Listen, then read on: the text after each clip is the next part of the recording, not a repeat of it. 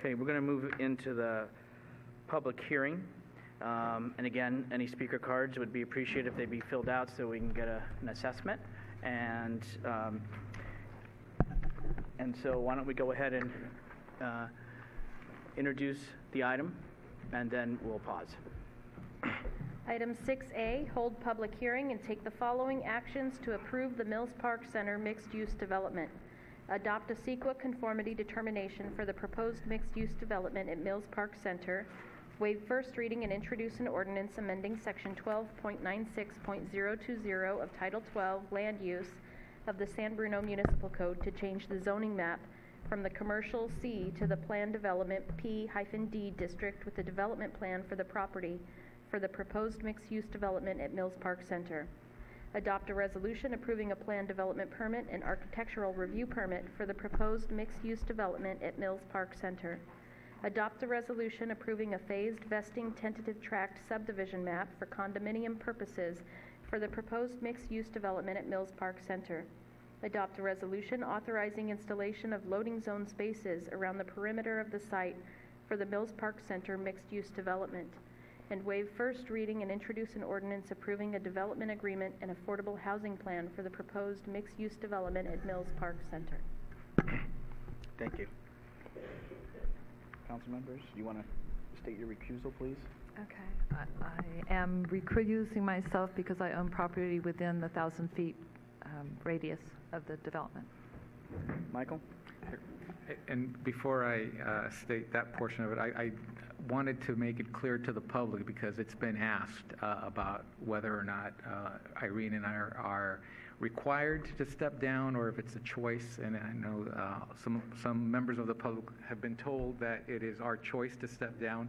And while we are making that choice to step down, I wanted to reiterate that we are mandated by the state to avoid conflicts of interest. And both Irene and I have a conflict of interest where we are in a position where, because of where we live, we stand to either profit or be harmed by the project. And so, because we have that financial conflict of interest, the rules that are mandated by the state say that we must recuse ourselves.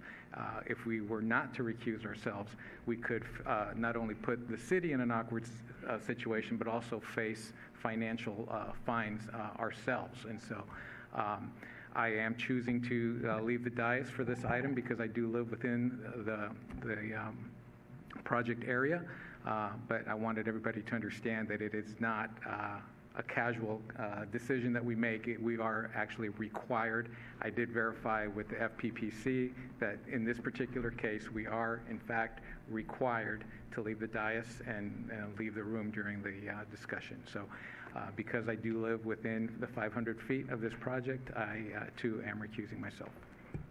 Thank you both for that and the explanation. Okay, so folks, we know there's a lot of folks that are here. I think we'll get some more speaker cards up. So I want to see, it's important that the folks that came and do get heard. Understanding, normally it's 3 minutes. If we have to go to 2, it'll just depend on how many speaker cards, but it's important. That's why I'm asking for them all to come in. Hold on, let me finish. It's going to be a long night, so let's get through this together. But I want everybody to be heard, but it would be very helpful if all the speaker cards come up, and then when they are in, at that point, we want to make sure we get all the speakers. And we're going to do the speakers earlier, as after staff and the applicant, so that if you folks do need to leave. Okay, Steve, Mr. Freitas. So if you are speaking and you want to say a show of hands of this, if you want to say, you get up and you say, you know what, I echo the speaker that was just up, that's okay too. That would help us speed up. What's going to be important too is the city clerk is going to call up folks like 4 or 5 at a time. And so if you could come close to the podium and kind of get set, it would be helpful, because I know folks want to be heard, and I know we want to get through this. And I would just ask that as we hear from folks, that we, as this community always has, be respectful and professional to each other and to the speaker. And for that, I would suggest and ask that we not have applause or jeers or cheers. It's hard sometimes to come up and speak. It's not a comfortable situation. There's a lot of people in the room. So out of respect to each of our speakers, I would suggest that we all refrain from that, and so we can get to everybody and we don't need to limit time. So I appreciate that in advance. And why don't we go ahead and go to staff, please.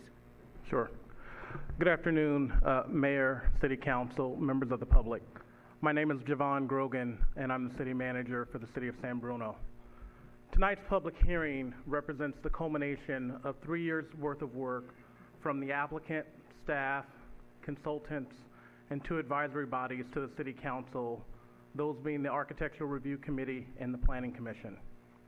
Darcy Smith, who's directly to my left, is our Community Development Director, and she'll give the staff presentation tonight. She'll then be followed by the applicant that will give a short presentation. Then we'll have questions from the City Council on the staff presentation, and then we will have public comment. After public comment, we will then return to the council for deliberation. I know this project, which staff is recommending for approval, has been the subject of much debate at the Planning Commission and the various community meetings that were held on the project. And to those of you that have followed this project closely, Ms. Smith's detailed presentation will be much of a repeat of what you heard at those community presentations and at the Planning Commission. However, this is the first time this project is before the City Council for approval, and it is important that we provide a thorough overview of not only the project, but the Transit Corridors Plan and Measure N that was adopted by 86% of San Bruno voters in 2014, which increased height and density to allow for a project like this. The staff report was published. I just totaled up 670 pages is what all of the documents have been gathered over the course of that time. And so there's been a lot of work done. We're going to step through it as methodically as we can. And again, we are here. We have the city attorney to my right, and we have Ed Schaefer, who has been a contract city attorney working on the development agreement, also here. Quick overview of the project. The project is a mixed-use project that is anchored at the corner of San Bruno Ave and El Camino Real. It contains 425 condominium dwelling units and approximately 41,000 square feet high-end grocer, an additional 4,000 square feet of ground floor commercial space, a total of 879 parking stalls on site. Important to note that that is 72 parking stalls above what is required by city codes. Total size of the project is 5.38 acres. The project also includes transportation demand measures, including 278 bicycle parking stalls. The project also includes a number of community benefits, and I'll highlight just a few, but we will go through them in detail. The first that I'll highlight is a $10 million payment to the city, up to a $10 million payment to the city in the way of community benefit, staggered as the units are occupied. Affordable housing, 64 affordable housing units at various income affordability levels, very low, low, and moderate. A 55-year restriction on the affordability, 10 years above what is required by city codes, only 45 years is required. A requirement that the grocer space be a high-end grocer. The creation of 9 public parking spaces for use by the city directly adjacent to the library. Installation of a new traffic signal at Canes and El Camino Real, and extension of a right turn lane from the eastbound San Mateo Ave to the southbound El Camino Real. And so with that, I'll turn it over to our Community Development Director that will go through the specifics of the project in detail. Darcy. Thanks. Good evening, Honorable Mayor and members of the City Council. My name is Darcy Smith. I'm the Community and Economic Development Director for the city, and I'll be presenting you with a report on this project. The agenda for my staff presentation is to review the objective of tonight's public hearing, provide you with the detailed project description and history of the project, a detailed project analysis touching on some important key topics such as height, massing, traffic, and parking, and then summarize with the council actions before you tonight and end with any questions for staff. The objectives of tonight's meeting are based on the staff recommendation. There's a number of items for you to take action on tonight. The first would be to adopt the CEQA conformity determination. Next, to waive the first reading and introduce an ordinance that would amend the zoning map to change the zoning from commercial to planned development with a development plan for the project. Next, to adopt a resolution approving a planned development permit and architectural review permit. Then to adopt a resolution approving the phased vesting tentative subdivision map for condominium purposes, and then to adopt a resolution authorizing the installation of on-street loading zones around the perimeter of the site as shown on the site plan. And finally, waive the first reading and introduce an ordinance approving the development agreement and the associated affordable housing plan. So I'll start with the project description and history. The project site is located at the southwest corner as shown here. The bordering streets are San Bruno Avenue and El Camino Real. This site is occupied by what's commonly referred to as the Mills Park Center, which is a commercial center with a number of small retail, restaurant, and office tenant spaces, and 601 to 611 El Camino Real with smaller existing commercial uses. Important to note that the general plan land use designation for this site was changed over 10 years ago when the city adopted the city's general plan. Then the implementation of that general plan was approved by the City Council in 2013, over 6 years ago, with the transit corridor specific plan. It's really important to emphasize that laid out the zoning for the site, and that zoning permits the high density housing that you see tonight proposed and commercial uses. That transit corridor plan went through an extensive community process, and one of the measures that came out of that community process were setbacks and very specific transition measures for projects such as this that are adjacent to low density residential neighborhoods, which I'll describe more detail about later. To implement this specific plan, the Measure End, which was a ballot measure, which was approved by 68% of the voters in 2014, changed the height. And as I attached to the staff report for this, the maps for that clearly showed that the allowable height was increased by 20 feet or 2 stories for the entire project site. That transit corridor plan is a long-range plan that has roughly a 20-year time frame for build-out, and the maximum amount of development permitted under that plan was 610 dwelling units, about 150,000 square feet of new retail space, roughly 1 million square feet of office space, and 190 hotel rooms. So with this transit corridor plan, there was an associated program EIR that was also certified by the city, and significant unavoidable impacts specifically related to traffic impacts at nearby intersections were disclosed and went through a very exhaustive public process, with the City Council ultimately approving a statement of override for those significant unavoidable impacts.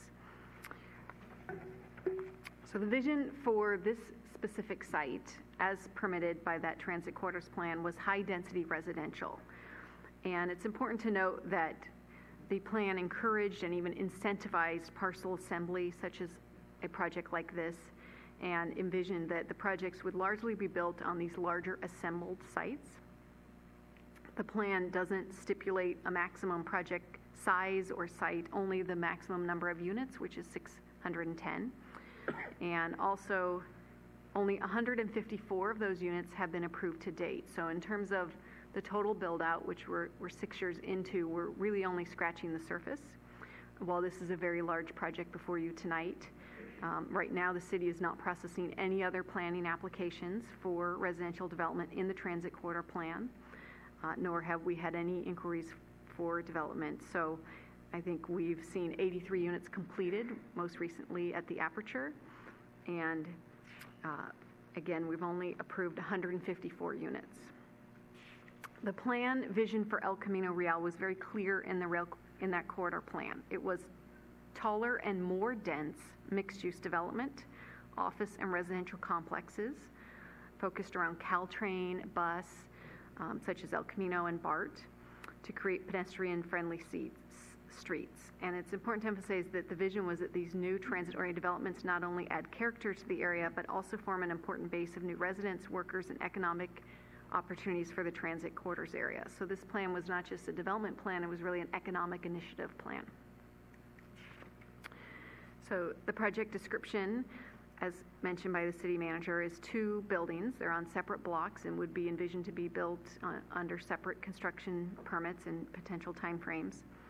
The heights do range substantially from 1 stories to the west side and 5 stories on the El Camino Real side, which are divided into smaller components with a significant amount of articulation and building setbacks and stepbacks.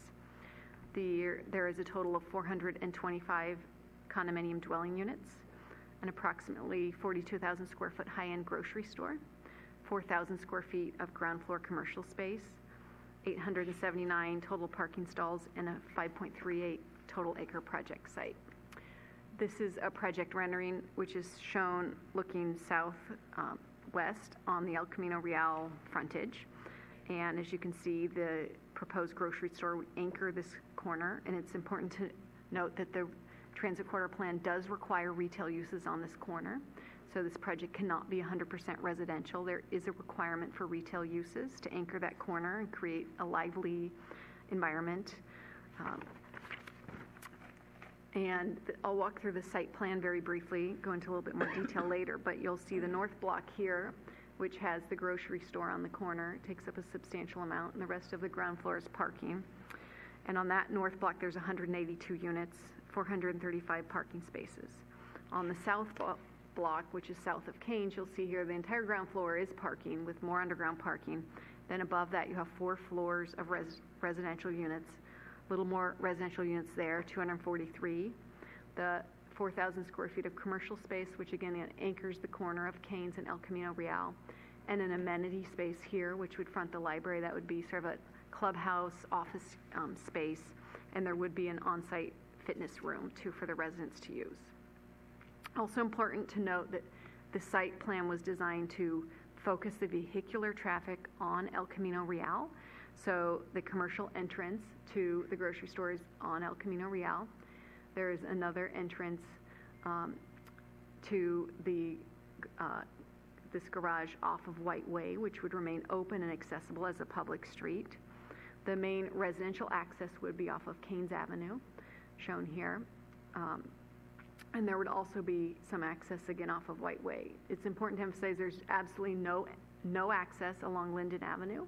And the whole focus of creating this new signalized intersection here at El Camino Real and Keynes is to ensure that the vehicles entering and exiting this project site have an accessible, safe way and a safe turning movement into and out of the site of the signalized intersection. And that the traffic would be focused on the arterials such as El Camino Real and San Bruno Avenue. So as part of the site plan, again, the vehicles would enter and exit primarily on El Camino Real with limited access from Keynes and White Way for residential only.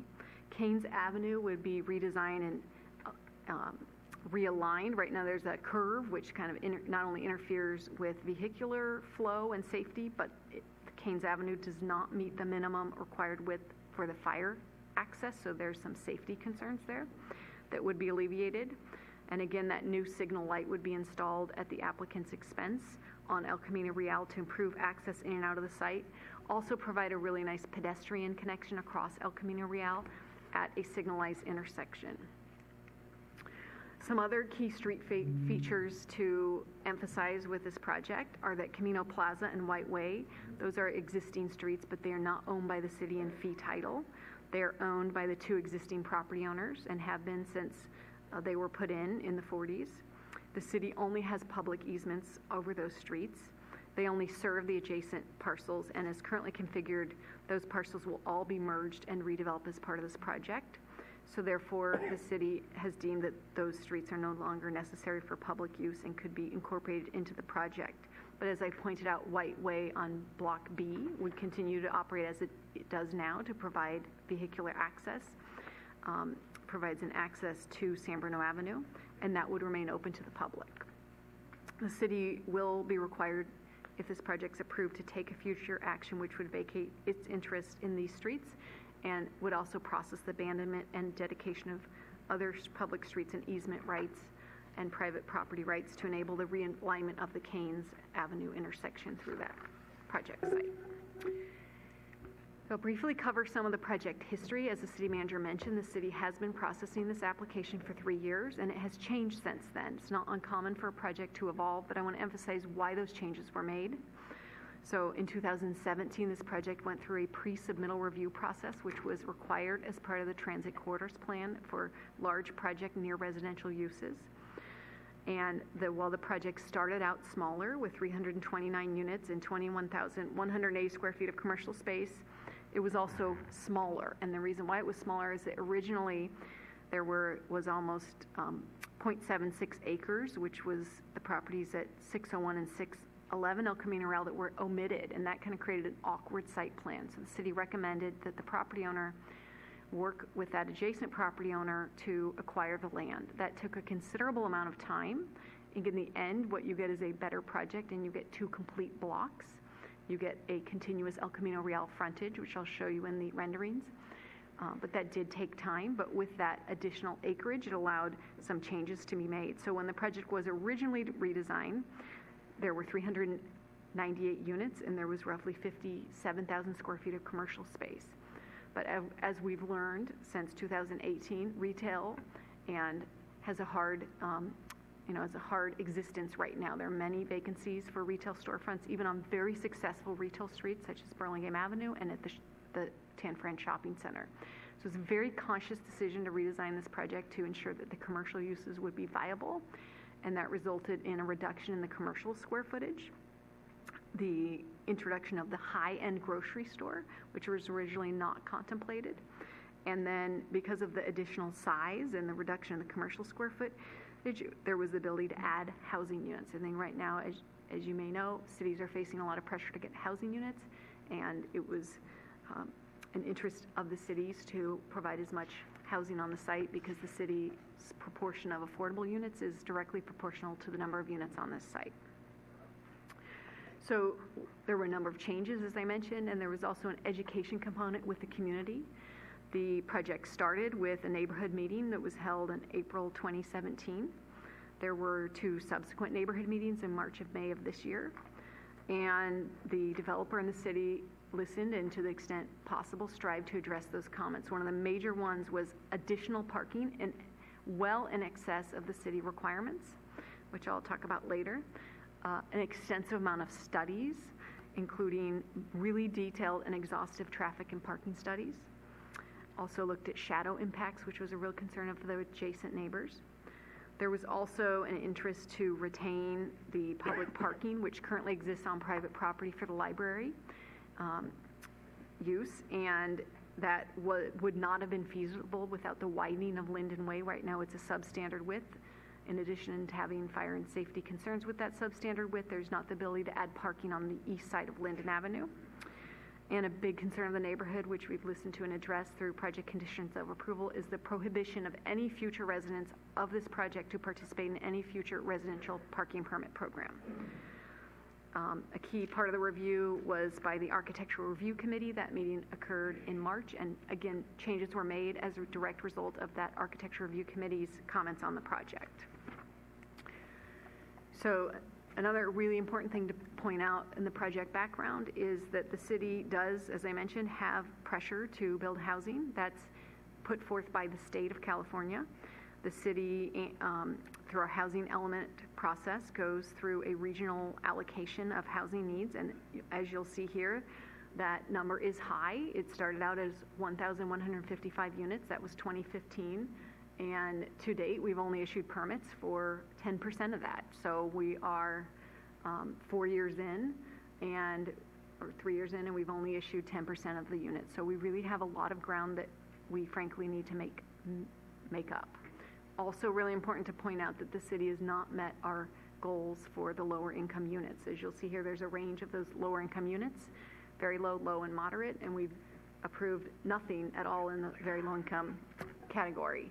This project would provide a substantial increase in many of those needed categories, such as 26 very low income units, 19 low income units, and 19 moderate units. Again, we still would have a very high remainder of project of need even with this project, but it really makes a significant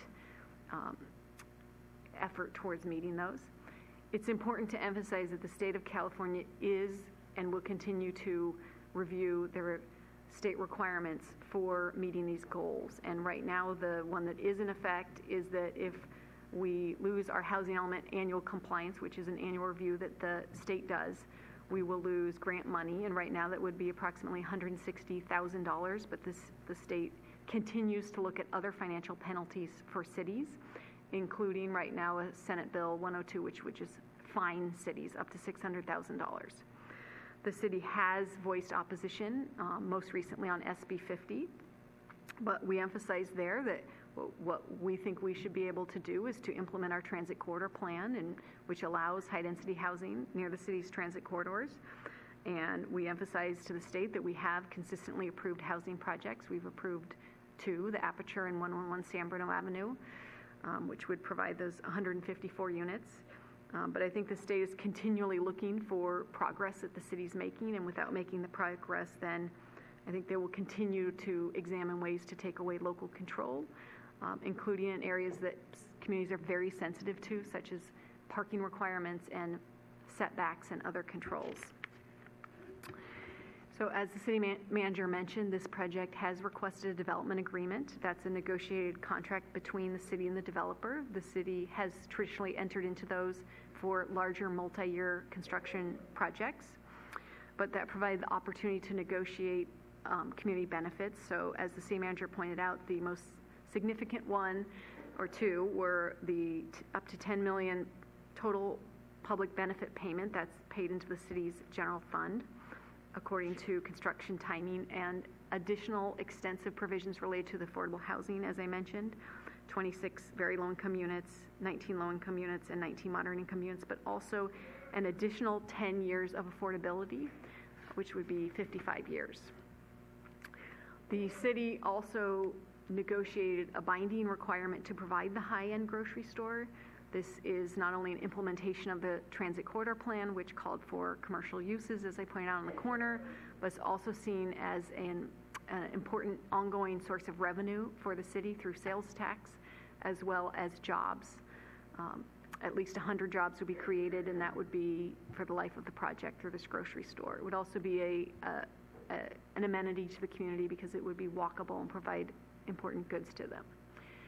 As I mentioned, we would also be provided with the 9 new public parking spaces on Linden and the widening of that street, the realignment of canes and installation at the developer's expense and of the installation of a new traffic signal, the extension of the right turn lane from eastbound San Bruno Avenue that would create a little bit more capacity at that intersection, and last, the sales tax point of sale designation, which again would provide the potential for additional sales tax during construction.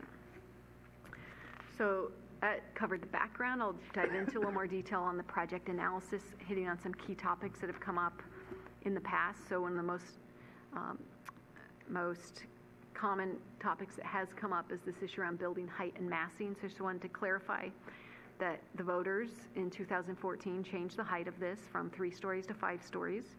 That set the maximum height of 70 feet. There is a small number of items can encroach up to 10 feet above that, such as an elevator tower or a parapet. Those are allowed under the corridor plan. But this project does have varying heights. In some areas, as I'll show on the renderings, it's 1 story. In some areas, it's 5 stories. There's a very conscious design here to push the taller portions towards El Camino and away from the neighborhood. The 70-foot height is set back 37 to 79 feet from the property line on Linden, but Linden Avenue will get widened, so it's roughly a 60-foot street, and then the residences are set back even further. So you're talking about anywhere from roughly 600 feet to 150 feet away, and there are breaks incorporated into the building that provide the articulation and step backs. And it's important to end with emphasizing this project meets or frankly substantially exceeds all of the development standards in the Transit Corridor Plan and meets all of the objective design guidelines. As I mentioned, there's this variety of heights, and this exhibit shows that along Linden Avenue and White Way, there are the 1, 2, and even some 3-story portions here, but you'll see it's sort of like a Lego exercise where the taller portions, which are shown in beige, are towards El Camino Real, San Bruno Avenue, clustered among the streets, and along the transition areas, they're stepping down. And again, located away from the residential uses. The Transit Corridor Plan did require step backs of the upper floors. I just want to point that out here, that along El Camino Real, there has been some concern expressed or interest to push the height closer to El Camino Real, but the Transit Corridor Plan mandates a 15-foot setback of that 5th floor here. Also mandates a 10-foot setback along the street. So the building's already been sort of placed in an optimal location relative to those setbacks and step backs. And also the project does provide some exceedance, as I mentioned. So for example, on the corner, the building is set back 43 feet to create a nice little public plaza here, which would allow for some outdoor seating. And in some other areas, the building's set back a little bit more from the 10 feet. Along Linden Avenue, looking south here, you'll see, again, the project has been stepped down in some areas to 1 story and 2 stories. The plan encourages, does not require the townhomes along this frontage, but it's really important to note that there's sort of this human scale with porch stoops and nice landscaping created here. There is a 10-foot minimum setback, and the project exceeds that, ranging from 11 to 15 feet. But again, there's also a required step back of the upper floors. So above 3 feet here on this frontage, that upper floor has to be stepped back at least 15 feet. This is on Linden Avenue looking north. And again, here you'll see the 1-story portion here and that sort of human scale element. And here you have a rendering. This is a real house that exists there today. And you can see here that human element of the 1-story here. So this project, again, is exceeded because along this frontage, the buildings could be taller under the allowed height under the Transit Corridor Plan. So in addition to height, one of the other really common questions and areas of concern that came up is traffic. So there was an extensive and very detailed traffic study prepared for this project that analyzed the traffic conditions. The way traffic studies are done is you look at the area of peak impacts, which is the AM peak and the PM peak. And this specific study looked at 14 signalized intersections and 5 unsignalized intersections, as well as freeway segments and ramps within the project area. And this project would increase trips, that's a given. There are existing uses on the site that do create trips too. The number of trips that would be created under the final project design, it's important to note again that we made some changes, so these are the final numbers based on the project before you, which is an increase in 222 AM peak hour trips and 213 PM peak hour trips. But the question here is, are those trips and are those traffic impacts any new significant, or are they any substantial increase in what was approved under the and studied under the Transit Corridor Plan? So I did a lot of research on this, and I just wanted to emphasize that the Transit Corridor Plan studied this, and it studied it under 2 scenarios. One was just built out of the general plan, so we do nothing. We don't even adopt the Transit Corridor Plan. We rely on the general plan, which did allow housing in some areas. Then studied additional traffic created by the Transit Corridor Plan. And even without the Transit Corridor Plan, the level of service in many of our intersections would get worse. But the key intersection relative to this project is El Camino Real and San Bruno Avenue. And even without the Transit Corridor Plan, that intersection declines in level of service to substandard conditions. So it's really important to emphasize that we could do basically nothing and we could not approve this project and traffic would still get worse. But from a regulatory perspective, the city did approve a statement of override and approve the EIR. And so those projects were already analyzed, and this project will not increase the severity of previously identified significant impacts. Also really important to emphasize that that intersection is controlled by Caltrans. So while this project, for example, will add a little bit of turn lane depth to the southbound right turn lane. That project is controlled by Caltrans, so the city's ability through that environmental impact report and the transit corridor plan and the general plan was very limited. So we will continue to work and advocate with Caltrans when dealing with an outside agency. The city does not have the ability to implement mitigation measures on those areas because they're outside of our control. So the project will do what's required under the transit corridor plan and the mitigation measures, which is to implement transportation demand management measures. In reality, those are typically very successful depending on the project. So, for example, the project will have on-site bike parking, high-speed internet connections, including through San Bruno cable. And there will be a transit subsidy for new residents and employees when they move in. There will also be on-site services. So what studies have shown is that when you combine goods and services for residents, such as a grocery store or a fitness facility or other small commercial uses, that they tend to walk there, and that just reduces trips. This project would also have an on-site TDM coordinator. So if anyone had any questions about transit usage, that would be facilitated. So another area of concern is parking. So as you may remember, we had a study session with the council in January, and your direction to staff was to prepare the zoning code amendments to increase substantially the parking standards in the transit corridor plan. This project was a pipeline project, and immediately they were informed that they needed to comply with these revised standards. You might remember you had a pipeline project before you in May where that was very challenging to meet. So I want to emphasize that this project responded to that recommendation strongly and actually was able to exceed those recommendations. And to highlight those, for commercial uses, you were clear that they should meet the city code. There shouldn't be any substantial reductions. And I want to emphasize this project substantially exceeds the city code as it exists now for properties even outside the transit corridor plan area. For housing, the recommendation from you was to provide 1 stall per unit for studios and 1-bedroom units and 2 stalls per unit for 2-bedroom units.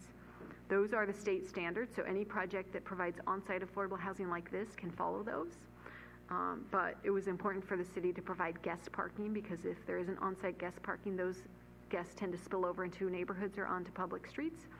So in excess of state standards, this project and your recommendation was to provide 0.1 guest spaces per unit. Those are separate than the resident spaces and signed and made available, and there's enforcement. Your direction was to allow mechanical or tandem parking, which this project has a minor amount of, and again, consistent with the state law, to provide that extra guest parking on site. This project has been held to a very high parking standard and exceeded it. And for Building A, for the residential uses, there's an excess of 11 stalls compared to those parking requirements. Commercial, there's an excess of 2 stalls. In Building B, the residential has a more substantial excess of 41 stalls. The commercial spaces in Building B are substantially in excess of city standards at 18 stalls in excess, and overall 72 stalls with 879 total stalls on the site. Numbers are one thing, but we really looked hard at this to say, well, what, in terms of implementation, will ensure those parking spaces are used in the manner they're meant to be used. So there's a binding condition of approval for the life of the project that would prohibit unbundling of spaces. That's when, through a lease or a sales agreement, that the parking stalls are sold separately or they're charged a fee. It is very common in residential projects on the peninsula that parking is a fee on top of the base rent. Sometimes it's as high as $200, which then residents are faced with a choice. We will prohibit that. We will also mandate that there's clear delineation of the parking by use. So again, residential stalls, guest stalls, commercial stalls are all signed and that it's enforced. That's private enforcement done by management. Also really important is wayfinding and parking garage signage. We're looking at that in our downtown, making sure that people know how to find the parking from the public streets, and other measures as required to minimize the potential for spillover parking on the adjacent residential streets. And probably the most aggressive thing that this project will be required to adhere to, as I mentioned earlier, is that residents will be prohibited from participating in any future residential parking permit program, and I want to emphasize the city has the right to refuse those permits to be issued. If anyone attempts to do it, we would have that right to refuse it, and that was something that the property owner agreed to on a voluntary basis. So I'll give a little brief emphasis of the environmental assessment. As I mentioned earlier, there was the Transit Corridors Plan Environmental Impact Report, which was certified. That was a very exhaustive environmental analysis in addition to traffic. It looked at a number of other subject areas such as noise and air quality, greenhouse gases. It's important to emphasize that that was a program EIR, and what that allows under state laws for subsequent individual projects to rely on that if specific criteria is met. So the city prepared an initial study environmental checklist to thoroughly analyze this project. What that concluded is this project would not result in any new or substantially more severe significant environmental effects than those analyzed in that EIR. That's the test under CEQA. If that test is met, then you can rely on that EIR. It accurately describes the project. We did receive one comment letter right before the Planning Commission meeting that was submitted, and it was later requested to be rescinded. However, it was submitted as part of the record, so the city's CEQA consultant provided a memorandum with responses to the substantive comments that was provided to you for this hearing tonight. The applicant's attorney provided a response, and we also published a revised initial study environmental checklist to be very thorough. That initial study checklist relied on a number of special studies. So I mentioned we did the parking and the traffic study, but we also looked at utilities such as sewer, water, and stormwater. There was a noise analysis specifically for this project, a very detailed parking analysis, hazardous materials analysis, historic resource evaluation, which is required when any buildings of this age are being demolished, geotechnical study, and those studies were all completed and thoroughly reviewed by the city and our environmental consultant. There have been some questions raised about shadow impacts. There was a detailed shadow study that indicated there would be an insignificant amount of new shading that would happen only during the periods during the winter months and only in the early morning. So we did a very complete analysis of the project, and again, that's part of what's taken the 3 years, but as I mentioned, there's also been changes in the project over that time.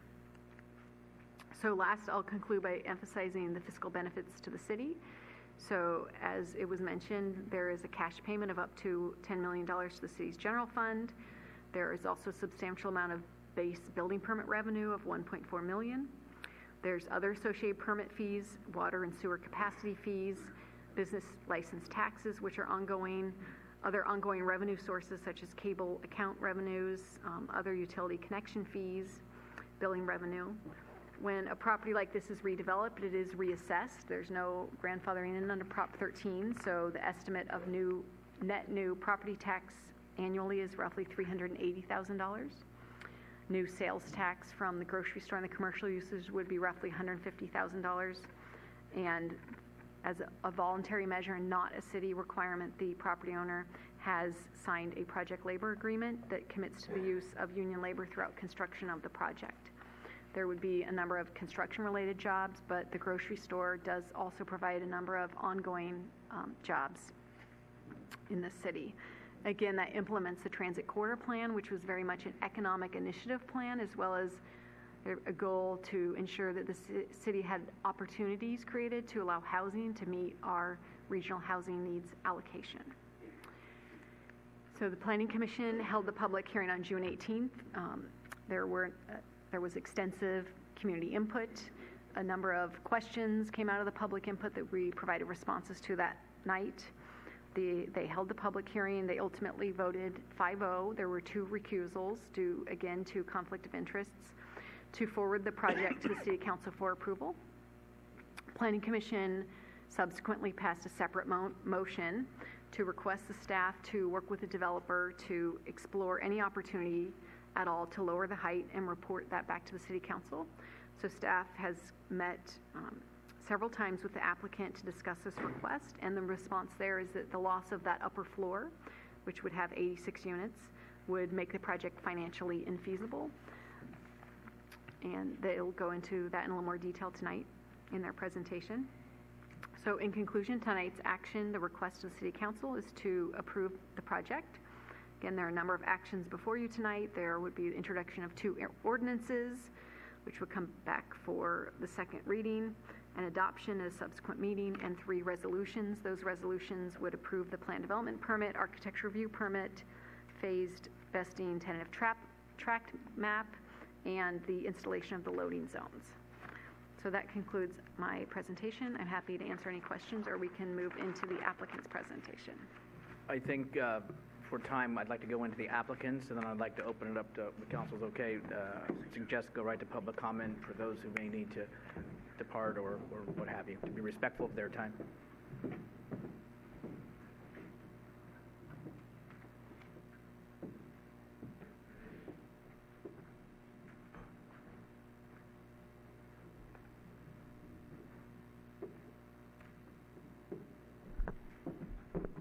Good evening, Mayor, council members. Thank you very much for the opportunity to speak tonight. My name is Tom Quaglia.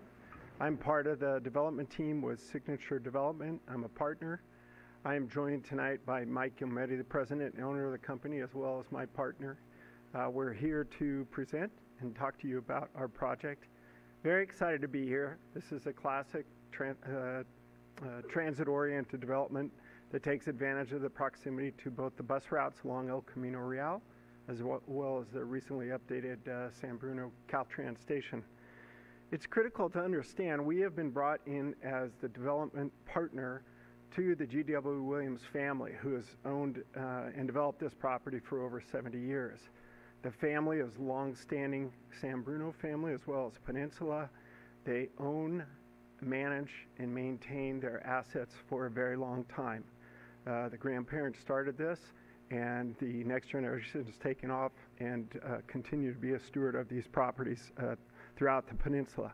In this particular case, they're going to be building and redeveloping the site, as well as owning and managing the 2 buildings. So the accountability will be to our team as it relates to the construction, and it will be to the G.W. Williams continued legacy of owning and managing a very, very exciting asset. I wanted to talk a little bit Signature Development. We are tried and true infill developers, mixed-use developers throughout the Bay Area, a lot of transit-oriented development. So when this opportunity came along, we were very excited to be able to work on something this exciting. Staff did a very thorough job. Staff report is very good. And this project from day one relied on the excellent documents that were in place for us. The TCP is probably one of the better specific plans me as a former planner has ever worked with. The detail, the history, the site criteria, very well laid out and very exhausted and very demanding. So we complied with that from day one. In this particular case, I wanted to just hit on a little bit of our strategies as it relates to the site. From day one, we wanted to activate the corners as asked for by the TCP. We also wanted to design this as much as possible so that all the activity could be away from the neighborhood and be down on the more busier edges of the project. So in this particular case, like loading zones, we put those opposite of commercial use. The right-hand turn lane in the plaza is down here in a very open area, public, away from the neighborhood. The 2 corners are activated with plazas and both commercial and amenity spaces, as well as the corner down here.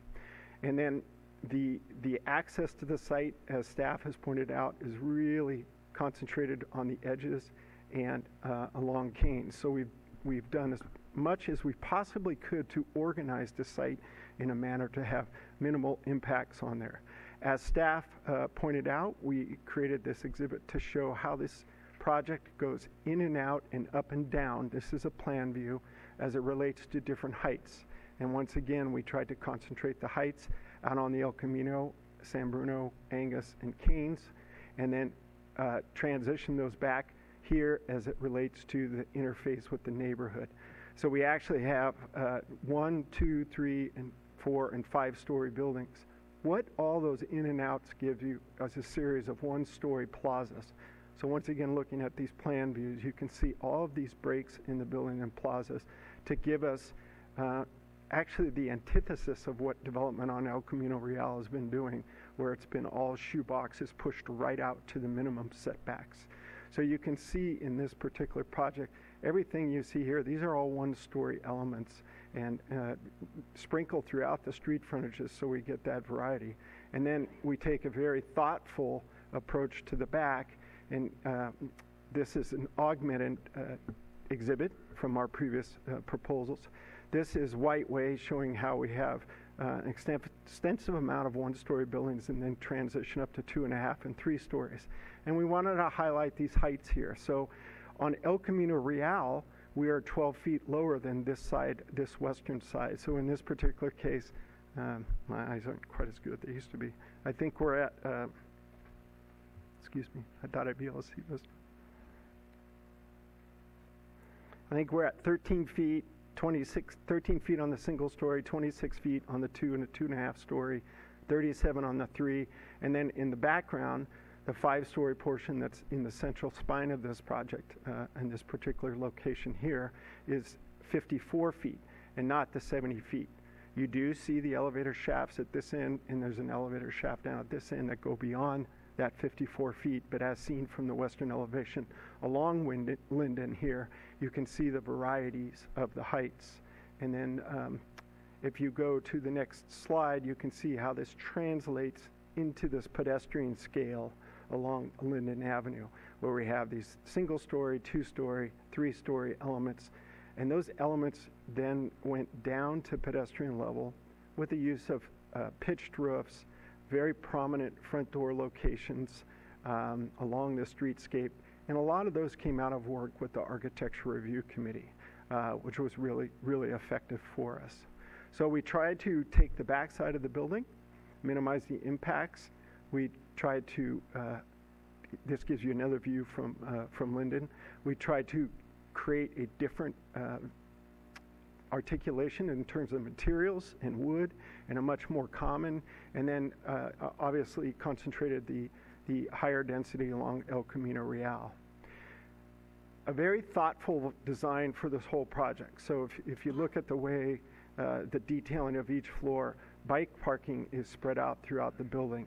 The affordable units are dispersed throughout the building, both in Structure A and Structure B, so that they're not concentrated all in one particular location. And then we made a pensive gesture to make sure that there's excess storage so we don't have overflow situations with regards to people's lifestyle. So overall, this is the project that we have before you that reflects the TCP and everything that staff highlighted.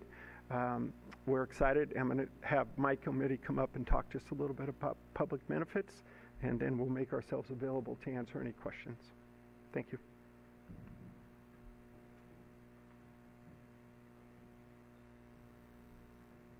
Morning, Mr. Mayor, members of the council. I'm Mike O'Mitty with Signature Development Group. It's a pleasure to be here, and I too would like to thank staff for a very thorough report. I think, candidly, they stole a lot of my thunder in terms of presentation, but a couple of things I want to note here. First off, I think we highlighted some of the project benefits. We think it's very important to note the fees, the annual revenues, the project labor agreement, and the jobs that will be created here. And these will be, jobs that can be local jobs. Some notes here, because there are a lot of misconceptions about transit-oriented development. So this is a project that's very close to BART and Caltrain, and the projects we've been building and observed in studies and demographic studies and analyses in the greater peninsula area, for instance, show a lot less car use, a lot more bicycle or pedestrian use, and a lot of the folks that live here will work somewhere between San Francisco and San Jose and be readily accessible via BART or Caltrain. So we're actually seeing less parking by a factor of 2/3 than we're required to put in here. We volunteered for this, and over the period of 3 years, there's been a number of asks from the city, and we've stepped up every time to meet those. But I think it's important to point that out. We've also followed, again, as was pointed out by staff, the TCP plan and the Measure N guidelines. This is a very difficult project to put together. There was assemblage involved with the adjacent parcel, a number of meetings with neighborhood and community trying to address a number of their concerns, and again, a number of staff concerns that we've stepped up and met. The affordable housing is a key component to this as well. There are very few projects that are bringing affordable housing together with their project. Many cities allow for developers to, quote, fee out, which means basically write a check and deliver the concerns to someone else to take care of. So what we've said here is that we're willing to move forward and build these. We're willing to disperse them throughout the project so they get built out over time as the project gets built out. And having a grocery store available here for the market rate and affordable housing units also helps disperse traffic, because again, the folks here and candidly the folks in the neighborhood will be more likely to be able to walk to this grocery store and eliminate a lot of the trips that they make in the evening on their way back from work or on the weekends. I think the other significant thing I want to point out is the traffic signal at Canes. I don't think that gets enough attention. We think it will divert a tremendous amount of traffic away from San Bruno Avenue and El Camino, because a lot of the folks on the other side, the south side there of Canes, will basically just use that. And our residents will, the commercial, the primary commercial and the residential frontages are on El Camino. So I think those are some really key things as you hear those in favor or against the project after me. One thing I did want to make clear is that we are available to answer questions, and we'd like to be able to address some of the things that come up as requested by staff or council, and certainly from the folks and the public who are here today. As my partner Tom pointed out, we've been doing this for 25 years in the Bay Area.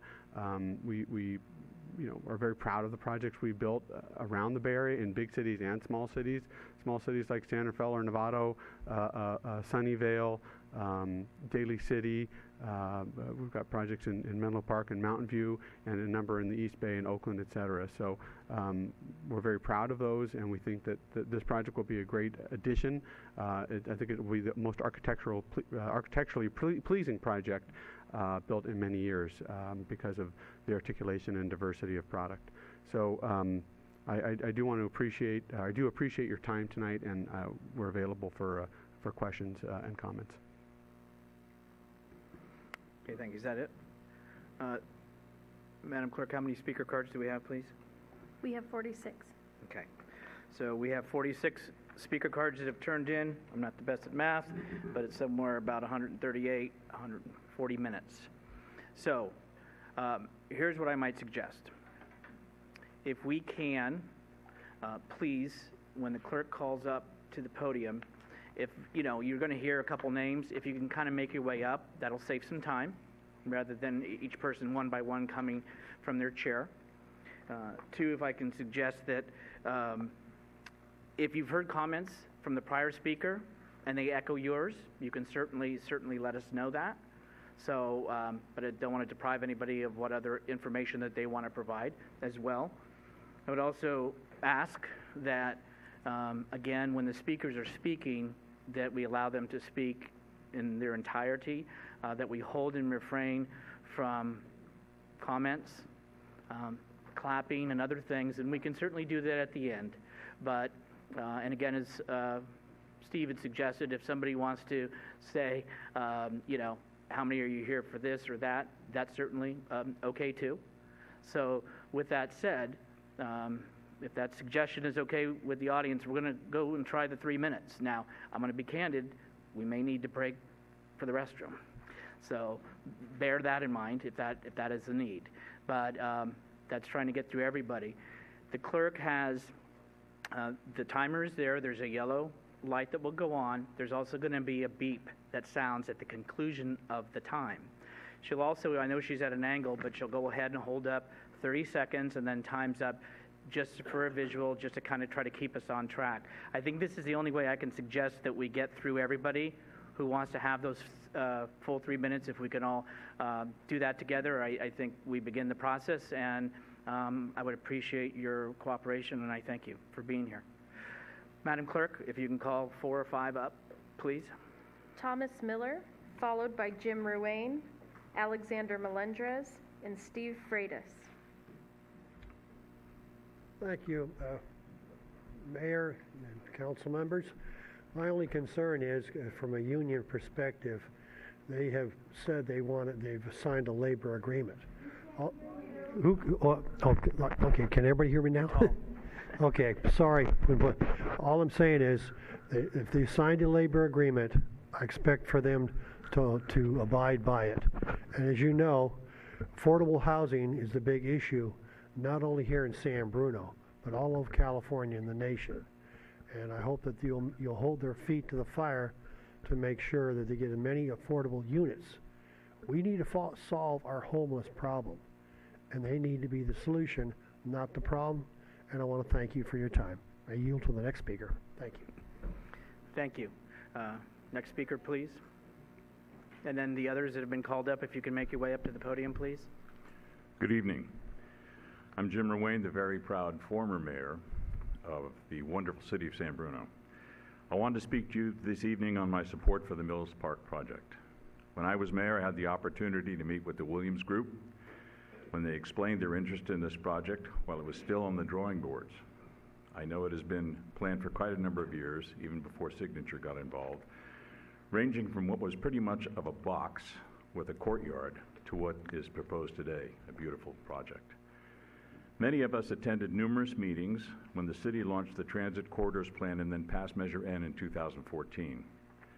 Measure N on the November ballot that year was the result of over 2 years of research, collaboration, and foresight for the vision of San Bruno then and for the future.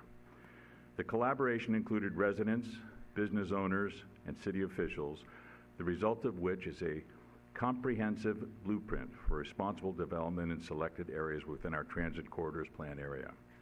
This project is a direct result of that collaboration. Now is the time to take advantage of the influx of business looking to San Bruno as a place to locate.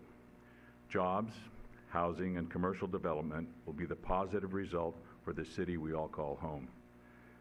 I don't know about you, but I'm tired of driving by the site and seeing half-empty car lots and poorly maintained storefronts advertising closeout sales that seem to go on forever. We are in desperate need of housing in this city, and 425 new units would definitely put a dent in that need, not to mention the revenue generated by new retail.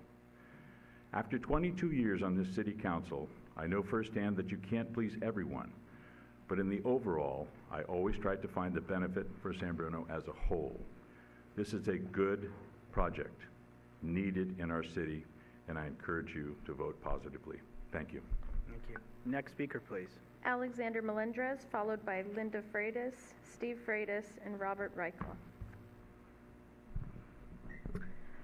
Hello, Honorable City Council and City staff. My name is Alex Melendrez, and I'm here representing the Housing Leadership Council of San Mateo County, or HLC.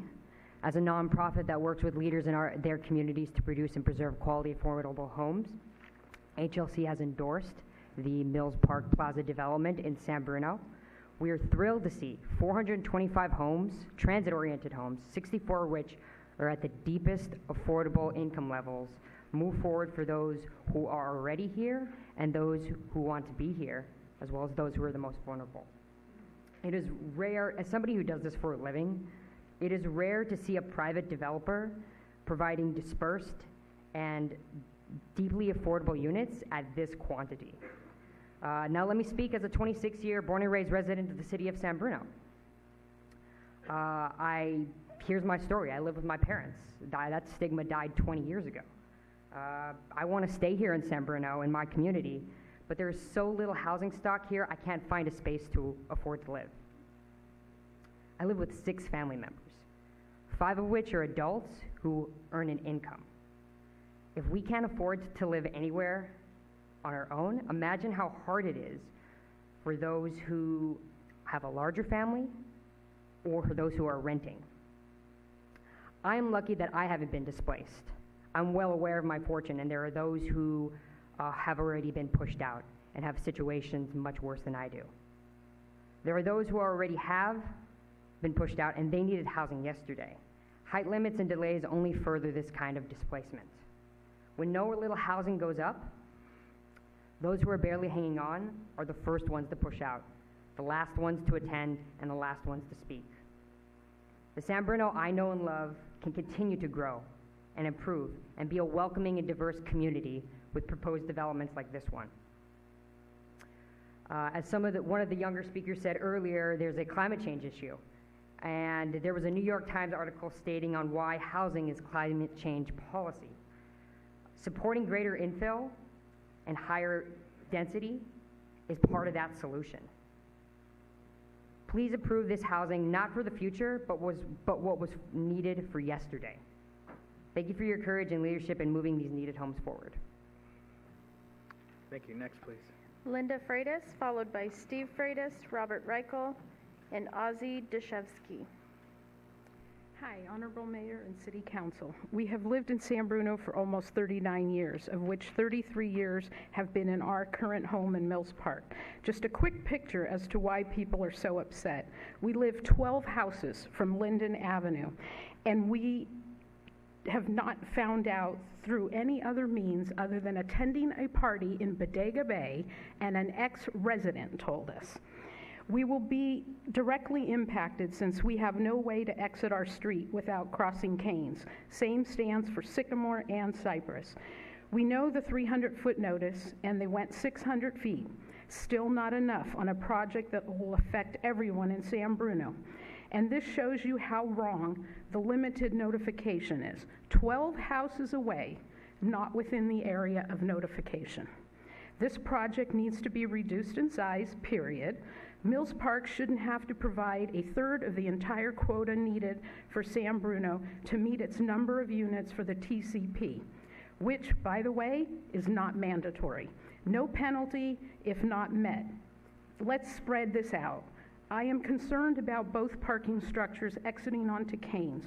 This is another piece of information you will never be told. I specifically asked this question to the developer at the community meeting they held at Allen. I was told that they do exit onto Canes. You have never heard that mentioned again. They only speak about the entrances. Can you imagine those cars, along with the additional students that will be attending Allen once it's completed?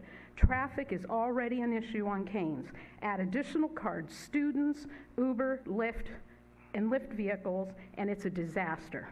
From some research, it appears the developer is building as apartments, and they will be converted to condos, I bet before they are even completed. City staff at the Planning Commission meeting, quote, that if built as condos, it would cost the developer more in fees, end of quote. Funny, since all documents state apartments, but city staff has referenced them as condos. Sure appears that something is being done that isn't on the up and up. Have they been allowed to build in this manner to avoid higher fees in return to be able to convert?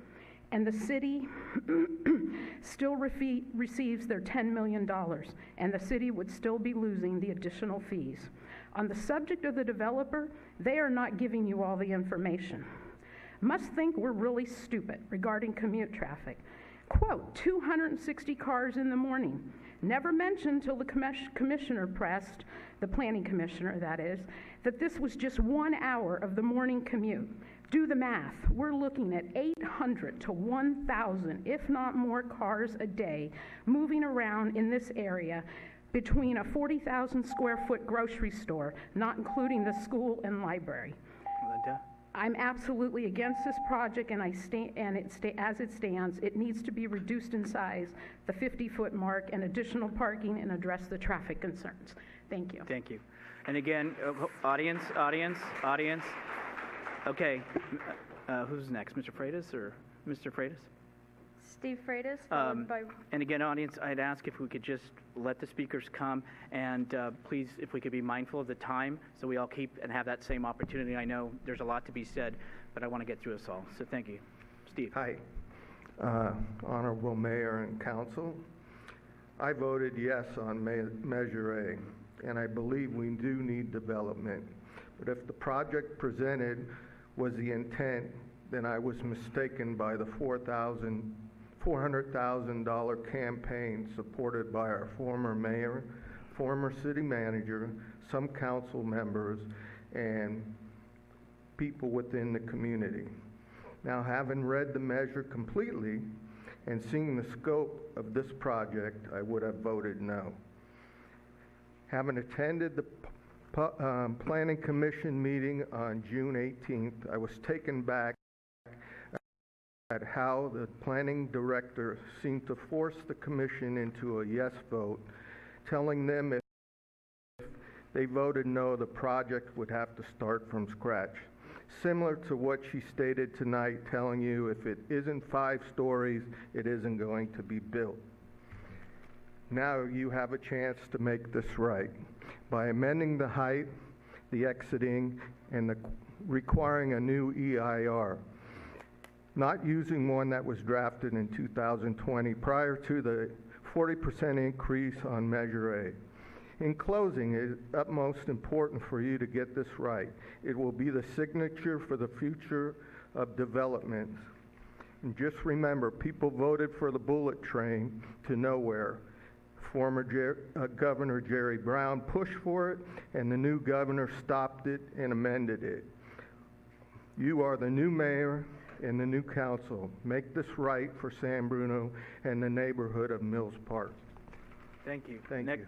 Thank you. Next speaker, please. Robert Rico, followed by Ozzie Deshevsky, Gary Pollock, and Nancy Foreman. Honorable Mayor and Councilor Robert Rico, I just want to commend the developer for listening to the people. They have proposed 72 additional parking places over and above what the council requires. They've made other concessions. They have got the step back on the Linden Avenue side. So the contractor, the developer should be commended for that, and I hope you continue to work with him. Thank you. Next, please. Ozzie Deshevsky, followed by Gary Pollock, Nancy Foreman, and Joyce Hanley. Honorable Mayor, council members, my concerns regarding this project revolve around BKF Tech Memorandum dated 12/18/2018 and 12/13/2018. It's regarding something on your website, job number 20160-157-11, a sewer upgrade program proposal. This was based on 400 units, the original total for this project. The original proposal was revised July 3rd of this year, up to 425 units. The sewer upgrade project that was originally proposed to service 400 residential units was replaced. The 10-inch lines were replaced with 14-inch lines, and that was defined in those memos mentioned earlier. But it was completed. It was completed on December 18th of 2014. That's when the sewer lines were replaced. The key issue here, will the replaced sewer mains be adequate to handle the increased load? Probably not, which means we're going to have sewer problems. The domestic water demand, based on the original estimate of 400 residential units. The original total gallons per day usage for 400 units was 59,430 gallons per day. You add another 25 units, which is 1/16 or 6.25%, and you wind up with a grand total of 63,144 gallons per day needed to support the project. So the key issue here is that, number one, no work has been scheduled to upgrade those water lines. Another thing, PG&E. PG&E has been contacted, as I was advised by a conversation I had with Mr. Michael Smith on July 3rd. Guess what? They haven't responded yet. I'm done. Thank you for your comments. Next speaker, audience, please. Next speaker, please. Gary Pollock, followed by Nancy Foreman, Joyce Hanley, and Kathy Heckman. Good evening, Mayor and Council. My name is Gary Pollock. I live in the 100 block of Poplar, and in 2014 I voted no on Measure N because parking already was idiotic in our neighborhood. I used to I'm retired now, but I used to work 8 a.m. till 11 p.m. in San Francisco, and there were nights I got home, could I not only park in front of my house, but not even on my street. I had to go to other streets, and I knew that this was going to be a problem, especially with the multiple people living in units on our street and in apartments that are being built on the corner of San Bruno and El Camino. It's not right that you expect that only one or two people are going to live in these apartments. Right now, the trend is for multiple people to live in, especially with flop houses around here for the airline industry. And who's going to say that's not going to happen here? We're not taking into account what it's doing to the neighborhood, which is what part of the TCP says, that we're supposed to take care of our neighborhood. And the infrastructure, I don't think, can handle this huge of a project because, I mean, the sewers in our neighborhoods are just disastrous. I just would like to know how we can use an EIR that was studied in 2012 and approved in 2013, since YouTube has grown extensively, and also Walmart and all those people in Bay Hill. The traffic issues are far greater than they were 7 years ago. I'm sorry. Thank you for listening. Thank you. Next, please. Nancy Foreman, followed by Joyce Hannley, Kathy Heckman, and Marcia Glassner. Honorable Mayor and council members, my name is Nancy Foreman. I live at the south end of San Bruno Avenue on Poplar. Mills Park project will greatly impact me every time I drive on El Camino Real, San Bruno Avenue, go to BART, Caltrain, or Tanforan Shopping Center. I too am positively against a project of this magnitude. Let me be clear. I'm not against building, just against the height and size adjacent to a single-family, single-story residential neighborhood. We're less than a month away from the city and developers' timeline to avoid impact fees. Money and a deadline are not enough reason to approve this project. There needs to be an audit of the impact fees to determine if the amount of money designated is enough to cover the rebuilding of the infrastructure. This project will impact the city of San Bruno forever. It will only serve as precedent for future projects of this size, which there are many in the pipeline. Referring to the February 12, 2013 Environmental Impact Report, the following requirements have not been met. In Exhibit A, Bullet 4, page 99, the city has not improved and expanded the transit and pedestrian and bicycle connections. LUD 30, page 101, the city has not developed a shuttle route to connect BART Caltrain with the rest of the city. And in Bullet 7, page 99, this project does not preserve and protect the residential neighborhood. The biggest thing I'm concerned about is that the City Planning Commission has worked with the developer for over 3 years, and the City Council gets one meeting to decide and vote. This is not a standalone project. The infrastructure issues that I mentioned have not been met. This project is clearly not ready to move forward. Mr. Mayor and council members, it's your responsibility to vote against this project as it's been presented to you tonight. Thank you. Thank you. Joyce? Joyce Hannley, followed by Kathy Heckman, Marcia Glassner, and Craig G. Good evening. The information and numbers of this project keep changing, but according to the Daily Journal article of June 12, 2017, it states the Mills Park project to be 333 units on a 4.5-acre lot, then to 400, now it has grown to 425. At a meeting on April 29, 2019, at Allen School, someone stated the project being shoved down our throats. The response to that was, "Oh no, that's what these meetings are for." I then asked why it went from 3 stories to 5, and with an attitude, I was told, because we can. This meeting was then abruptly adjourned. If Measure N set a new height limit of 70 feet, then this project is now going to 80 feet because it will have 10 feet to protect the air conditioning units from sight. Does this mean a homeowner can go 70 feet and add another 10 for their air conditioning height? On other projects in San Bruno are only 3 stories, with the exception of the hotel at the crossing, which has been on hold for reasons other than height. The Mills Park project is to have 1 space per bedroom.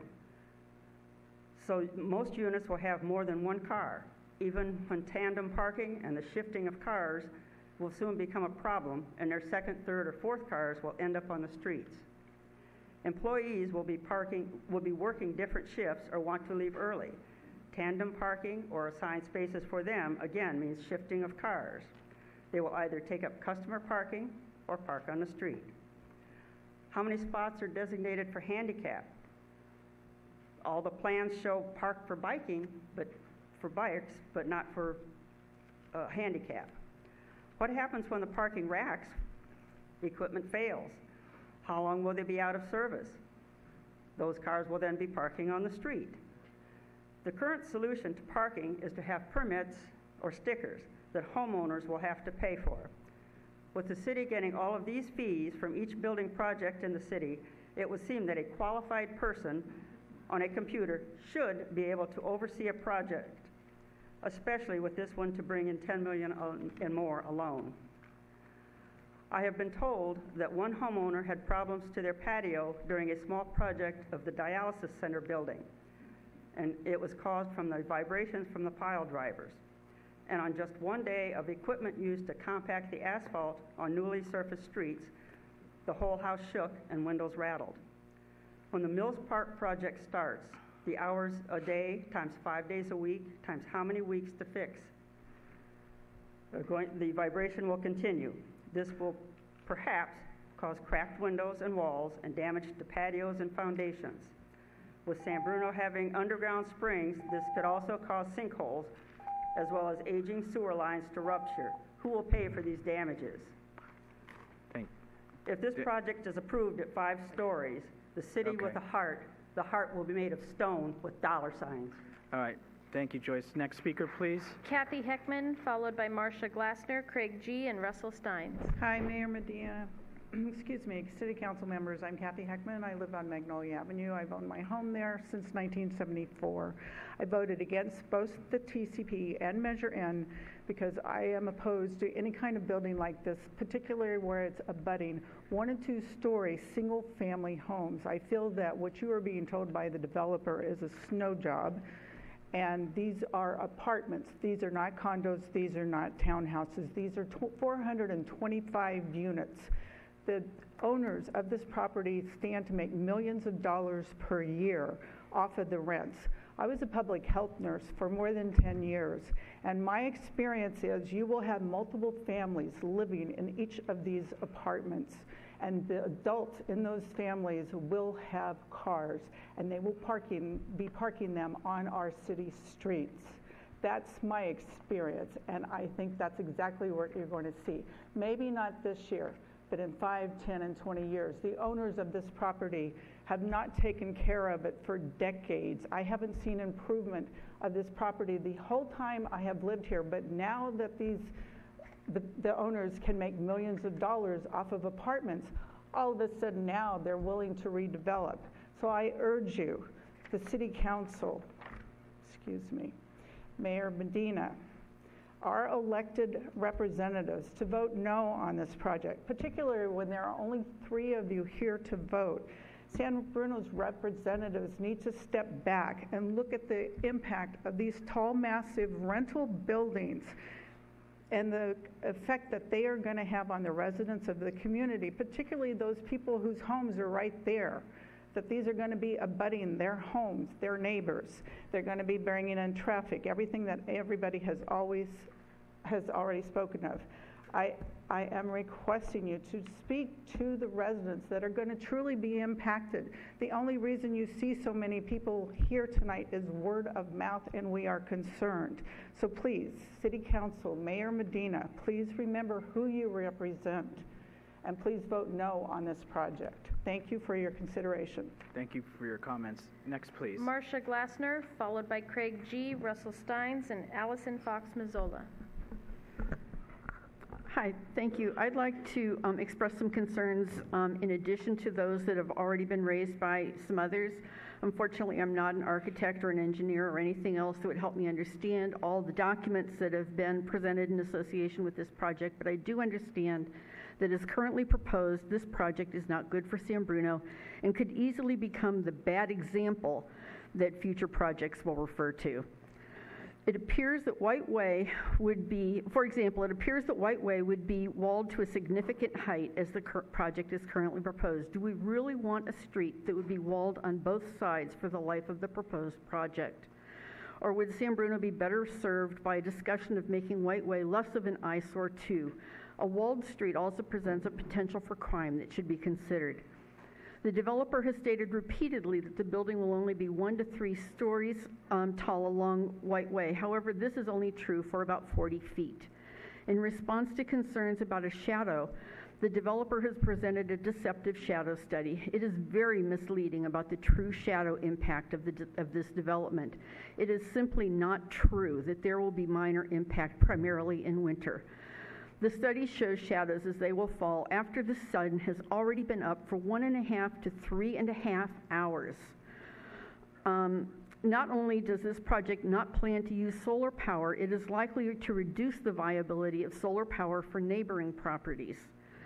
To get an accurate and honest estimate of the amount of sunlight homes and yards will lose, a new shadow study is needed that shows the shadows as they will be cast beginning at sunrise. I hope the mayor and city council agree that a study that more accurately reflects how nearby properties will be shadowed is needed before this project can be approved. This raises concerns regarding other studies performed, including any regarding the likelihood for damage to nearby properties as a result of demolition and construction activities. When the DeVita building was built, my entire house shook every time the pile driver did its pounding thing. This project would be much larger and much closer to more properties. Will our chimney fall on one of us? Will our line to our sewer system rupture? There seems to be a lot of potential for damage to these old structures. We all know San Bruno needs more housing and that this location does make sense for that. But there's still a lot that needs to be worked out regarding this project before it should be approved. There's no need to rush it through. I appeal to you to require an additional notification. For example, recusal kicks in at 1,000 feet, but notification only at 600. Additional information and other considerations that I and others have requested. Thank you. Thank you very much. Next, please. Craig G., followed by Russell Steins, Allison Fox Mazzola, and Simon Mazzola. Hi, I just moved to San Bruno a few years ago so that I could retire and be near my family and near the Bay Area, which I've come to love. I was aware of the TCP, but given that there were 2 streets between the property we bought and El Camino Real, I really didn't think it would have this kind of impact on us. I decided I should go back and reread the proposition, which I didn't vote on. It says it should improve the quality of life and safety for all residents. Clearly false. New and attractive public spaces, 3 corners of minimal size. Most of the public spaces will be only for the residents. New restaurants, shops, and stores. Yes, and many less of them than what we have now in the current facility, which is not being maintained by the people that will still own that building. Housing for seniors, maybe. Preserving existing residential neighborhoods. Every house along Linden will become rental units because none of you with Liuna, who was my union for many years, none of you up there would buy the house with that in your back or front yard. They will become rental units. Nothing in this ordinance should be construed to require the city and generate new revenue for the city. Well, okay, we can click that one off my list. I worry about possible damage during construction. It's not uncommon in projects like this for adjacent properties to receive compensation in advance for the discomfort and nuisance that a multi-year construction project will cause with them. Did you ever consider that? We have houses that have not been mounted to the foundation that were built in the 40s. We have old chimneys. We felt the vibrations from the dialysis center on San Bruno, which is much further away. I, until tonight, never got a chance to see what the back of Building A was going to look like. I asked the city in March, we asked the Planning Commission, we asked the contractor at their meetings, and we brought it up with the City Council, and until tonight, nothing showed what that would look like, and I still don't know because it was kind of small up there on the screen. Poor public notification has been an issue. Trash and delivery trucks have been an issue which hasn't been addressed in my opinion. We were told that all trash pickups would be interior to the building, but that, I keep hearing mixed things about that. After attending every meeting I've known about, after talking to the contractor, you folks, the Planning Commission, I'm still not quite sure what's going on. But I do know that the next owner of my house and my neighbor's houses will be a renter, and that's certainly not improving the neighborhood. Thank you. Thank you for your comments. Mr. Steins? Russell Folks, Steins. please. Mr. Steins, please. Followed by Allison Fox Mazzola, Simon Good evening, Mazzola, Council. and Rich Koenig. Russell Steins. Tonight you have heard and will hear from your community. My friends, my neighbors, they as you love this community. I have been blessed to be here with all of you. They, like you, are walking the walk. I believe that San Bruno is a community, a special place where people count. We are not of an abundance of money like Burlingame, Los Altos Hills, Atherton, or Hillsborough, where they would never allow their residents to be impacted like this. But I do believe that we are more heart and soul than them. And again, I stand here before you asking you to support your neighbors. I, as you, want us to move forward and see progress, but not at the cost of our neighborhoods and community. We owe every resident at least that. This developer held 3 public meetings, and they did not hear a word we said. We asked them to lower the building, that it was too big to be up against a residential community and our schools. The Planning Commission made a resolution asking the developer to lower this unanimously. It obviously, again, fell on deaf ears. I think that most of you already know, but I want to remind you that the development firm did remind you of what this development firm did at the Aperture at 400 San Mateo Avenue. They first asked for parking reduction, saying they were only going 3 stories since Measure N had passed. That they could try to go higher, but they wanted to be good neighbors. So we felt lucky that they were being good neighbors, and our council granted them this reduction. Little did we know that they could add lofts, making it 4 stories without having to come back through the public process. And that's what they did. Also, that Aperture was approved in 2014. It's still not finished. They got the prints ready for construction, sold it, made millions, walked away, leaving us in a mess. Please, Council, remember this. The Williams family and Signature Development will walk away, and we will still be here living with your decision. A law firm already filed a CEQA complaint on this development. It was withdrawn because the developer said they would use only union labor, which I think is great. But the facts remain. The Planning Commission said that this was too high and passed a resolution asking this developer to lower it.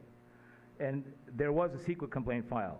And as you all know, there is no other building of this magnitude so close to a residential neighborhood, even in our sister cities where they don't have the funds like we don't have, but they do have conscious.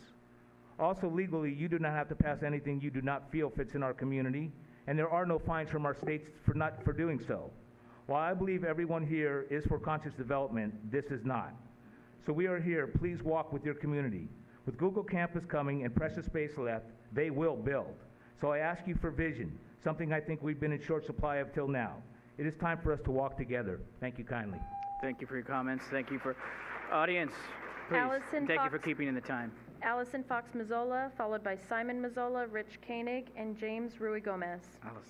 Good evening. In short, this project is just too big. I think we're asking for gridlock in this part of town between the expansion at Bay Hill, the expansion at Allen School, and now this project. I don't see how we're going to be able to drive through this area. I've driven past Allen School every morning and every afternoon for the last 9 years. It's already difficult. I just don't see how we're going to be able to do it with this increase in cars and increase in traffic. Secondly, I hugely question why we need another grocery store. You want an area that's walkable, that people can walk to. The other grocery store, high-end grocery store, Molly Stone's, less than a half-mile away. Why do we need another grocery store with delivery trucks and everything right in this high-density area? Molly Stone's is already set up with the shopping center for the large trucks. We don't want these trucks driving down these streets in our small neighborhood and being in the way of our small community. Thank you. Thank you for your comments. Next speaker, please. Simon Mazzola. Folks, could we keep from the plaza, we just keep going? Please, thank you, I appreciate it. Good evening, Mayor and City Council. I don't support the project in its current configuration. You do hear me or you don't? There you go. That's better, all right. Thank you. I don't support this project in its current configuration. I think it's a good project, but it's not a winner. Taking one story off this, keeping everything else in place could make it a winner. I think that the owner and the developer have to take a serious look at that. You're going to have to make them do it. They're not going to do it on their own. This 452 units will cause havoc with traffic, parking, and water use. My own informal study of what does a city block looks like says about 45 houses occupy a block. So this is 5 times the density in the same square footage. You're going to have huge impacts with it. If you don't protect those homeowners, I have to ask, why did you audition for this job by saying elect me? This is your job, to protect the little guy against the very wealthy big guy. So I hope you'll do that job. Homeowners bought these homes with a promise that that is their home, that's the way it's going to stay. This is going to completely upend that. That's not at all fair. This is a monster project that should not be allowed. Luxury apartments at market rates do not solve housing problems. Do not grant the rezoning and waivers needed to allow a project of this size to be built. That is within your discretion. Reject the top story of the building. I also ask that for whatever development fee is earned from this project, that you sequester it so that it doesn't go into the general fund and get spent in a year, but that you allow it to give impacts over the 20 years that this building will be creating impacts. I ask, why is this an up to $10 million possible revenue generation? That's a fool's errand if you take it. I've heard comments, why do you ask us for our opinions if you don't listen to them? I agree completely with that. This CEQA review by your staff, I've looked at it. I think it's wrong. Let me just put it politely. Case law requires an investigation when things of this magnitude change. The Transit Corridor Program and the EIR could not have envisioned and did not envision a project this size, the doubling of Allen School, and the anticipated increase by YouTube and Google. My other comments are for the city and the people who live here. Don't let this project and this process discourage you. If your city council doesn't stand with you, if they don't walk the walk, vote them out. We also need to change Measure N and vote it off the books. Thank you for your comments. Next, please. Rich Koenig. Folks, please. Followed by James Rui Gomez, Rich Hedges, and Sandra Perez Vargas. Thank you. Good evening, council members. My name is Richard Koenig. I'm a business representative for the Sheet Metal Workers Union, Local 104. I'm a longtime resident of San Bruno. As a San Bruno citizen, in 2014, I, along with 68% of the voters, voted for Measure N. Measure N was intended to attract private investment, to revitalize old, rundown buildings, to eliminate the blight of vacant stores, especially downtown and in El Camino, generate new revenue for city services without raising taxes on residents, bring new stores, shops, restaurants to downtown and the El Camino, and this project hits all those points. Also, Measure N was intended to make San Bruno more transit-friendly, which this project provides. As a business representative for the sheet metal workers, I support this project because the developer has agreed to build this project all union. paying area standard wages, using state-certified, well-trained apprentices. Many of them are here tonight. They support this project. They want to work on this project. Our apprentices go through a 5-year training. They have no college debt when they turn out as a journey person. It's a great trade. It'll also ensure that this project is well built, which I think the council should think has value. So since the developer will commit to these basic standards, and also because this project is in accordance with the parameters, the intentions, and the spirit of Measure N, I urge this council to unanimously approve this project tonight. Thank you. Thank you for your comments. Folks, just so you, I'm sorry. Please listen on both sides of the applause, but also just so you know, speaker cards have all been turned in, and so we have the 50 or whatever we have, and we're going to get through James through Rue those. Gomez, followed by Rich Hedges, Sandra Perez Vargas, and Rich Fern. Good evening, Mayor Medina, honorable city council members, hard-working city staff. My name is James Gomez. I'm here representing the San Mateo Building and Construction Trade Council, which is comprised of working families, over 16,000 highly skilled men and women in 24 construction unions. Many of them live here or have lived here and would like to live here, and they are in attendance tonight, and I'd like to ask them all to rise to be recognized from the building trades. So in an effort to save time, each and every one of them could grab the podium and grab the mic and speak for 3 minutes, which would probably add another 300 minutes to this meeting. They've asked me to come and speak on their behalf as the working families. I've asked somebody close to me to come up and sit beside me as I speak, which is my daughter, who is a first-year apprentice in the IBEW, her boyfriend, Nick, who is a third-year apprentice in the IBEW. You guys could go sit down now if you like. But I wanted people here to know that, we are working families.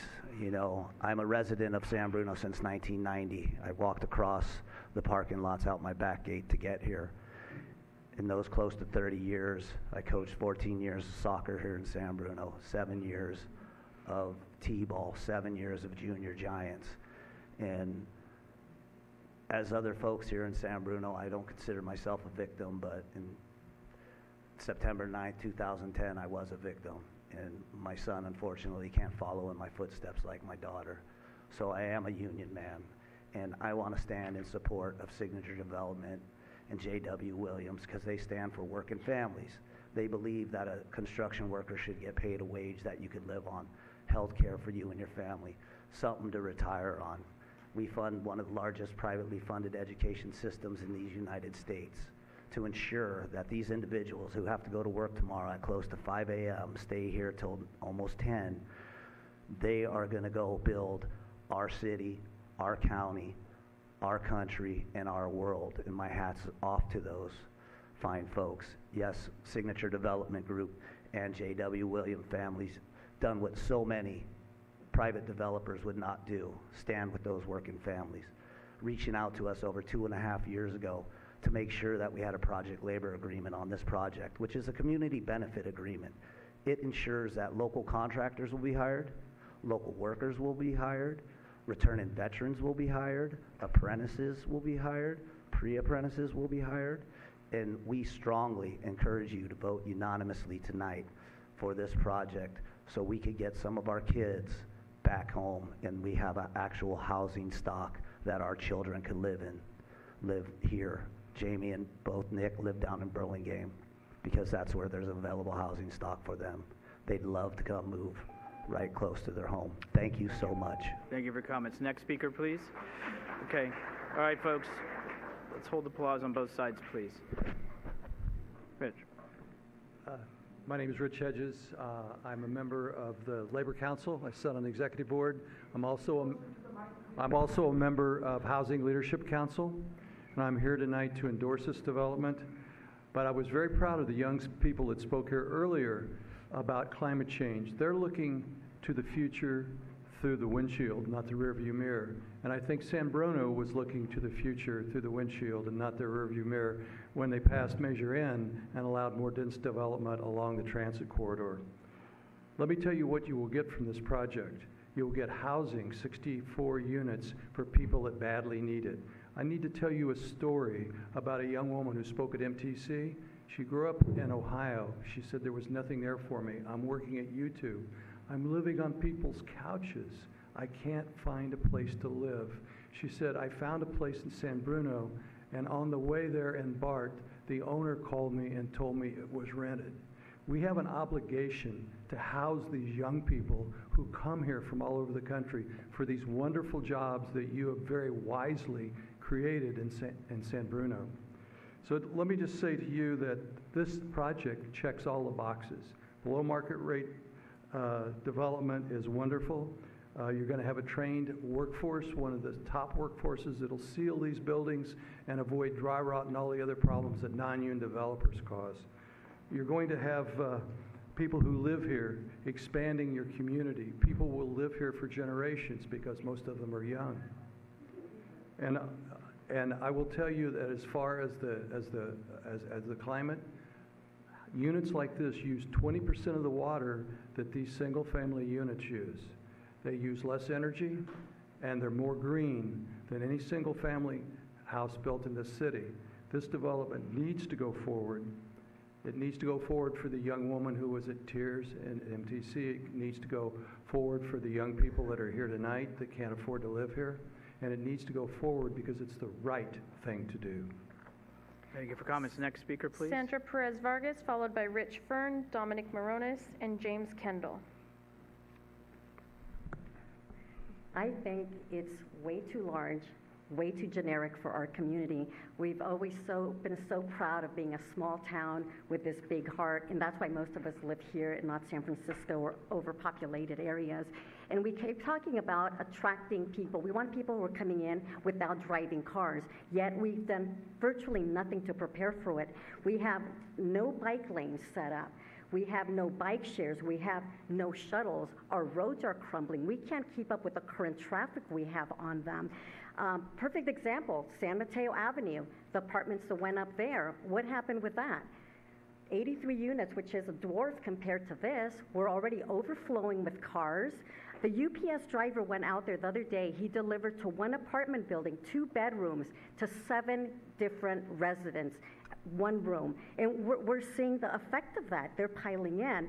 And Jim Ruane, former Mayor Jim Ruane, speaks about how much he cares about how that area looks. He didn't care about San Mateo Avenue letting it fall apart. He also didn't care when he decided to waive the minimum parking requirements for that apartment building as the 3 council members. I don't think it's a good idea. And if anybody thinks that the homeless are going to be able to afford that location, they are out of their minds. And unfortunately, this is an expensive area. I'd love to live in Stockholm, Sweden. I can't afford it. I go where my means take me. 30 years ago, my sister and her husband left South City, where they grew up, and they moved out to the valley. It's unfortunate, and we miss them, along with many other friends who 30 years ago couldn't afford to be here. The idea that we pack everybody in. Another example, a friend of mine, a couple of months back, had to go to the emergency hospital. It was about 4 o'clock.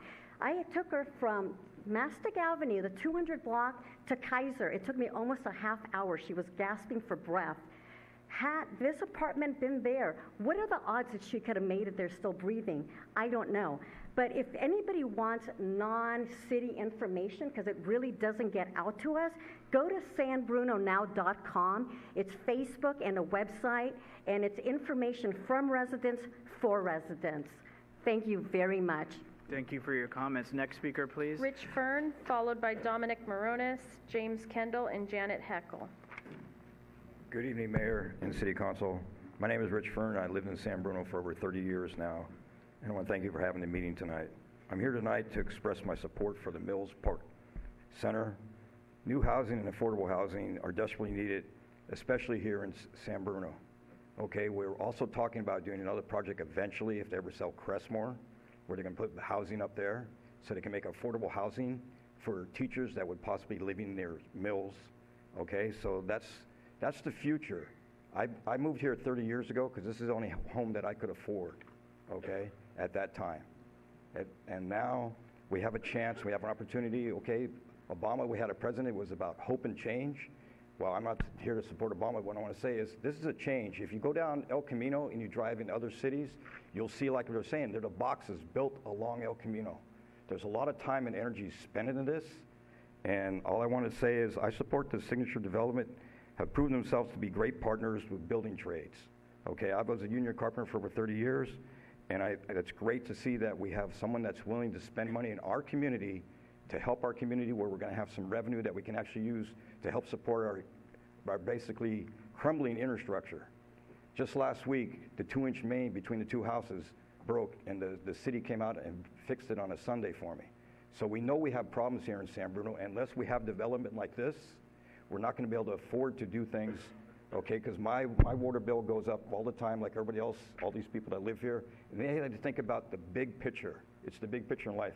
We have a wonderful project that we could actually have built here. So I hope that when you time and energy, and I'm sorry I'm not sitting in your seat, because if I was in your seat, you have a tough decision to make.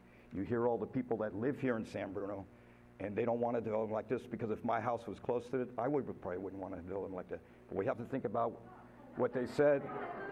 We have to think about what they said, okay, in the Star Trek movie, okay? You have to look at the big picture, okay? And I'm not going to repeat what Spock said and Captain Kirk, but just think about it, okay? It's our community, and it's up to you to decide what you have to do today. I just want to thank you again for your time tonight and your support on whatever decision you do make. I support you, and that's why I voted for you guys. Thank you. Thank you. Okay, folks, we're going to keep going with our speakers, but again, if we all could just listen to the speaker, let's not take away from their time, and give them that courtesy and respect as we all listen to each other for the up to 3 minutes. Thank you. Dominic Morones, followed by James Kendall, Janet Heckel, and Caroline Canizaro. Hello, can everyone hear me? All right. Good evening, Mayor and council members. I'm here today to speak to you on this project. I am a former resident of San Bruno. I lived here for 11 years, from 2005 to 2015, late 2015. I went to John Muir Elementary, Parkside, and graduated from Cappuccino in 2014. And I'm currently a fourth-year carpenter apprentice. And the reason I'm speaking today and asking you to approve of this project is for 2 reasons. One, the opportunity for me and other young apprentices out here to advance in their careers and help the community by building better infrastructure, and also,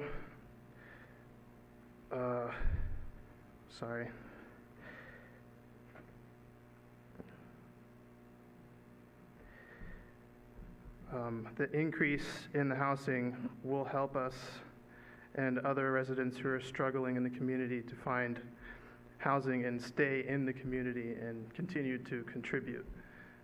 And I'm in full support of the Mills Park project, so thank you for your time. Thank you. Next speaker, please. James Kendall, followed by Janet Heckel, Caroline Canizaro, and Leslie Emley. Good evening, Mayor and council members. My name is James Kendall. I'm a representative from Carpenters Local Union 217 for San Mateo County. I'm speaking on behalf of approximately 39,000 carpenter men and women across Northern California, including San Bruno residents. We are here in support of Mills Park Center project, as Signature Development has worked with us and made a commitment to the use of responsible contractors when it comes to carpenters and labor. For us, this means a few things: a livable wage with medical and retirement benefits that allows workers and their families to live in the communities they work in. This also means those wages will be reinvested back into the local economic community as they spend their earnings, and their tax dollars will help fund local schools and government. A commitment to accredited apprenticeship programs to guarantee we will continue to have a trained, skilled, and experienced workforce that is able to complete high-quality projects in a safe and timely manner. This provides opportunities not just for a job on this project, but a career path for many men and women who have or will go through our pre-apprenticeship program, and we also participate in the Helmets to Hard Hats program for our returning veterans from service. We believe this is a responsible project that will help ease the housing burden we all face. Additionally, this project is near the San Bruno Transit Center, shopping, as well as the YouTube campus. We hope to see many residents take advantage of these local opportunities, resulting in fewer cars on the road.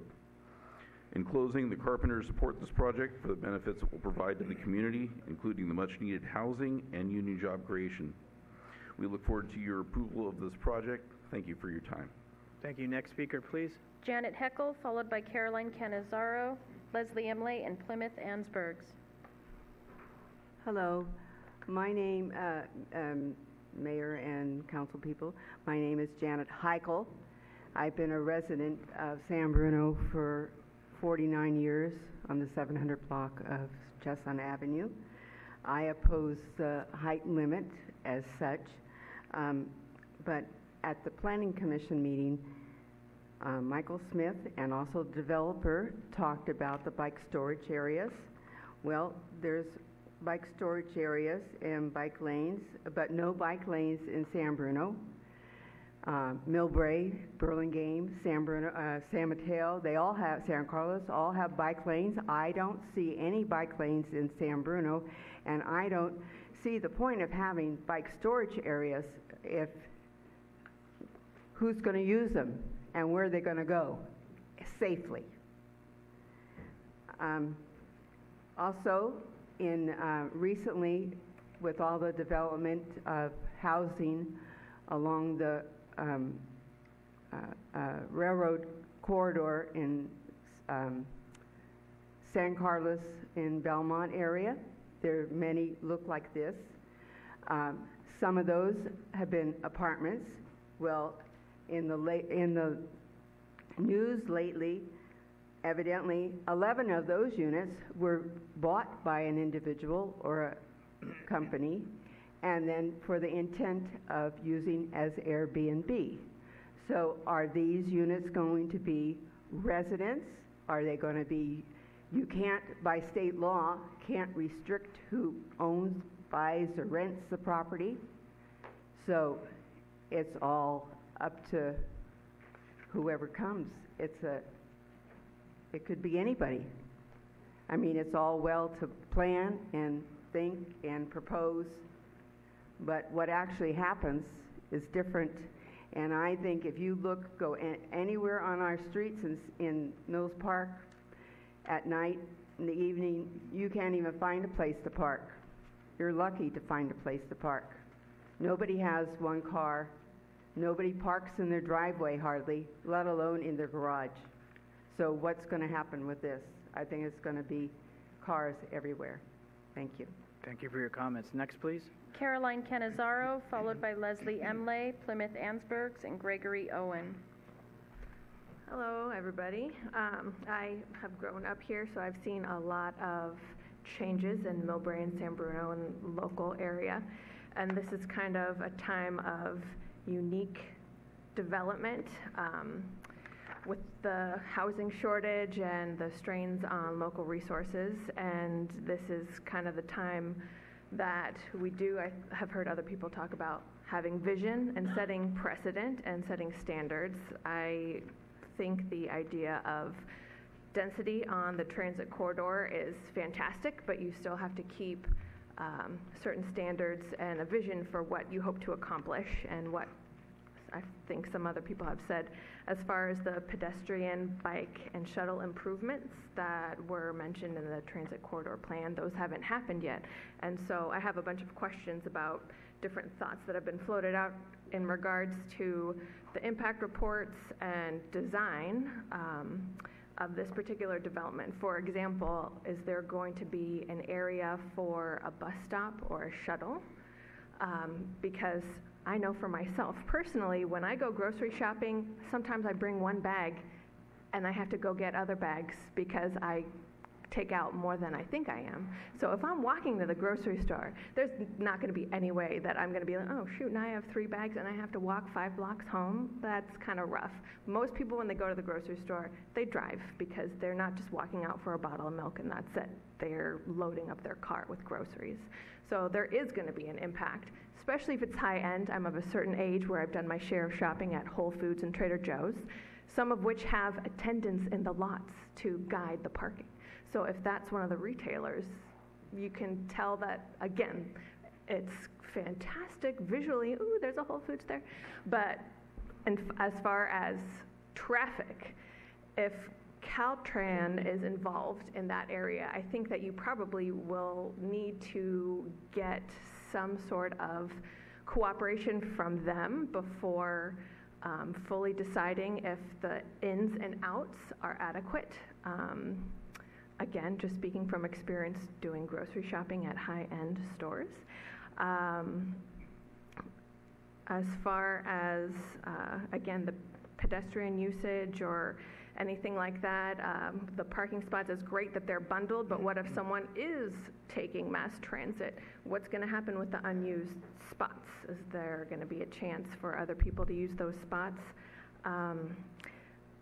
For the comprehensive corridor plan, the comprehensive density all along the peninsula, has it been spoken with the state? Are they comprehensively going to increase the water storage for everyone, or is it all just the impact focused on San Bruno, or is it going to be statewide?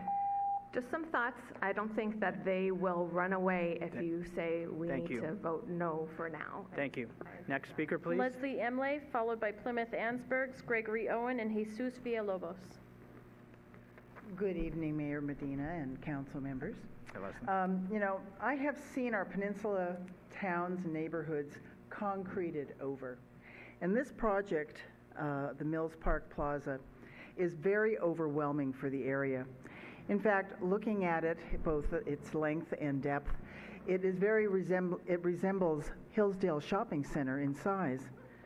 In the last 10 years, the extreme condominium retail overbuilding of the quaint communities of San Mateo County has proven to be detrimental to its citizens, the environment, and most importantly, travel. I spent 20 minutes trying to get down Millbrae Avenue due to the Uber jam over at the airport. Areas are being rendered impassable, unusable because of all of the overbuilding. The loss of streets and side streets, coupled with many cars and inadequate parking and not enough off-street parking, has caused a degradation of our community. We currently have food markets within a mile of this project, and as I said, we're just concreting over the whole area. There must be a way for us to have a design that can be executed, and I think you should always be open to alternate designs, but something that will be functional for the citizens of the city, for the areas around it, and I don't see that this meets it. And most importantly, what concerns me, I think this issue is way too important for you three members of the council to sit here and make a decision tonight. I think this needs to be revisited, but not totally abandoned, but revisited and redesigned. Thank you. Thank you for your comments. Next speaker, please. Let's hold the applause. Plymouth Ansbergs, followed by Gregory Owen, Jesus Villalobos, and Ricky Hawkins. Thanks. Hi, my name is Plymouth Ansbergs. I've lived in the Bay Area for 15 years. I'm a relatively new resident of San Bruno, but I was fortunate enough to be able to buy a house in the Bel Air neighborhood a couple of years ago. In the time that I've been in the Bay Area, housing has just gotten more expensive and more difficult to obtain, and we desperately need more of it. I attended the planning meeting back in June where this project was discussed in detail, and a lot of the complaints were about, like, oh, 5 stories is too high, and I've been looking around neighborhoods that I've been in since then and seen lots of 4, 5, 6, even 8-story buildings in, like, San Mateo, Redwood City, Berkeley. They feel very friendly to me. To me, that still feels like a small city, small town kind of thing, which is the way I see this. And I feel like if we made it from 5 to 4, somebody would be complaining it should be only 3 and it should be only 2. I mean, there's a point at which you just have to build something. I was really impressed by the amount of impact mitigation that developer has already done in terms of making the space walkable and mitigating traffic impacts and creating parking. I would really love to have this building, as a neighborhood. I'm looking forward to having a new grocery store that's walking distance and biking distance from me. The biking infrastructure in San Bruno could stand some improvement, but I bike all over San Bruno. It is actually quite bikeable right now. I feel like this is the sort of building that I would have loved to live in when I graduated from college. I'm expecting that, new engineers who are coming to YouTube will want to live here. It's, I'm kind of past that phase of my life now, but it looks great. And the great thing this is going to bring customers to some of our local businesses. They're going to visit the shops on San Mateo Ave, especially with the planned Greenways development in Bay Hill. Hopefully, we're going to be visiting the Bay Hill Shopping Center. The only complaints I have about it is that I wish that there was even more affordable housing. And if they could not do palm trees, those aren't actually native to this part of California. Something that's a little bit more, appropriate to this area would be nice. And I'd really like it if some of these public spaces actually had some art and became even more vibrant. They should have like fountains and sculptures and some murals and that kind of thing. So please approve this. They can deal with those kind of details afterwards. Thank you. Thank you. Next speaker, please. Gregory Owen, followed by Jesus Villalobos, Ricky Hawkins, and Bill Ruggiero. Hello, Mayor, City Council, my fellow San Brunans. My name is Greg Owen. I live on Linden Avenue, and I urge you to support this project. We all know how bad the housing crisis is, and this is good housing. It's dense, it's affordable, it's near BART. It'll be built by good labor, paid a good wage, and that's exactly what we need. And I think that's why 68% of San Bruno residents voted for it in Measure N. But that's kind of, a little abstract. I wanted to get something a little more personal. A lot of the previous speakers, and I'm sure many of the speakers to come, have spoken about their community. So I wanted to give you a sense of my community. Basically, I grew up here. My parents still live here. Many of my friends live here, and I'd like to live in the Bay Area. But I'm increasingly finding that that's not possible. Me and a lot of my friends are looking around thinking, how will I ever be able to afford to live here if I can't even pay rent right now? And what we really need going forward to keep my community here and to prevent my friends from moving away and leaving me alone or making me move away too is to have more affordable housing. So please support this project. Thank you. Thank you. Next speaker, please. Jesus Villalobos, followed by Ricky Hawkins, Bill Ruggiero, and Marissa Coughlin. Good evening, Mayor and council members. Thanks for having me. Jesus Villalobos, the Labor's Local 261, the president. On behalf of 6,000 members, I urge you to vote. I believe this is a win-win situation for San Bruno. Housing, good paying jobs, income for the city, big improvement, beautiful building. I urge you to vote yes, please. Thank you. Thank you. Next speaker, please. Ricky Hawkins, followed by Bill Ruggiero, Marissa Coughlin, and Kevin Petrie. Hi, my name is Ricky Hawkins. I'm here on behalf of SAMCETA and our members in support of this project. I would like to echo points that were made by some of the previous comments. The Mills Park project offers an opportunity for the city of San Bruno to not only increase its much-needed housing stock, but to do so on underutilized tracts of land, prime for transit-oriented development. I viewed numerous development proposals, and this project is thoughtful and objectively delicate while still trying to address the spirit of Measure N. As a community, we cannot claim to be pro-environment, but be anti-growth and density, pro-equity, but anti-housing. As somebody who has to commute into San Mateo for work, my hope is these kinds of projects come online to make it easier for people like me to find housing closer to where I work. So I thank you for your time. Thank you. Next speaker, please. Bill Ruggiero, followed by Marissa Coughlin, Kevin Petrie, and Aris Harnan. Good evening, Mayor and council members. This project presented to you tonight was approved by the Planning Commission on June 18th. It has changed in many ways. Besides, keep in mind all the studies were bought and paid for by the developer. So all of the reports are skewed 100% in the developer's favor. Staff has not challenged the validity of these developer reports. It is your job to do so. You have received copies of my emails identifying 15 flaws with this development. The traffic and parking reports are not accurate. They recently modified this item tonight, but originally the traffic report states this development will have zero impact on traffic. Parking. With all the parking issues we have in San Bruno, they have only allocated 33 visitor parking spaces for 425 condominiums. That's totally ridiculous. If you do the calculation, there's 584 bedrooms in this development, and there's only 641 residential parking spaces. If you approve this, you're going to be creating a parking nightmare for the city that we won't be able to dig out from under. On June 18th, I went to the San Bruno Public Works Department and asked them if the infrastructure could handle 22 million gallons of water supply needed, as well as 22 million gallons of sewage. I was told they did not know, as they had not done the calculations yet. They had not done the calculations yet. The staff and developer have ignored addressing the roll-down solid doors over the front and sides of the retail section of the building at El Camino and San Bruno Avenue when it was closed. Over the project's development, I'll skip that one. The planning staff drank the Kool-Aid the developer and the consultants has handed out. You must not get caught up drinking the Kool-Aid and see the flaws in this development.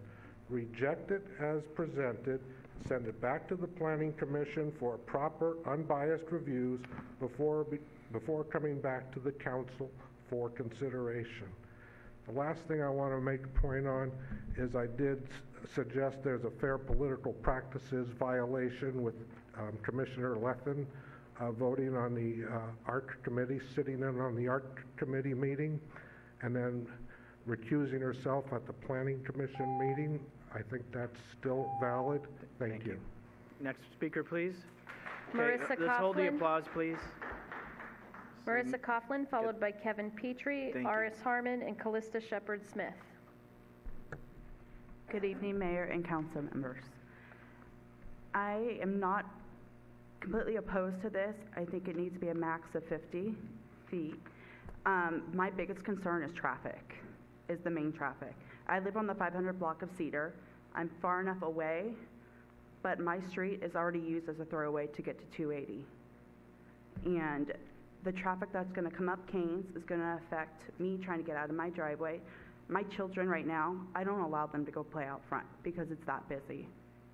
It's just not safe. It's hard enough for me to pull in and out of my own driveway.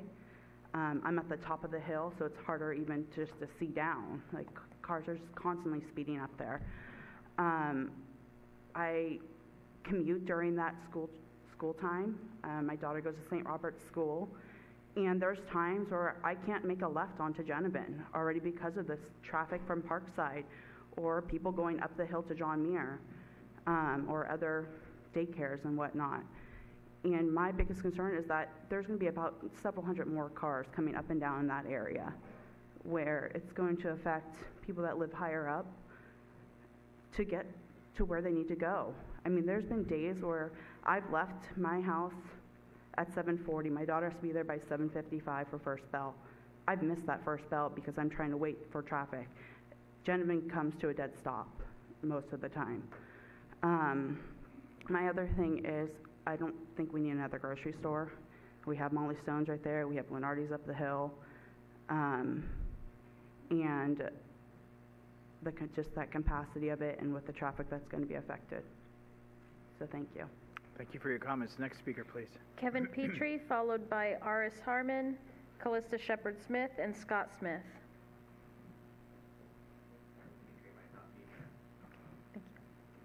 So We can Aris always go back Harmon. to him. Oh, okay. Go ahead. Good evening. As Plymouth said, Plymouth and I are relatively new homeowners, a bit over 2 years, but we've really liked what we've seen of the city so far, and we expect to never move again. We bought a real fixer-upper of a house that was built in 1940 and built out over many years by a single family that owned it the entire time until we bought it. Rather poorly, we have had a lot of experience with the planning and code enforcement as we bring the building up to code to sort of bring it to modern standards. I've generally been impressed with our city staff, and I know I see Mayor Medina around at Grand Leader Market, and I've run into Marty when we're biking around. As Plymouth said, we're avid cyclists. I have lived in California for almost exactly half my life. I originally came out as a grad student, dropped out of grad school because trying to live in Berkeley on $18,000 a year was not fun. But I lived and worked in Berkeley and Oakland for a couple of years, and I did not own a car at all. And I biked and used transit. And I hear people complain about renters, and what I hear is that that person that I was couldn't possibly have been a good neighbor and a contributing citizen. I look at this building and I see the kind of place that I would have liked to live when I got a job in the South Bay, but I couldn't. You know, this sort of thing didn't exist, and so I had to get a car. It's very difficult, and we need more transit-oriented development to let people have that lifestyle. We currently, our roommate that lives with us doesn't even have a driver's license, so there are people that are doing it. One of my closest colleagues at work, she and her boyfriend share one car, and that definitely is the trend, and this helps enable more of that. The affordable units will let our service workers, our city staff, our policemen, firefighters, teachers actually live in the community that they serve, which I think is great. And one thing I will agree on with people is that without a parking permit scheme, there will be spillover effects, and we really need to move forward with getting parking permits in place around the area.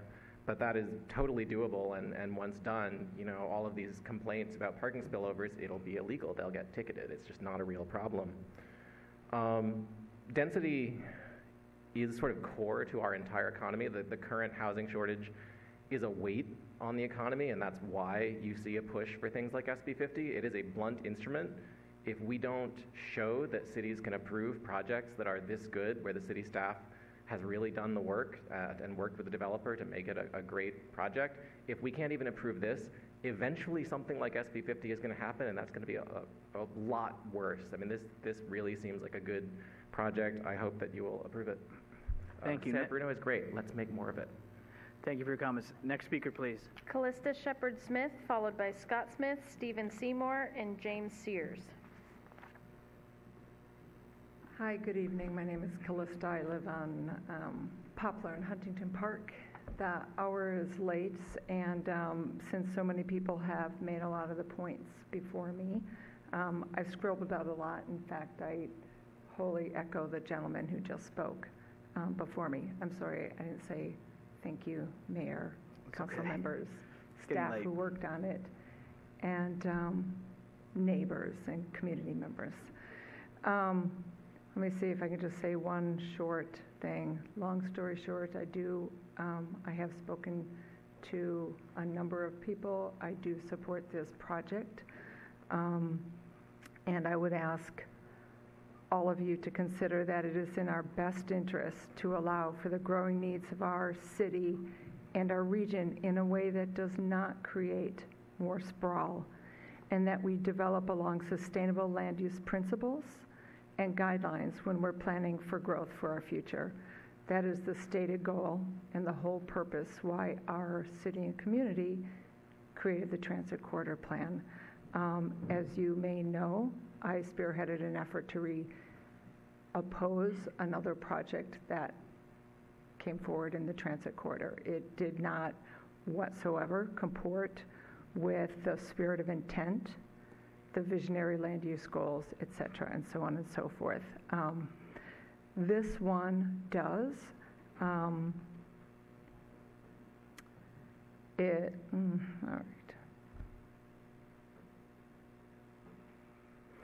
I don't want to read the rest of this. Lastly, I just want to say we cannot wish away the fact that we're on an increasingly crowded planet, and it is just abundantly clear that people move towards jobs, and we desperately need housing. This project meets the goals. It is an extremely responsive design and process, I have found, from the developer and the city and community working with each other.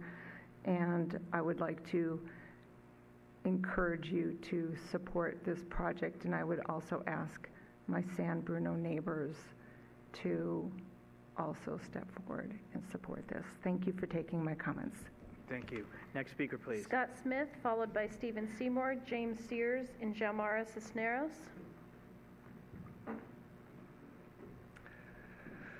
Thank you for letting me speak with you today. My name is Scott Smith, and I live on Poplar Avenue. I'm a couple blocks away from this development.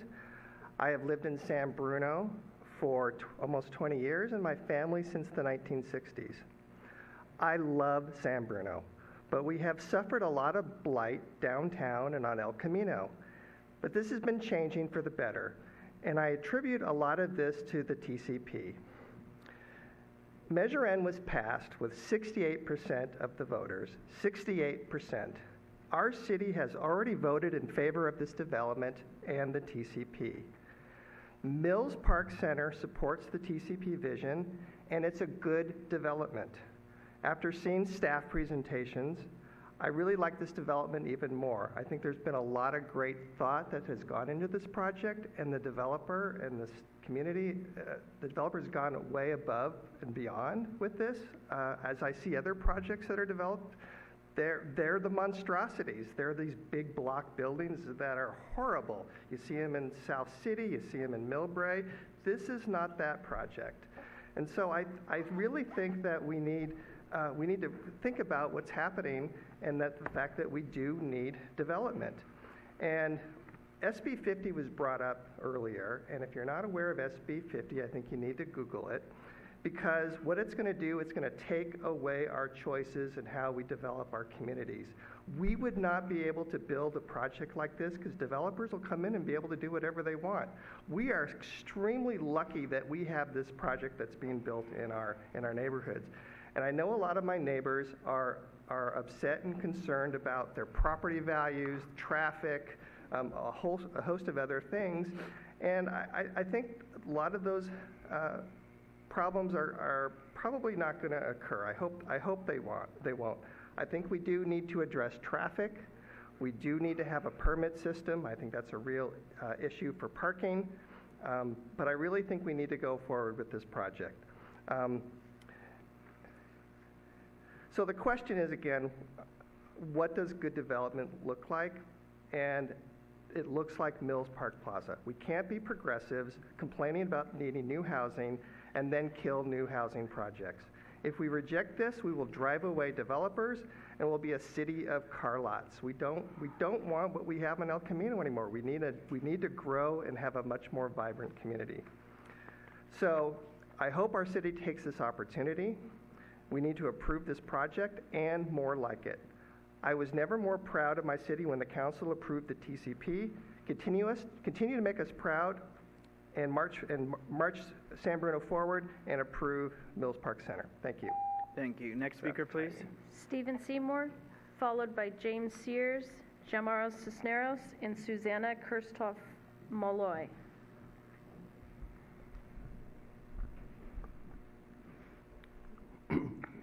Stephen Seymour speaking as Stephen Seymour tonight. Hello, Mayor Medina and council members. I don't envy you tonight. This is the most important vote you will cast on behalf of your community. As stewards of our tax dollars, the picture is clear. We need new revenue. Tonight is not only about the millions this project will send to the general fund, it's also about the heart and soul of San Bruno. You can choose to chase the easy money while accepting a building that I believe is too large for the neighborhood. Or you can, too large for the Mills Park neighborhood, the most traveled and the most traveled intersection in San Bruno, or you can choose to vote no on the current design and get to work negotiating one that complements and supports the existing neighborhood. Consider the size of this building and the location to one of San Bruno's first family neighborhoods and to our largest elementary school. Think about the disastrous impact thousands of new car trips daily will have on local parking and to the busiest intersection in San Bruno. No question, this is a well-designed building, but not for this location. Yes, it will bring hundreds of union jobs and hundreds of housing units, but please support all of tonight's voices by voting no. Send it back for project updates and scale the size down. Implement a residential parking permit program to protect their streets. This is what your constituents are asking you to do. If you make this decision, you will be supporting housing and job growth while also taking into consideration the public's concerns about the size and scope of the development. Please remember, it was the residents who elected you. It was the hardworking men and women who send their children to our public schools, who support our service clubs and our local businesses. These are the people who put their trust in your judgment. Please honor these people tonight and ask for design changes that improve and complement San Bruno, not further complicate an area that's already overrun with cars. We need to revitalize San Bruno. I agree with everyone else that we need to revitalize our downtown. We need to get rid of the empty parking lots. I agree with all of that. But a few months of design changes is better than what could be lengthy legal disputes. Please make us proud tonight, exercise patience, and take time to do this right. I don't see how high-end, I agree that it's nice that there are 64 affordable units. I think there should be more. I think we need more affordable units in San Bruno. But I don't see how building very expensive high-end apartments is going to help those who can't afford to live here now stay here. Not unless they do what they're doing right now in the Aperture building, which is, as Sandra said earlier, they're loading up 2-bedroom apartments with 4 and 5 people in them, 3-bedroom apartments. There's a 3-bedroom apartment in there that just had 7 packages delivered, 7 different names to the same apartment. So please send this back, rework on it, and bring us something we could be proud of. Thank you very much. Thank you. Before we have the next speaker, I know that we had said we were not taking more, and more keep coming in as the hour goes on. I have 11 left. That's where we're going to hold it. So we have 11, and that's it. And unless Mr. Petrie comes back, but that would be 12. So just so we're all on the same page, so we can progress. Thanks. James Sears, followed by Jamara Cisneros, Susanna Kirstholt-Malloy, and Adam Cazzetti. Good evening, Mr. Mayor, City Council. My name is James Sears. I live on Olive Court. I had fully anticipated in watching the All-Star game this evening rather than speaking before you, but I believe this is one of the most important concerns that has come before us in many, many years. I've been a resident of San Bruno for 38 years. I think I've done my part. I've paid my taxes. I supported local businesses. I tried to elect responsible leaders. But now I believe the city is turning their back on us by even considering approving a monstrosity like this. It's going to add to parking problems, traffic problems, gridlock, congestions, and more crime. There's no way that is not. So this evening I come before you and I ask you that you do not approve this project as proposed. You do not approve a scaled-down version. You do not approve it. It does not fit in our neighborhood. And finally, I would ask you to consider the many, many residents who have supported this city through good times and bad times, and do not take away our quality of life. Thank you. Thank you, sir. Next. Jamara Okay, folks, let's get through this. Hold Jamara applause. Cisneros, followed by Susanna Kirstholt-Malloy, Adam Cazzetti, and Mark. Hi, my name is Xiomara Cisneros. I'm here on behalf of the Bay Area Council, a nonprofit public policy organization for the 9-county Bay Area, and we advocate for a better economy and quality of life for everyone who lives here. And I wanted to come tonight because it wasn't until a couple months ago that I lived over on Jenifin and El Camino, so this is very personal to me, and we actually agree with the Planning Commission's recommendation for the many reasons stated earlier tonight. The development standards, were already approved through the TCP plan, through Measure N, the heights were approved. The benefits package is amazing with $10 million for the community. And if the concern is parking, if anything, there should be less parking because this is a transit-oriented development project. I used to walk to Caltrain for where I used to live, so it's definitely a great example of what's badly needed in terms of housing near transit. And I just think there's already too much parking. And it's especially commendable that, although not required, there is a project labor agreement and more deeply affordable housing units than that's required by the city. And that makes a lot of sense, especially because of the RENA numbers that City of San Bruno is behind. Of the 1,155, only 119 have been delivered. So it's sorely needed in this community. I heard a lot of comments this evening about renters, and to be honest, I'm quite offended because I don't see how a renter is any less of a neighbor or human being than a homeowner. So I really would like to be educated about that because I myself am a renter, my parents are renters, my family and friends are renters, and I would bet money that there are teachers in your schools and the nurses in your hospitals and the doctor's office and some of the police officers and firefighters in your community are renters as well. So they can be good neighbors and they are the leaders in your community. And I actually agree with one of the people who oppose the project and the fact that we can't just build market rate housing. We can't build our way out of this affordability crisis. We need housing at all levels of affordability. So the deeply affordable, moderate, market, all of it, because we're 30 years behind in this crisis and we cannot now start saying no. So this project is sorely needed. We need renters protection, we need to preserve affordable housing, and we need to build all housing levels of affordability. And we also just wanted to finish on behalf of someone who couldn't be here today. She had to leave a little bit early. Nori Jaba, she is an affordable housing consultant, and she also will submit a letter of support on behalf of this project. So please approve this project. Thank you. Next speaker, please. Next speaker, Susanna Kirstholt Malloy. Okay. Adam Cazzetti, followed by Mark Kalanico, Sean Quinn, and Diana Laxon. Hello, my name is Adam Cozzetti. I've lived in San Bruno for about 5 years, and I live on Elm Avenue. So I'd just like to put in a quick word to echo the people who have spoken in favor of the project. I don't think any project is going to be perfect, and I can even see things in the project that I disagree with, but overall it looks like it's a pretty good project, and the developer has done a lot of work to take the community concerns into account. So I urge the council to approve it. And I think what it comes down to is that we're really in the midst of a housing crisis, and so we just need all the housing we can get. And the one additional thing I'll add is about how many cars we'll expect people to bring. I actually used to live up in the hills of San Bruno without a car at all, and I'll admit that was pretty tough, because up there it was hard to get groceries, and it was pretty tough to ride my bike up that hill every day. But I actually moved down closer to the downtown specifically so that I could do a lot more of my errands walking and biking and not need a car. My girlfriend has a car, but I don't own one, and I don't drive very much. I often walk to Mexicana Produce to get groceries, or bike to Molly Stone's, and I take my bike with me on the train to work every day. I actually biked here too, and it works pretty well in the neighborhood because there are just so many amenities you can get to, and I think having a grocery store there would make it even better.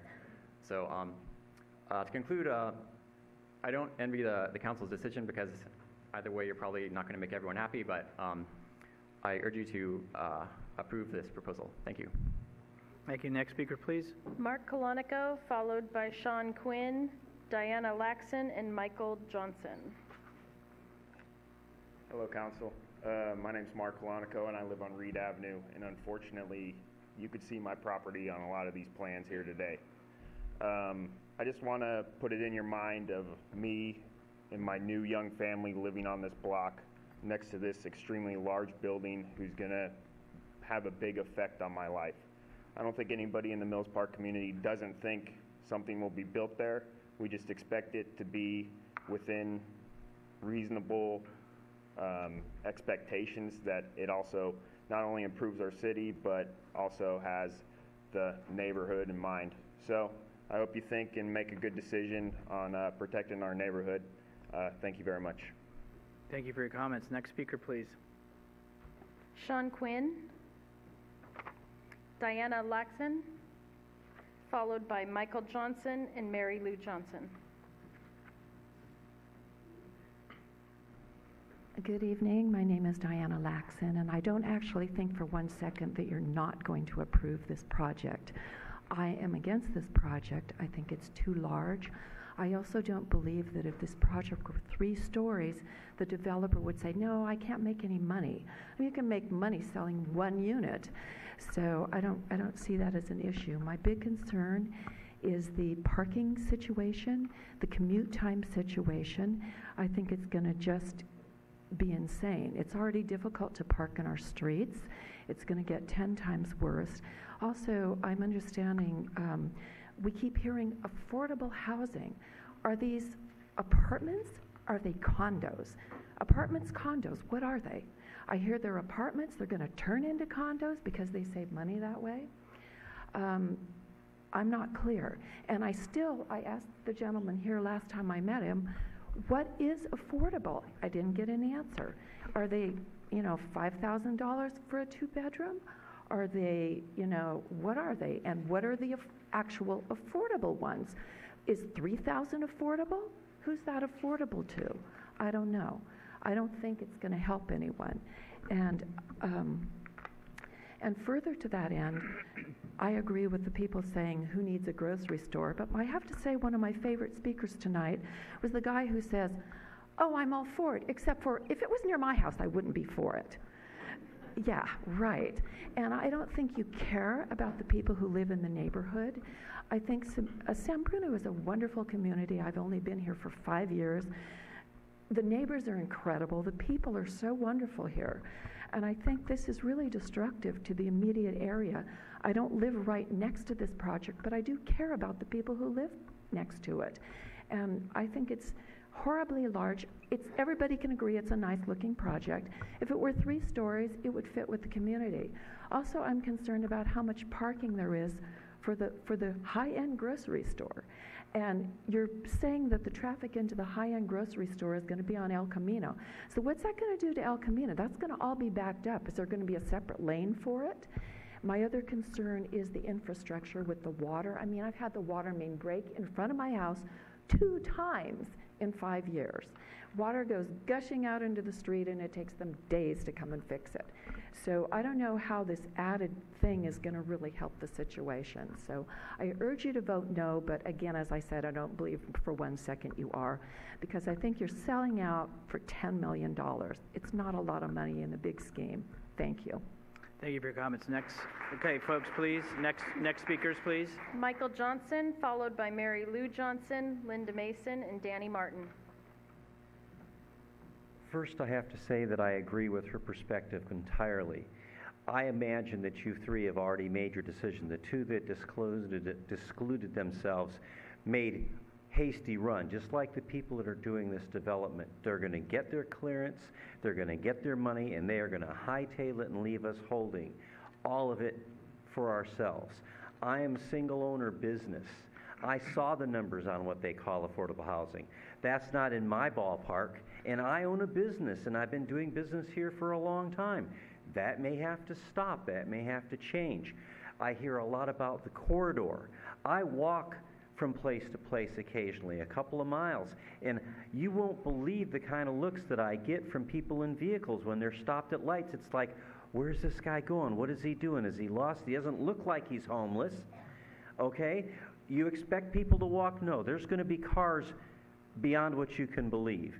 The people that are saying yes, at the new place at the V where there are 7 people there, I heard recently that a 2-bedroom place came up for rent.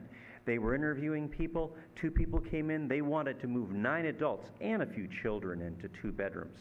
Seriously, there's going to be more people here than we can capacitate.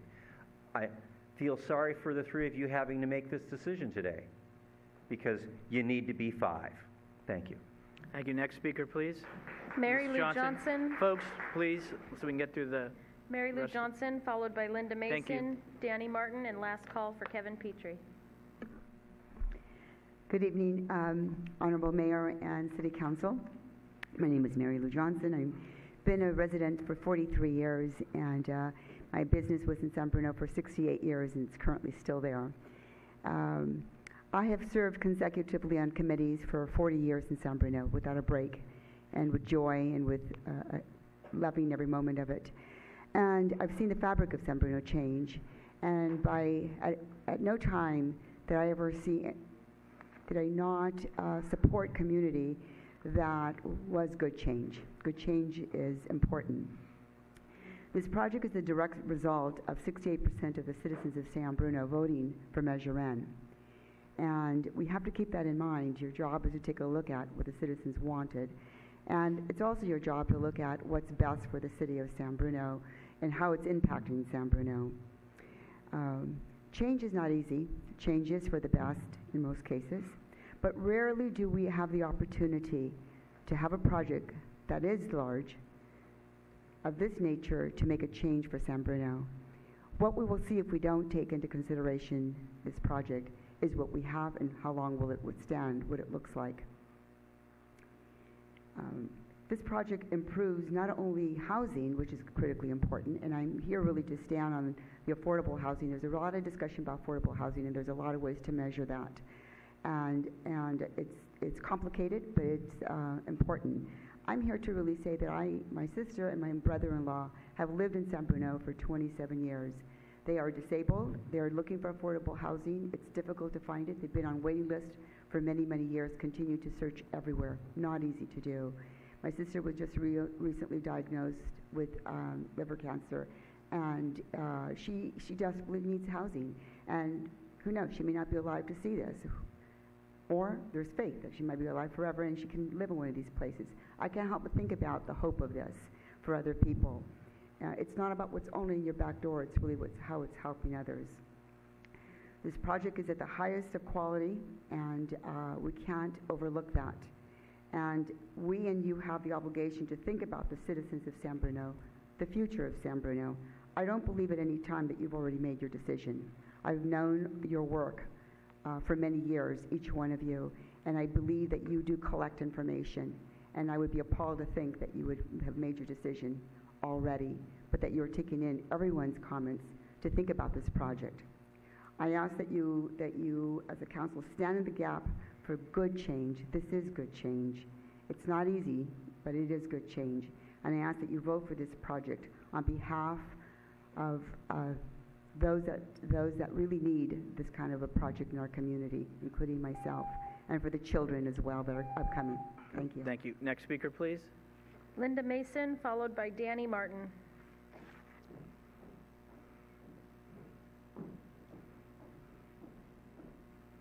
Good evening, council members. My name is Linda Mason, and I'm here as a concerned resident of San Bruno.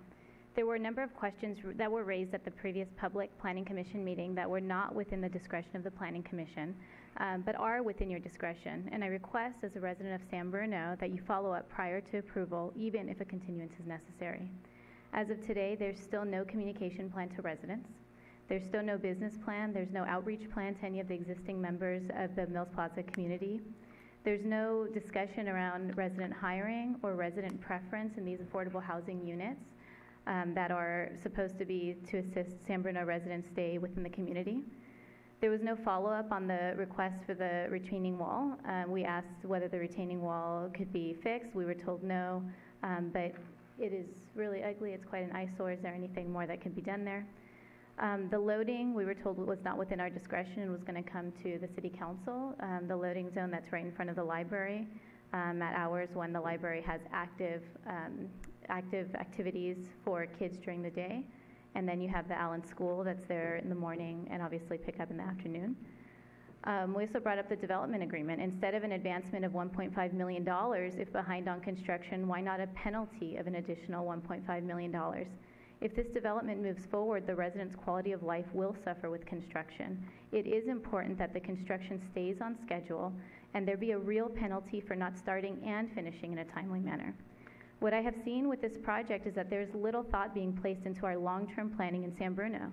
There is yet a master plan that includes live and active depictions of every development happening simultaneously so that as a whole we can see what the impacts are going to be in San Bruno. Developments are not coordinated with city leaderships considering short and long-term impacts in the aggregate such as traffic and school enrollment. As a city, we do not appear to be negotiating with an upper hand or acknowledging our own city's worth. Measure N stated that the change would be a slight increase in height. The word slight is misleading considering the size of this development and its proximity to single-family homes.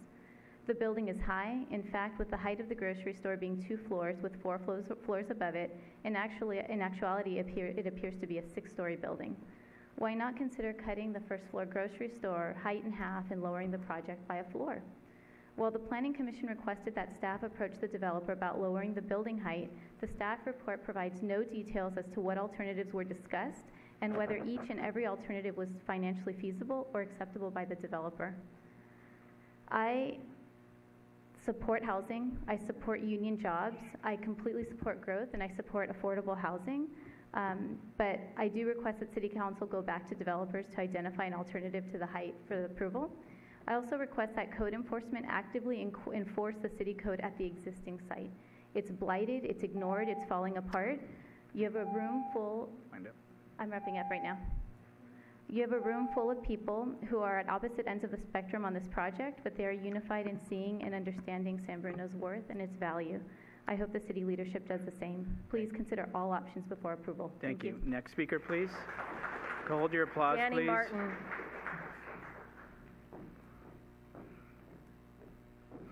Hi, my name is Danny Martin, lifelong resident of San Bruno, taught Laura's child. I'm a 20-year educator, so I'm going to come and speak on behalf of children in this community and this oversized project next to a school that is going to cause increased traffic, that is going to impact children coming and going to school, as well as the library that is right next to the school. I fear for the public safety with the amount of cars that are going to be on the roads with these kids crossing the street. I think that this project is way too large for this area. This area needs improvement. I have walked the El Camino. I've ridden my bike on the El Camino, just like everybody else here can say. However, I see that we need improvement. This project is way too big for this area. It needs to come down in height. It needs to be scaled down. We need to have parking for that grocery store. Where's the parking lot going to be? Underneath? On the side? I don't see a parking garage in this picture. So we definitely need to look at things like this. I'd also like to say, who's going to live in these apartments? Is it the grocery store workers? My father worked for Safeway for 43 years and retired from the Retail Clerks Union. Do you think that his salary at this grocery store would be able to afford to live in one of these luxury apartment condos, whatever you're going to call them? No. I'm a teacher, 20 years. I wouldn't be able to live in this luxury condo apartment building and commute and walk to work. I would have to drive to keep my job. So I am against this.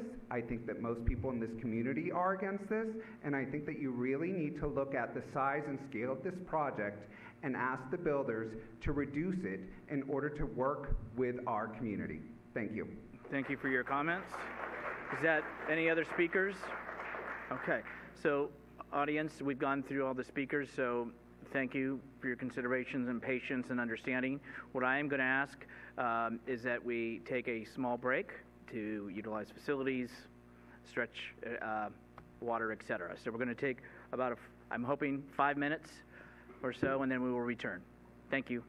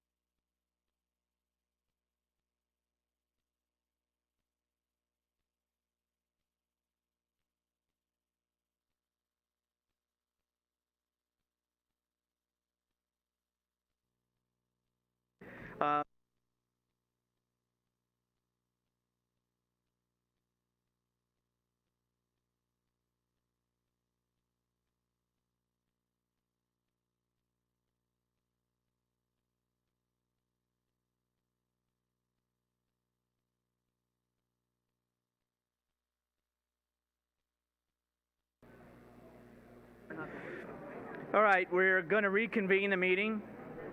If we could all take our seats, please. No running. No running, Finance Director. Okay, we're back out of recess and back live.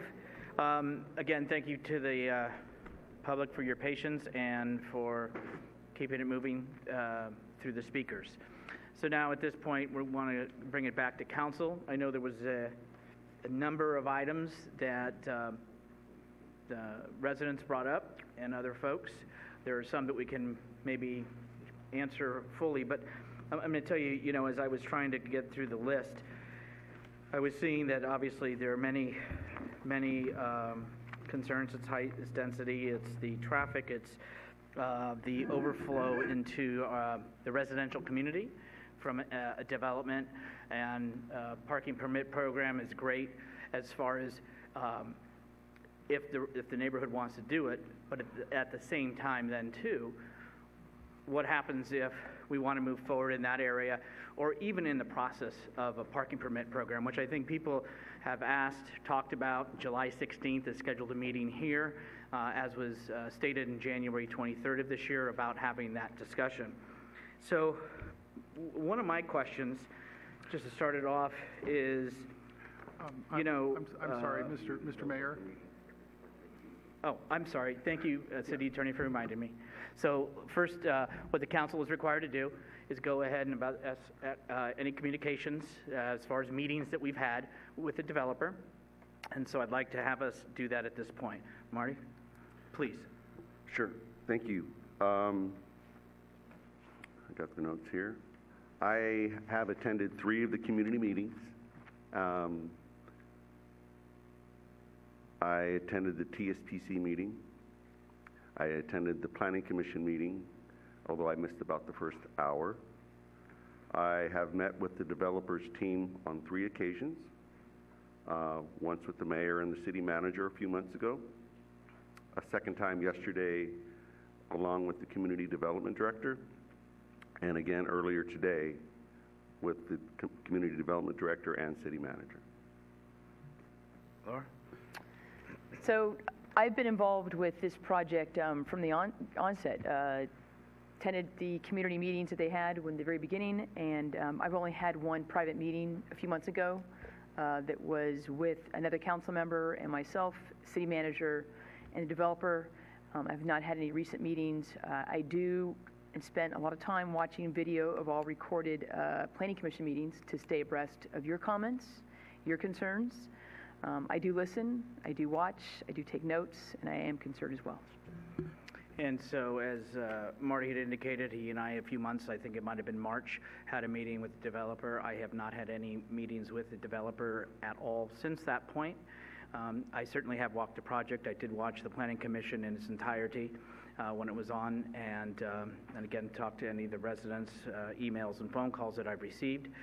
But as far as with the developers specifically, it was back in March. Okay, also, I believe what I should do is I need to close the public hearing. So can I have action from council? Motion to close public hearing. Okay, there's a motion, and Marty seconded it to close public hearing. All those in favor say aye. Aye. Okay, any opposed? 3-0.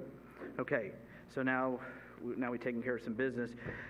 One of the things, like I said, was the parking permit program, and one of those, which is coming up in this month, made me think about it a little bit, and the concern about overflow. And as I walk the project 3 times today, but in other subsequent times, there is overflow, and some of it on the 600 block of Linden, I know, is from a business in itself. And I had watched that and parking in the library, parking, et cetera. And that's not what we're here about tonight. But I would want to know, a lot of concerns we heard from the community, and as the community knows, the resources that we might have available are limited at times. But I'm wondering if the developer would be amenable to consider providing $100,000 to the looking at and or enforcement of a parking permit program in this community. And that's because I think there is overflow, there is concern, hopefully about being neighbors and what have you. So that's one, and if they would be willing to add that onto the project. So I don't know if council's okay if I ask that question at this time, or staff is fine. I think the developer can respond should they choose to.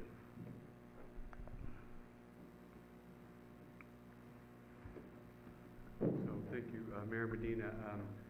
Whereas I actually don't think we will be contributing based on the amount of traffic, or excuse me, based on the amount of parking we're providing there, in the effort to be, a good citizen and a member of the community, we would agree to that. Okay, would you put that in the conditions? Yes. Okay, thank you. That's one thing that's been on my mind in walking the area over the last week or so.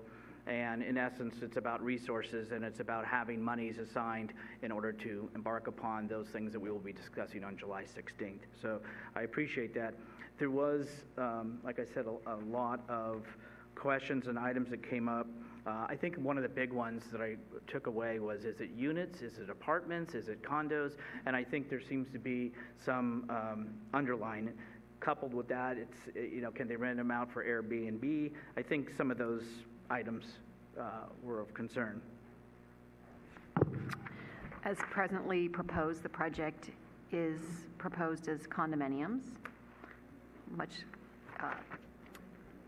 the developer would, or the property owner would retain the right to rent them, just I'm like... sorry, Darcy, could you pull the mic a little closer?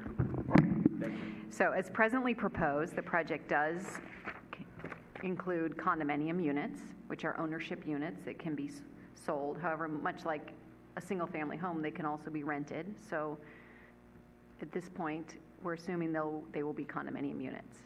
There was a question about 100%, yes, all of them. I'm sorry. Let me go ahead, City Manager. Answer that. So the development agreement calls for, should the developer at their election choose condominiums, they have to provide an additional $5 million, and so that's how you get to 10. A base community benefit payment of 5, and an election of condominiums, another $5 million. Now, that election cannot happen at any point during the life of the project. The way the agreement is written, it has to happen before each unit is occupied, so gets their certificate of occupancy. The developer has said to city staff that they intend to condominiumize, and so that's why we're using the up to $10 million. They have to make that election before a unit is occupied, whether the first occupant is a renter or the first occupant is a condominium owner.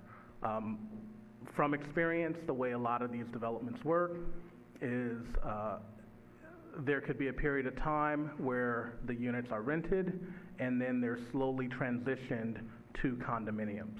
However, the way we structured the arrangement is if they are ever converted to condominiums, it has to be done before the ability to do that has to be done before initial occupancy.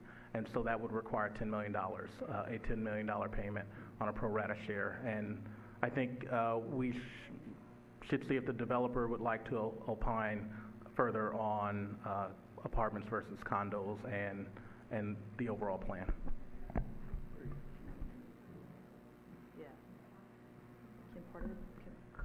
So it's a good question. Staff is largely right. What the intent would be is that we would elect to make a decision one way or the other prior to the first occupancy, in which case if we chose to make the building condo, that we would pay the extra $5 million fee prior to any occupancies. That being said, it's our business intent to rent those units out for the foreseeable future and have the option in the future to change to condo. So there would be a condo map and plan in place, but it would continue to be a rental project for the foreseeable future. But we would have to pay, if we did choose that, to pay the extra $5 million. Okay. Oh, yeah. Marty had a follow-up question since we're on the topic. Just the same, maybe I'm just hearing it wrong, but the election to be a condo has to happen before the very first occupancy of each building, or the very first building? Each building. Because the buildings wouldn't necessarily be built at the exact same time. Got it. I just making sure I understand exactly. what we're talking So prior about. to the occupancy of this building or that building, A or B, we would have to make that election. Right, and when you said that you're going to keep it for a certain time, I guess that's... So in a lot of our projects, we have a condo map in place, but they are rental projects for, a period of time. Is it 5 years, 10 years, 50 years? And it may or may not ever be a for sale project, but we have the option at that point to change it to for sale. Does that make sense? You okay?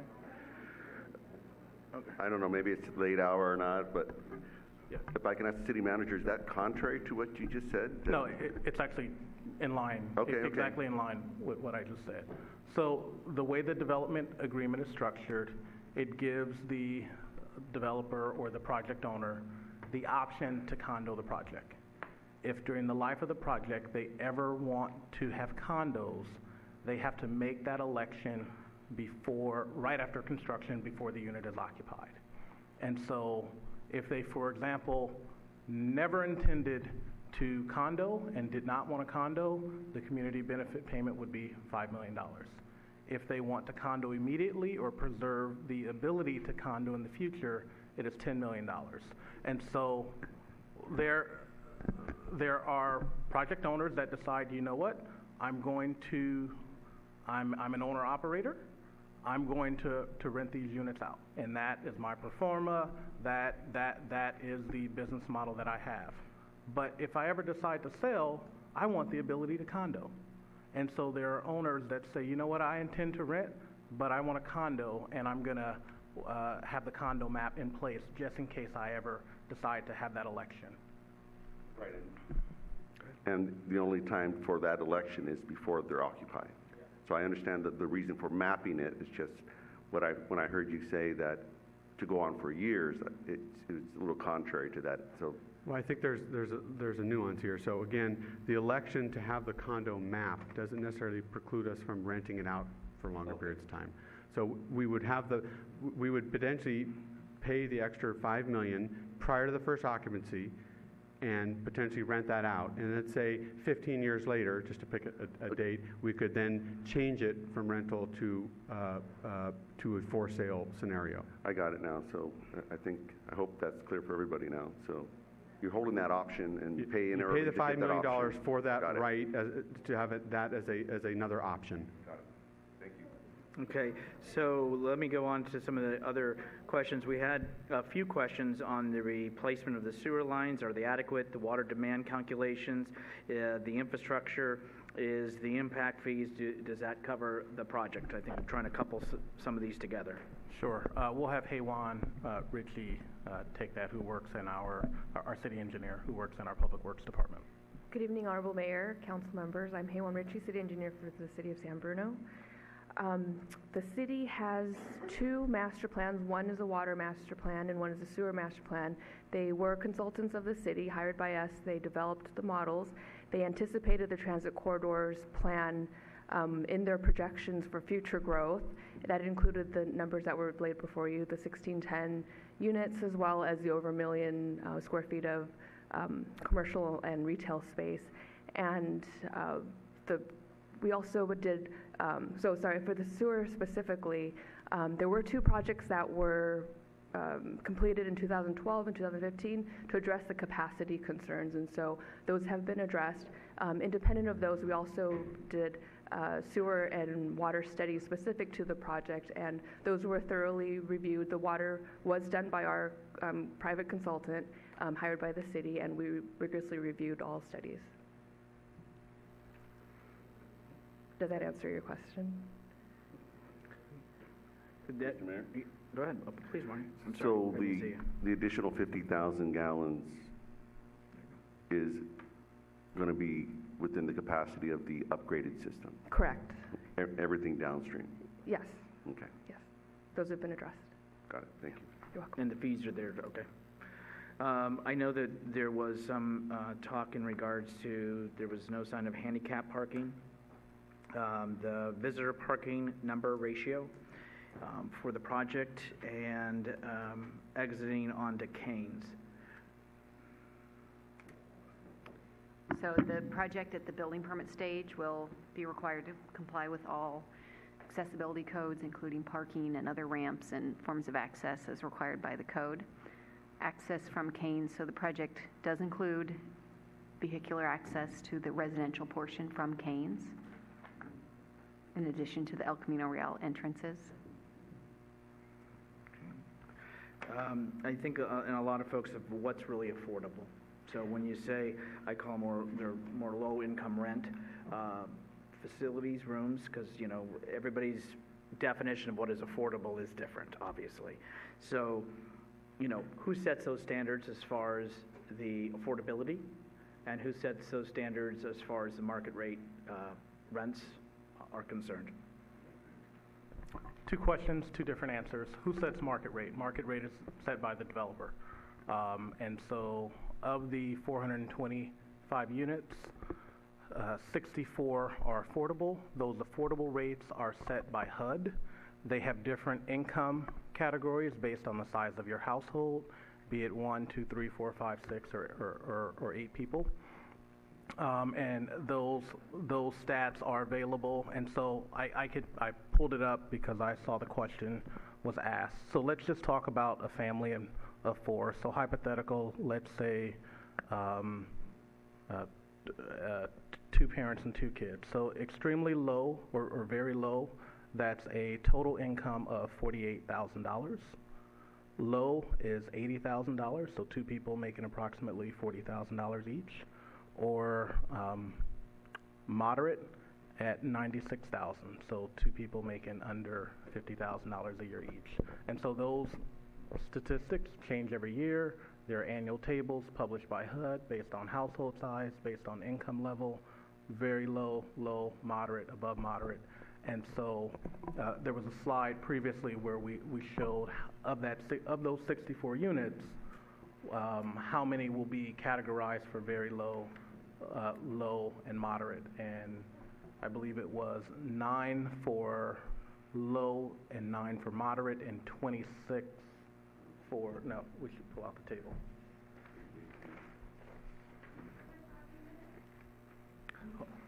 Hold on, please.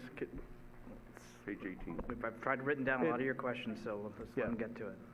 So it is 26 at the very low, 19 units at the low, and 19 units at moderate, for a total of 64 deed-restricted affordable units for 55 years. Okay, there was also, trying to couple again, there was about, I'm sorry, yeah, Laura. Just in follow-up, in follow-up to that question, you don't know the cost because, the unit cost, because that's set by the developer, and that's to be determined. So we can't get an answer on that. Yeah. They're typically set around 30% of the income. And so there are federal tables that have those income standards, and the developer has to comply with those federal standards. And there's a full administration process where someone comes in, they fill out an application, there's an income verification, you pull up the federal table and the federal rents. Are they eligible based on their income? And then they pay, it's typically about 30% of their income.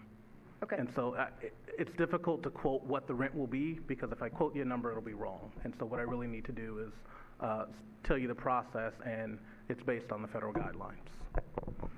Yes, Marty. Can we have the developer give us a ballpark figure that was used to generate these pro formas for the project? I don't have them on the top of my head, but we can't charge whatever we want. Based on those incomes, they say that you could attribute no more than approximately 30% of your income towards rent payments. So it's significantly less than market rate. And for the market rate is approximately? They're probably in the 2,000 to 4,000 range type thing, and in the 2s, 3s, and 4s, depending if it's a studio, 1 bedroom, 2 bedroom, 3 bedroom. Also, I would add that the federal government also prescribes maximum amount of people per bedroom.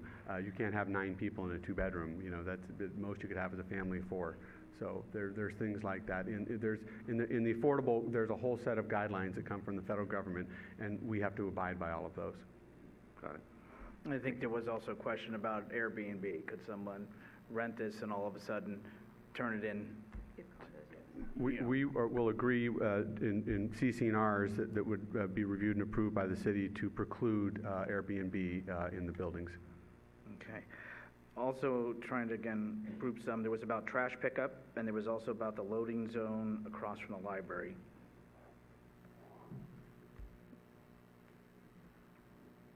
So we'll have the loading zone answered by Michael Cotto, the city's transportation engineer. Good evening, Mayor and council members. I'm Mike Cotto from the Department of Public Works. I guess I need to know exactly what the question is about the loading zone that you would like me to answer. We had one of the, from my notes, and I was trying to write it down quickly, is that there's across from the library is my understanding where the trash pickup would be.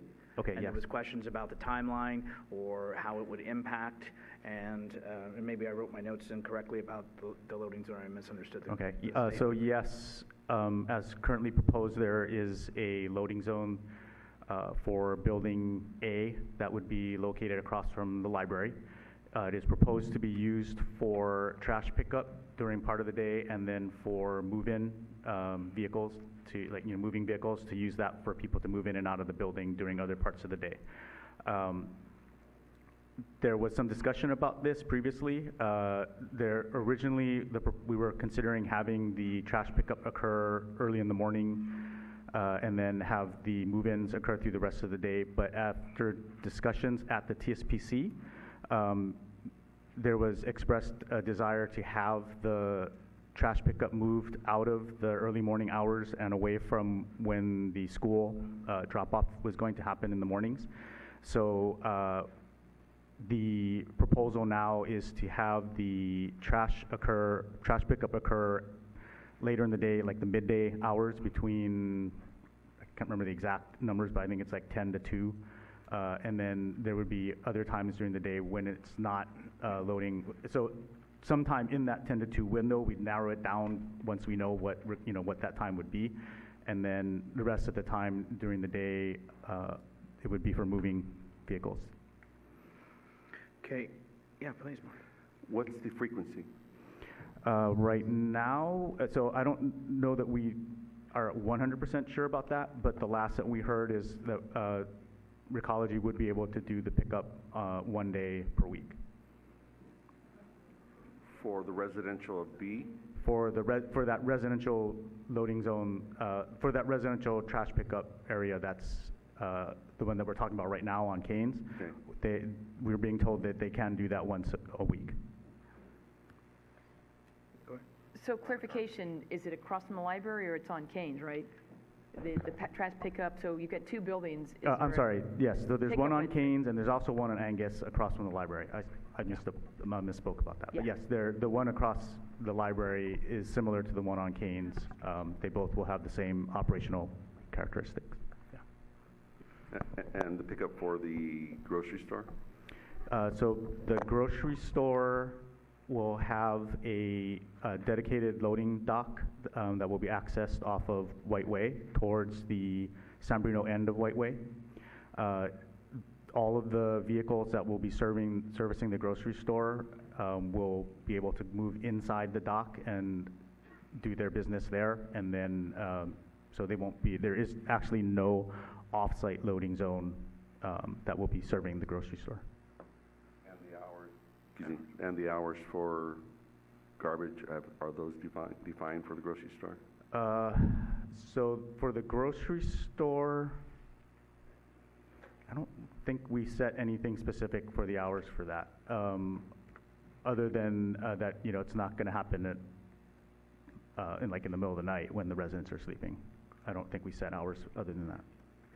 Is there a limit on when the garbage trucks, isn't that like 7 or 6? I can't remember, but I would think it'd be something like that. Or do you know? Or maybe I don't know. somebody? Yeah, Please, well, if the applicant has an answer, go ahead. Mike?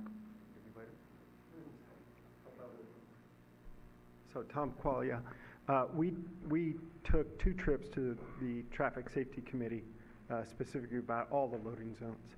So we have 2 garbage pickup locations. One is across from the library in a pullout, not on the street, in a pullout. The garbage is inside the building. Recology comes and picks it up once or twice a week between the hours of 10 and 2 during the business days. They go into the building, takes them about 8 minutes. They bring all of the dumpsters out. The truck is off the roadway and they leave. Then also during business hours, there are loading pull-out area in the exact same place for tenant move-in, once again during business hours and not on Sundays. At the other end, the trash for the garbage and the residential has been combined into one location so that there's only one pickup, and it's fully within the building, down in the loading dock area at Whiteway and San Bruno Avenue, opposite dialysis. Once again, they come once or twice a week to pick that up during the hours of 10 and 2, and those are restricted and in the conditions of approval as a result of the Traffic Safety Committee. And then just to follow up with that, what about the grocery deliveries? Same. Now, the grocery deliveries have a little wider time frame, and I can't remember if it's 8 a.m. to 5 p.m. There's a condition of approval in the 220 conditions. The pickup and delivery for the grocery operation has a wider window than the 10 to 2 for the garbage pickup. So it's basically business hours, so you can't come at 5:30 in the morning and do deliveries. They're restricted, and staff can probably find that condition and give you the exact. I can't remember if it's 7:30 a.m. or 8 a.m. And the location of that, is that in the also same- on Whiteway as well? Same place, Same place. at the Okay. corner of Whiteway and San Bruno Avenue. It's fully enclosed. Okay, and it won't block streets because of the delivery or the garbage truck. It'll be Correct. off. So it's been designed, Whiteway is a public roadway, and it's being widened for fire purposes and everything. And the loading dock is fully enclosed in roll-up doors, so they open and the vehicles are allowed to go inside. Then I know there was also, I'm sorry, go ahead, City Manager. Just because we talked about moving trucks, I just want to point out that there is a condition where we are limiting the size of moving trucks to what's called SU30, so a single unit truck 30 feet long, in order to not have extra large moving vehicles on Canes or on Angus in those zones. So. Mr. Mayor? Yes, please. And all the move-ins are scheduled, must be scheduled, correct? Yes, that's a very important point. So you cannot get an elevator, freight elevator, unless you have a scheduled appointment and a scheduled time so that the freight elevator is protected for those move-ins. So it's very organized, and that's what all the projects are doing up and down the peninsula from San Francisco all the way down to San Jose. While we're talking about loading zones, what about UPS, Amazon? I mean, it's a revolving door at my house with kids. Yes. So So- how do you expect to support that for 425 residents?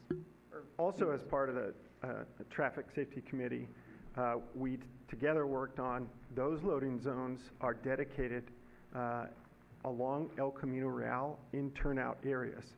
And there's one large zone for each building so that UPS, Uber, Lyft, and whatnot are in a very designated, very controlled location right adjacent to both the lobby entrances for the apartments as well as the commercial and retail entries.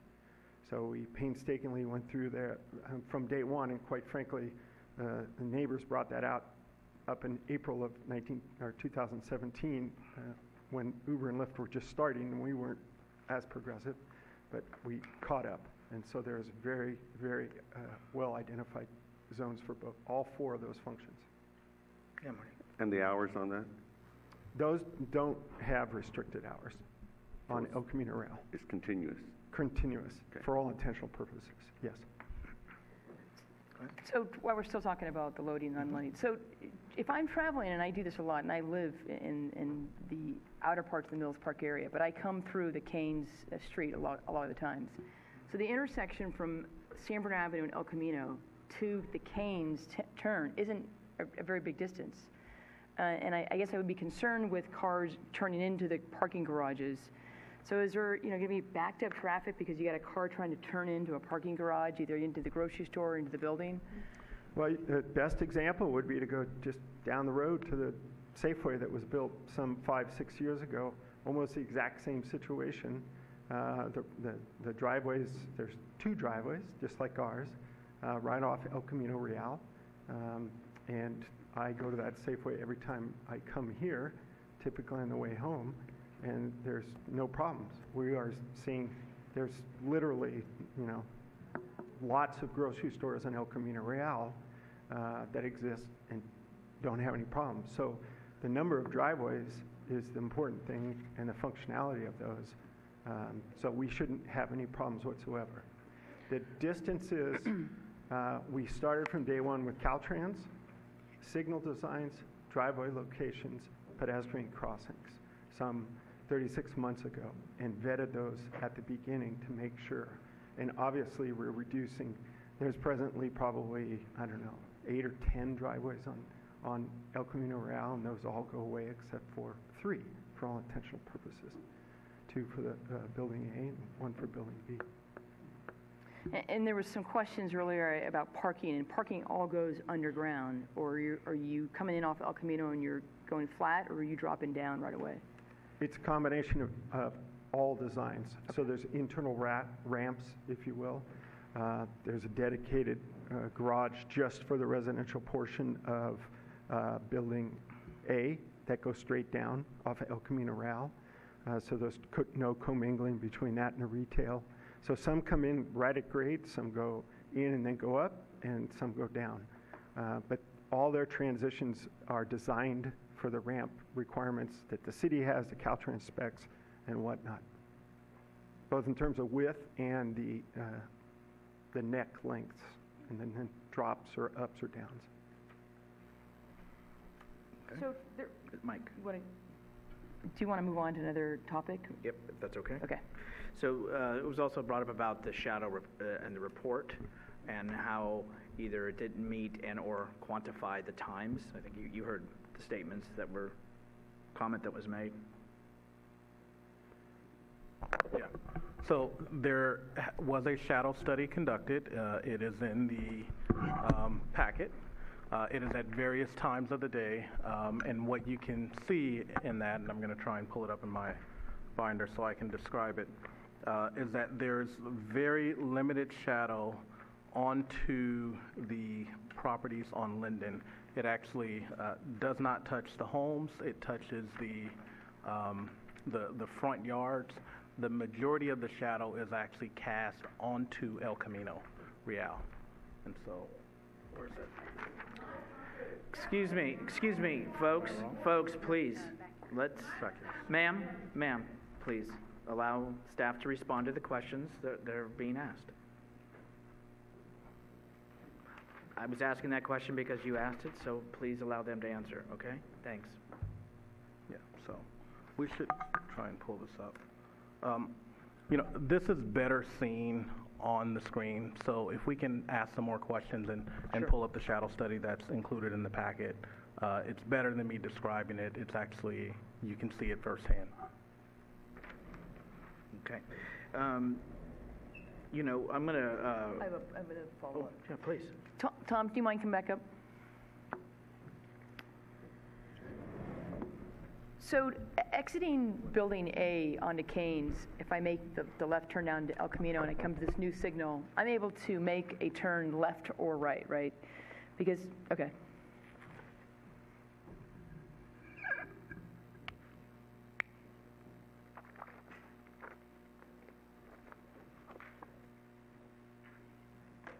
So let's take a step back and just clarify a few things. Okay.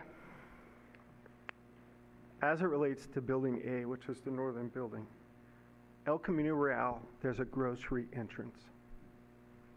El Camino Real, there's a residential entrance. On Keynes, for Building A, there is no entrance to the parking garage. On White Way, off of Keynes, there's an entry for the grocery. So for all intentional purposes, there's 2 entries to the grocery, one on El Camino and one on White Way for Building A, and one residential entry off of El Camino for the residential. On Building B, we have 1 entry on El Camino Real for the residential. And then I have to go to the next level.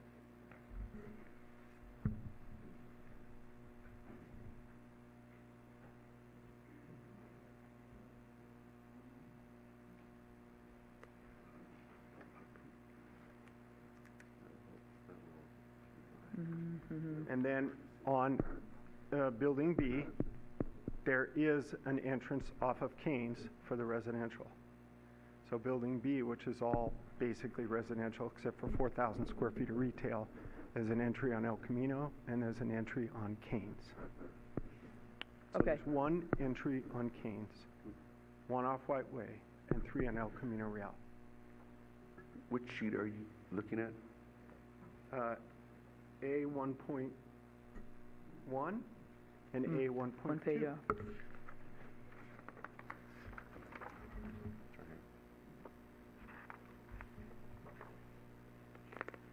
I guess we don't see the entrance on Keynes for Building B. Look at A 1.2. Oh, there it is. Because there's 2 levels. Gotcha. So you, back to your other question, some are coming in this, Okay, so some are that's coming there in and that. that's there. Okay. So if I exit Keynes, I get to this new signal. Correct. Is it one lane for each direction? So if I've got, residents leaving the neighborhood that live in the neighborhood, residents who live in the apartment or the condos coming down to Keynes and El Camino, can I have to sit this light now to either make a left turn or sit this light because a person in front of me to make my right turn? Is that, do I have a one lane each direction, or is there going to be a turning lane that's going to provide you a right turn lane? Yeah, so you have a left-hand turn. Hang on one second, let's make sure I get you the right answer. Simon, can you bring up- Simon? That's wide enough. I just want to ask the civil engineer. Yeah, make it's sure fine. I don't give you Please, the wrong, appreciate You it. don't wrong We answer. Get the answer right and straight.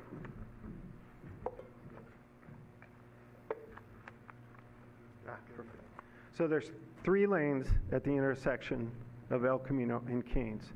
There's a dedicated right-hand lane to go south. There's a dedicated left-hand lane to go across and go north.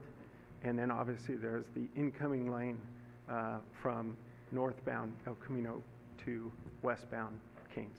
Perfect.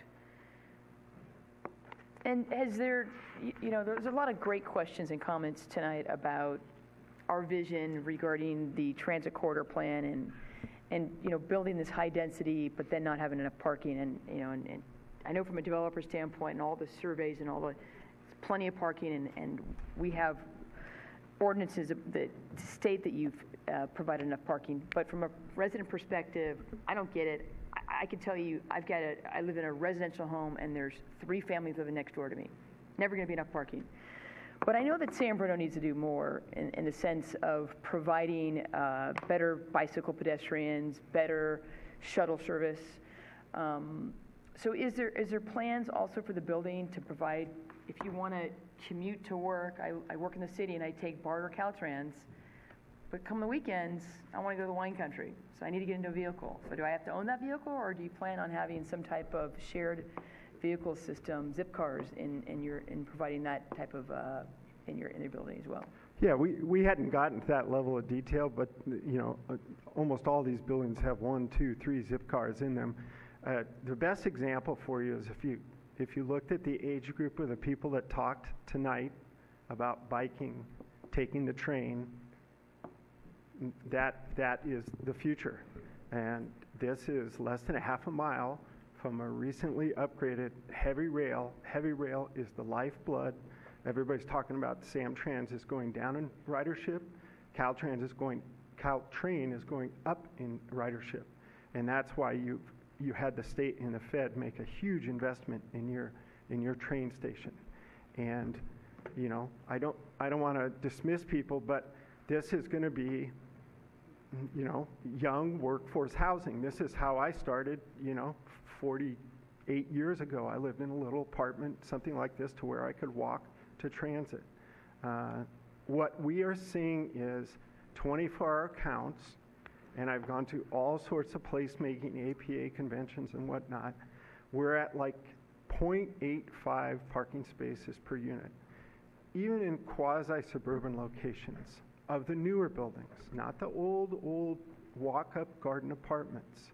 And we're parking this at 1.46 and 1.52. So we have almost double of what every industry standard and 24-hour counts from basically Pleasant Hill down to San Jose and Santa Clara up to San Francisco is bearing out. So I've gone to seminars where the architects are saying we've messed up because we didn't anticipate the fact that 20% of these parking garages are going to be empty and we don't know how to convert them. Well, we just ignored all that and parked it substantially. And it's hard for the residents to understand that. I lived not too far from the Shelter Creek development, and I remember years ago when they built that, and I lived in a residential neighborhood, and it was a great thing and a beautiful complex, but now it's a horrible thing, and parking is all over the neighborhood. They're coming down onto my street, they're parking, they're probably leaving abandoned cars as well. So I understand that, but it's hard for the residents to understand that because we know what we've experienced for the last 20 years. It's gone in the opposite direction. But I know that we can do more to help that situation as well. Through the chair. Yes. Sure. Just to respond to that a little bit. It goes without saying that we have a housing crisis in San Bruno and along the peninsula. I happened to look today on the multiple listing, there are 14 homes for sale in San Bruno today. There's just frankly not enough housing. And so where do you build housing? Well, 68% of this community said you build it along the transit corridor and you build it in the most dense areas. And absolutely that will have an impact on traffic. That will have an impact on the people that live directly behind those units. But what is the greater good for the overall community? There is an imperative need to build housing for people.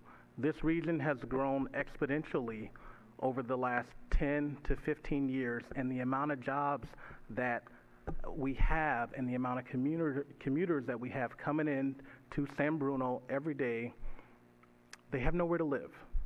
And so one of the good things about this project is that we are building housing, 425 units along the transit corridor.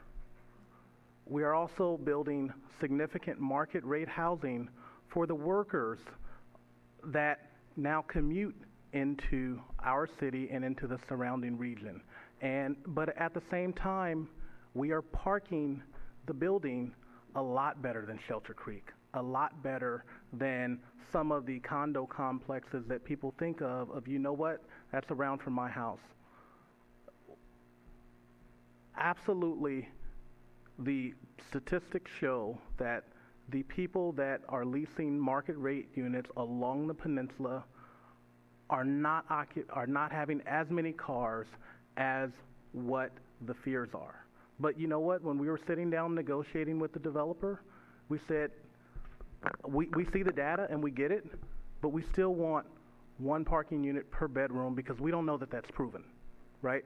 The whole goal of the transit corridors plan is to build housing along the transit corridors where people work. So hopefully they will not use their car Monday through Friday. But our experience is when people come to San Bruno, move to San Bruno, they still have the car. And so we wanted to make sure that this development had enough parking on site should the cars come.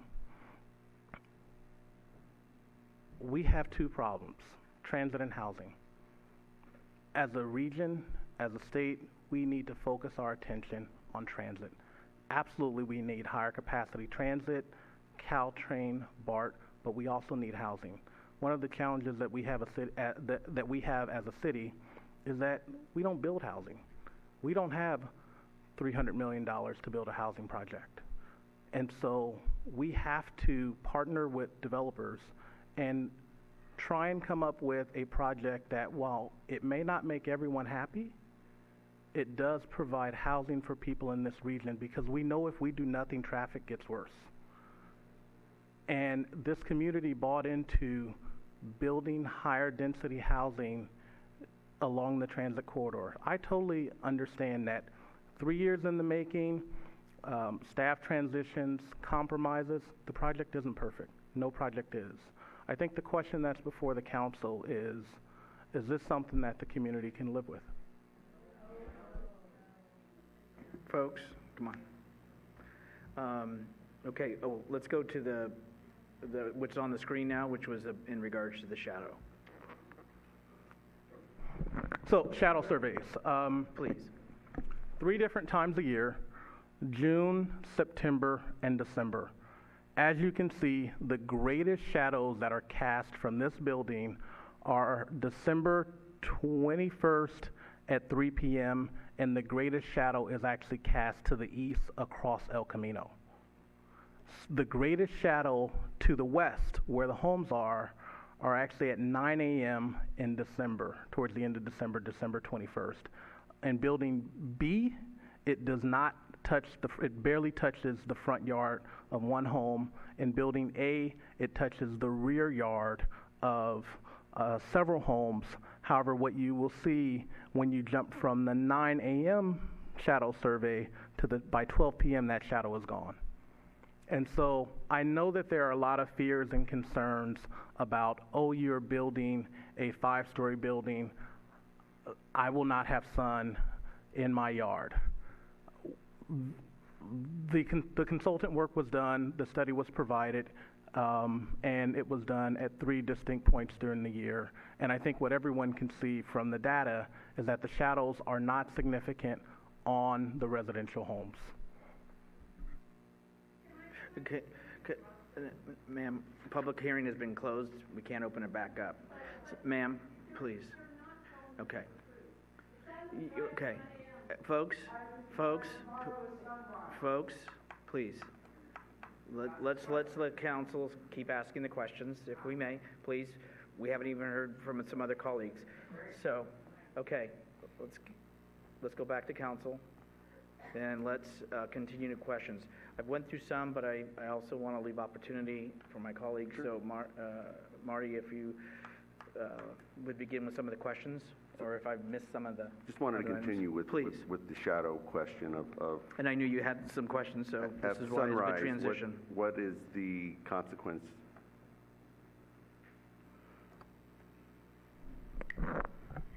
So, I do not have the answer to that question.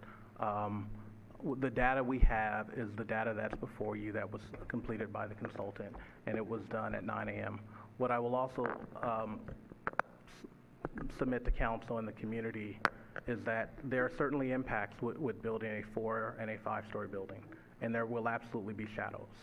I think we can pick every hour upon the day, and if the council is saying that you need that to make a decision on the project, then we go back and we have the consultant do a shadow study for every hour. I think the data that's before you provides a representative sample at 3 points during the year on what the shadows are. And the most significant shadow on the homes is in the December time frame from this shown at 9 a.m.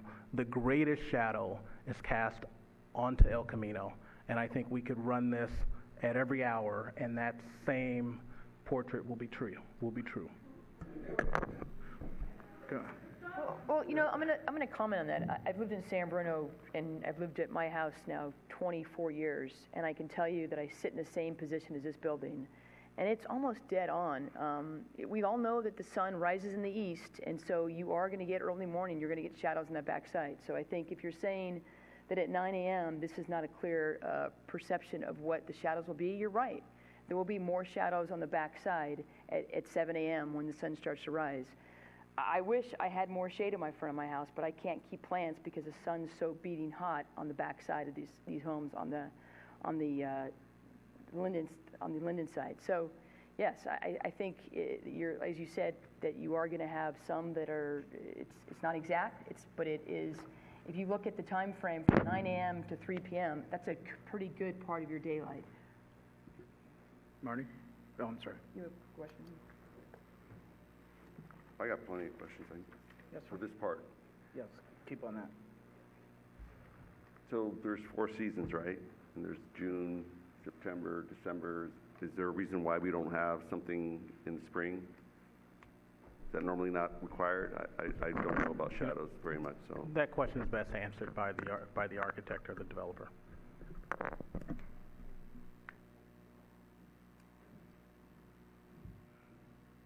Largely, it's because it's the same as the fall. I mean, basically, the December is going to be the shallowest sun, and it may be slightly different at 7 or 8 in the morning, but not drastically. And the sun doesn't come up at 5 in the morning in December. It comes up a lot later, and it's generally overcast or raining. And so, it's not going to be dramatically different from the 9 a.m. picture in December. And to staff, is this, I'm sorry, Marty, is this consistent when we have developments about the shadow survey, and is this just because they wanted to do it that way, or is it because, please? No, yeah, so this study is pretty standardized for projects, and this is a typical representation. Just wanted to clarify that. I'm sorry, Marty. Looks like 5 months are missing, January through May. Okay. Marty? No, I know calendars. Marty? Are we finished with the public's comments or questions? I'm done Yeah. with this part. Okay, yeah, that's, I just wanted to, go ahead. Oh, you ready? Yep. So you had some questions, we want to keep going. Please. For the affordability, how does that process work? How does somebody get on the waiting list? Is it weighted towards residents? Is it length of residency? What do we have ready to answer for that? So right now, the city doesn't have a robust affordable housing program. We don't have a waiting list. We plan to develop that in the next year as we try to implement our affordable housing program and look at our affordable housing impact fees, which we have almost 4 million of.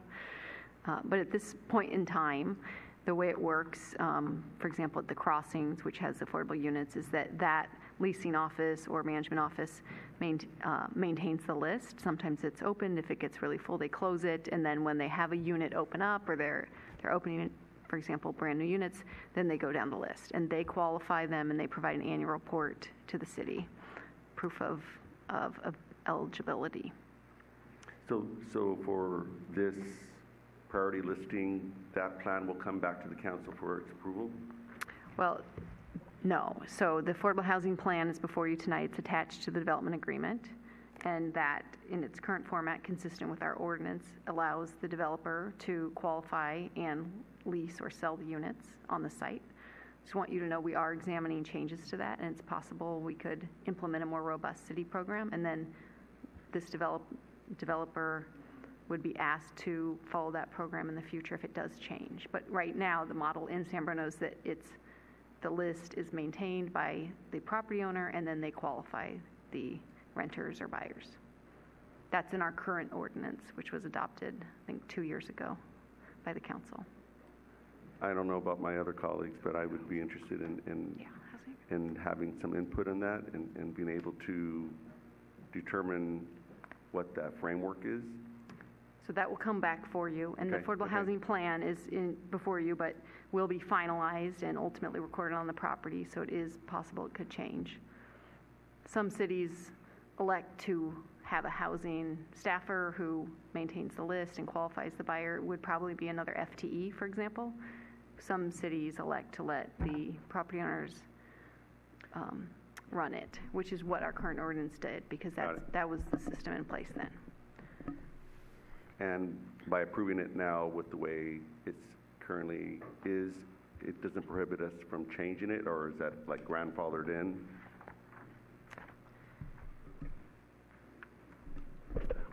We would approach the property owner and attempt to negotiate the city taking over the administration of that, and so we would be relieving them of the administration of the affordable housing units. There's essentially 3 ways to do it. Darcy left out one way. So our current process is essentially self-administered, like the Crossings. The affordable units in the Crossings are self-administered. Or the city could take it on through a city staffer and administer the affordable housing program, or you could contract it out to a not-for-profit in the county. And so what Darcy is articulating is that as we look at our affordable housing program, which, to be honest, hasn't been robust, largely because we have not had significant housing development, and we are looking at ways to change the administration, so frankly, we do have more control over it. But this agreement is set up under our current ordinance with our current practice because we could not have the developer commit to something that is not in existence, nor has it been gone through the full policy development process to council. Got it. I have another question regarding the impacts to our business community that are currently there, and regarding their leases. I believe the council has received some email regarding a request from one of the business owners about the problems they're having. I believe I got it from Assistant City Manager Tamayuki, is that correct? And what progress has been made. Just interested to know how these businesses are dealing with this waiting game, and it seemed like there was some difficulty that some of the one for sure was expressing in getting a favorable lease. And I was wondering if we could hear a little bit about that, because I don't have an answer of what I could tell any business over there what's happening. So all of the, is this on? All of the leases have been month to month for several years now, because the company, the Williams companies, told people that they will be redeveloping. They would like to redevelop the site, and so they didn't want to extend long-term leases. So everyone there has been on notice for several years now. And so if folks want long-term leases, the Williams have said, we can't accommodate you here, but you have some time to go find some other spaces. Some folks have done that, and some folks have decided they want to stay on and try and, stay there as long as possible. But again, all the current tenants have been told for at least 3 years now that this was coming. Okay, that pretty much answers my question. If they're being allowed to have to extend it month to month, that was okay. But it seemed like in this email, and if anybody could chime in on that, it was like, no, it was a year lease, and it can be broken, and you're stuck. But if you're telling me it's month to month, then it's contrary. I don't know what the issues are with this one. There may have been other issues regarding this lease that I'm not, because I don't know the email you're talking about. But it's my understanding that everyone's on a month to month at this point. And again, those tenants are aware that at a point in time there won't be another month, because the hope and goal is that we could build the project. Yes. Got it. Is there, on that point, two things? Russ, who was account tax, that used to be the tax gentleman that I went to, and he ended up retiring due to medical, but at the same time I would go into him and say, are you going to be here next year? And I knew it got to a year to year, and then it got, less than that. So I do at least know through that gentleman that we would talk about that annually. The other thing is how long can you foresee it? So obviously it's month to month, but does that mean if the project were approved, it would be a year from now, or what do you see realistically to those business owners? Approximately that, I would think. I'm sorry? Approximately a year from now. Okay, thank you. Maybe less, maybe 6 to 12 months. Okay. Sorry, Mary. I was just going to say, and that's been the problem with this entire complex, which is what we continue to hear complaints from residents, whether it's boarded up windows, whether it's furniture stores that gone out of business, et cetera. It's been ever since, it's probably been 10 years that San Bruno Ford was no longer given a long-term lease, and GW Williams has wanted to develop this site for many years, and so many tenants in that complex have been frustrated with that complex for many years, not making any upgrades, not making any improvements, and giving them sort of short-term leases, which is not the way anybody successfully wants to run a business. So. Understood. Thank you. Go ahead, Marty. I have another question regarding the parking for Victory Honda, which apparently leases a number of spaces, and when this project goes away, those employees are going to have to park somewhere, and they're probably going to park in the neighborhoods near Linden, where Victory Honda is. And I was wondering if we can, the email I received said something about it being part of their conditional approval for Victory Honda. So the consequence of this project on Victory Honda's parking, I wonder if staff was aware of any of that. Yes, I do want to caution us by going down the line and trying to address individual tenant issues. We typically do not assert ourselves in landlord-tenant issues, and I think it's important to realize what we're talking about. We're talking about a substantial redevelopment of the parcel, and should that happen, there are a number of businesses there that need to find additional locations. There have been a number of those businesses that have reached out to us. Some of those we have information on. Others we have given referrals to say, maybe go look here. As you know, one of the things we frankly don't have, because we don't have the resources, is a economic development manager that could help with small and medium business retention.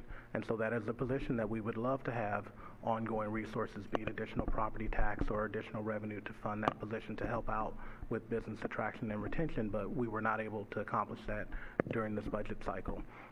Specific to Victory Honda, I do know that they are leasing the Mike's Auto lot, and they have shifted a number of their cars there. Absolutely, there are a number of tenants at the Mills Park site that need to find other arrangements should the project go through, and I think the developer has been doing what most developers would do. Is when you're going through the entitlement process, you don't have long-term leases. You gradually go through a process of shortening your lease term, so if you do have an approval, you can go through the building permit process and break ground, and absolutely that comes with challenges and businesses needing to find relocation. But I would just caution us going through individual emails and talking about solutions or potential, because I don't know that is germane to the project approvals that's before you tonight. That was my last one on impact. So, yeah, I got plenty still, but go ahead. Okay. I have a question that I want to address regarding the construction concerns. I've heard a number of residents bring up concerns about, my home was built in the 40s and with the pile driving, et cetera. So, yeah, I would be concerned as well, right? I think that the construction times and the hours is kind of an agreed thing, and we know that we're not going to be bothering residents during before the 7 a.m. But what happens when a resident has an issue with construction, right? My home's just fine. All of a sudden, this construction starts across the street, and now I've got rodents that are coming around that I never had before, because we know when you're digging up dirt like that, you're going to all sorts of things, critters come up. Or I now have cracks in my fireplace that I didn't have before. How do all those sorts of things get addressed? Sure, absolutely. There's an agreement for a project manager and a hotline and a newsletter, and I think it's most appropriate for the applicant developer to respond to that.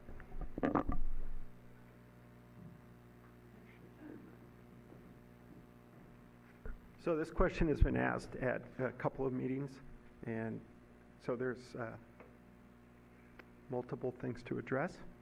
There's one, the hours of operation, which the city establishes, and that relates as to noise, dust, and whatnot. There's a pre-construction setup, if you will, where you start to put up screen fencing, quite frankly, dust fencing, and whatnot.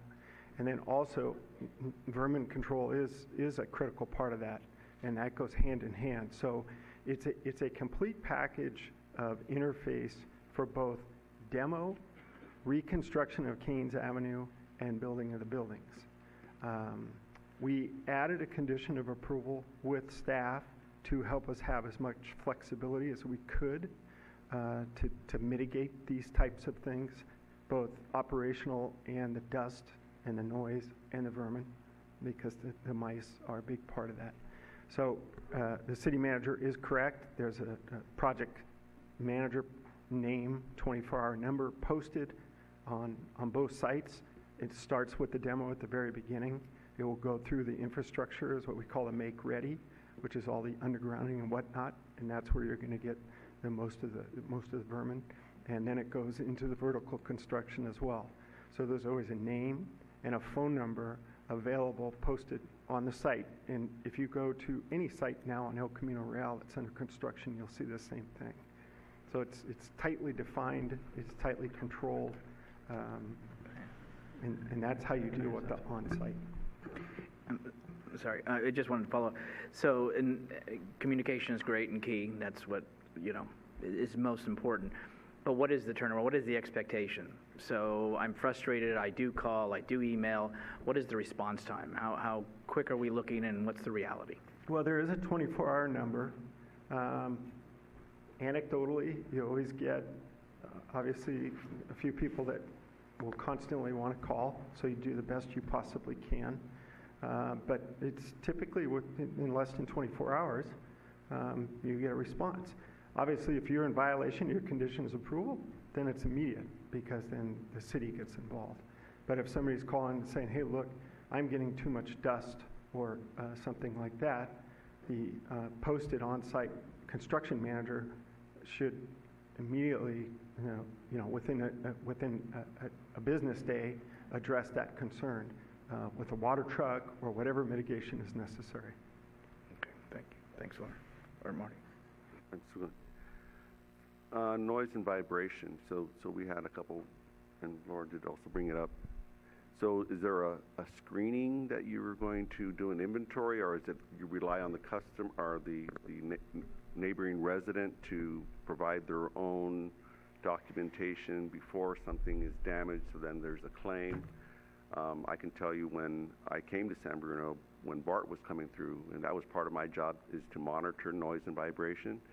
And vibrations are really interesting, how they can concentrate in certain areas. So what we didn't do then was it was totally up to the property owner to come back and say, hey, there's a crack on my plaster, and or there's something wrong with my chimney. And then the problem was, well, prove it. When did it happen? It was a pre-existing condition or whatever. So there was some analysis, I guess, on one of the reports talking about noise and vibration. But what is, to address the concern that our residents have that are nearby, what is the plan to deal with vibration?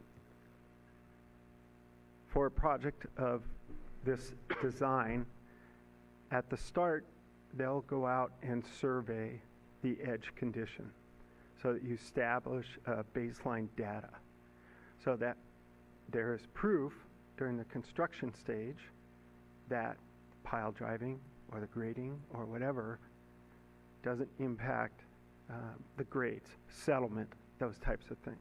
So there's empirical data that's established at the beginning and is monitored through construction. So they'll take, like, let's say the top of curbs on Linden to make sure those aren't moving as a result of the digging adjacent to it. They'll take the top of curb or the top of pavement along White Way so that there's a control during the heavy construction, digging of the holes, pouring of the concrete.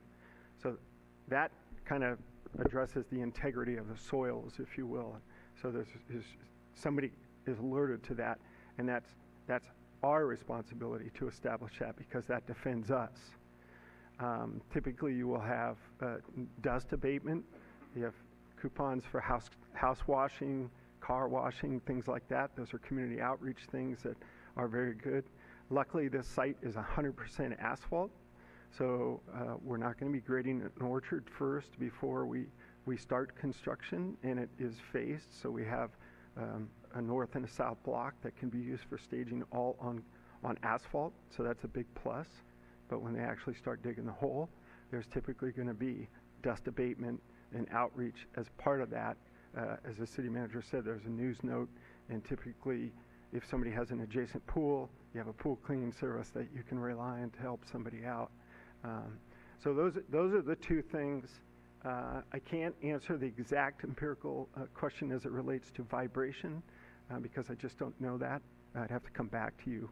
But I'm sure we have a condition of approval that requires us to mitigate that, but I just don't know what the exact answer is to that part of it.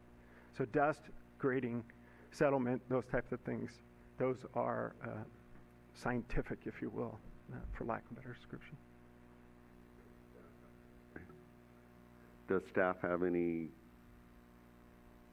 comment on how to deal with claims with people saying their house has been damaged by the vibration? Yes. So I think part of what we're doing is we're going into a line of questioning that has to do with the actual construction of the property and what the mitigation measures will be for the encroachment permit and what the actual process will be for contacting the on-site manager and response times. Certainly, we will attempt to represent the homeowner and escalate the matter with the developer/owner. We do that now with construction projects when a homeowner comes up and says, "Hey, I've complained, I'm not getting a response." We'll escalate it and try and get a response. Just to point out, there's a whole series of conditions in here, so we have to water twice daily. I mean, and the length of time that they'll be exposed dirt is pretty de minimis. It's the amount of time to grade, put the foundation in, and in essence pour the concrete over it. So it shouldn't be months and months of grading activity. So we have to do dust control measures. We have to post our project superintendent's name or responsible person. We also have to post the hotline number for the Bay Area Air Quality Management District. Folks can call their ultimate regulator of air quality. So they can call us, they can call the city, they can call the district. And in terms of the vibration, basically there's best management practices that we would be putting in place, and there's maximum noise and vibration standards that would go into the building permit approval process. Based on the exact type of foundation, which we haven't, the foundation isn't designed, it's a conceptual at this point. So as we work through the city plan check process, the building to permit process, and with our consultants and city staff and or outside consultants for city staff, that will be designed and we'll put in place the best practices at that time. Got it. I just wanted to be able to address the question from the public. I know we're getting into pretty detailed questions, but I think they're worth noting. So I'll continue. What are the plans for the solar lighting? Our solar energy, is there plans for an all electrical appliances? So the plan would be to A, install solar panels, B, to have all electric appliances. There probably would need to be gas for the retail uses down below. Typically the kitchens and restaurants need gas. And indeterminate yet as it relates to the heating and air system. But at the very least, all of the appliances would be electric, which candidly is the vast majority of the energy usage. Got it. And so with the plans to put in solar, they're pretty flat, and so the screening of any of the HVAC or anything like that, what impact will that be for the residents or to be able to see that? Because we do have allowances for that in our project. Yeah, they should. And the height. I can't say that they wouldn't see it anywhere, but it should be very minimal, if any, visibility. It wouldn't be on the lower levels. It would be on the on the top level. For the solar, that yes. But for all the other it would be on the roof too. And I think the things that would be visible are ones that were shown up there, which are the elevator shafts, and again, I think it'd be de minimal of any of the HVAC equipment. Okay. I want to piggyback on anything. Yeah, I have a question. Clarification on height. We keep hearing this. It's 80 feet. It's 70 feet. So it's 70 feet, and there's really only 2 elevator shafts, one on each building, that will extend the additional 10 feet. You are correct. Correct. Thank you. And that's only from the El Camino side. Right. It's 57 or 8 or 9 feet on the White Way side. Right.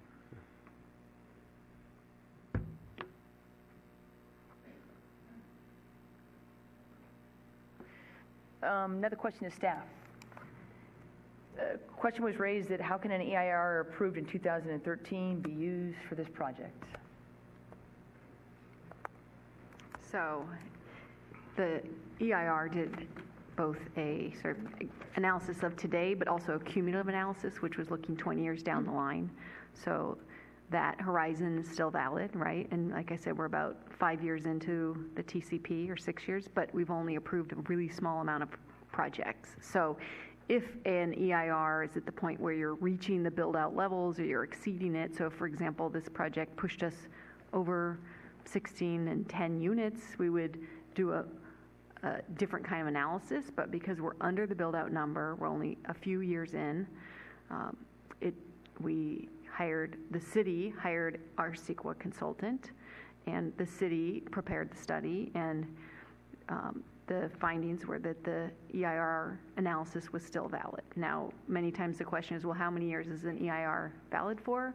That's debatable, but generally they're good for, 10, 15 years. There has to be really the threshold that you're exceeding that build-out number, or conditions have substantially changed. And that we've studied. We did a very thorough initial study checklist, and that was not the conclusion that was reached. So since I've got your attention, another question. So there was a comment made by Commissioner Mason that said that the project that the commission approved, which was a 5-0 vote, is not the same thing that's been brought to us as at council tonight. So I was confused in that comment. I don't believe she said that. It was a gentleman that was made that statement, according to my notes. That's incorrect. The same project is before you tonight. We revised the initial study checklist, for example, to address some questions that were raised. But the project itself, the plans have not changed at all. Great, thank you. And to our city manager, so a few months back, maybe not even a few months, but it seems like maybe only a couple months ago, that it sounded like there was a consensus with council that we talked about a notification process, and we continue to hear this at different meetings and different discussions that residents don't feel like they're informed. And so we've asked for a notification process that we would come back and review and come to an agreement on the boundaries that we would notify, as well as what are all those other things that we're going to do to notify residents. So just kind of want to, if you have any updates on that, or do you know when that might be coming back to council? Sure. I do not have a date for when it's coming back to council, but you are absolutely right. Council asked for it. Our standard notification practice is 300 feet. That's what's in our municipal code. For the transit corridors plan, it's 600 feet. And so that's why I think some residents know that some projects are at 3, some are at 600 feet.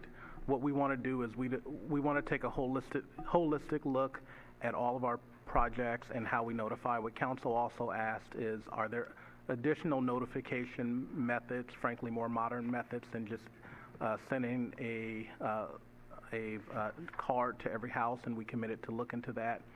And so we're still doing that, but we want to frankly have some rationale and a standard, because you can always say, oh, well, it should be further, it should be 1,000, and we heard here tonight from a resident, it should be the entire city.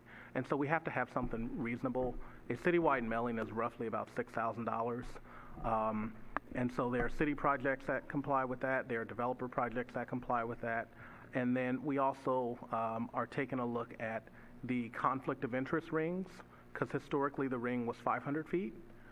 For council members, now it's, for some projects, it's 1,000. So do we want to align to that? And so we're just taking some time to come back and give you a thorough recommendation. Great, thank you.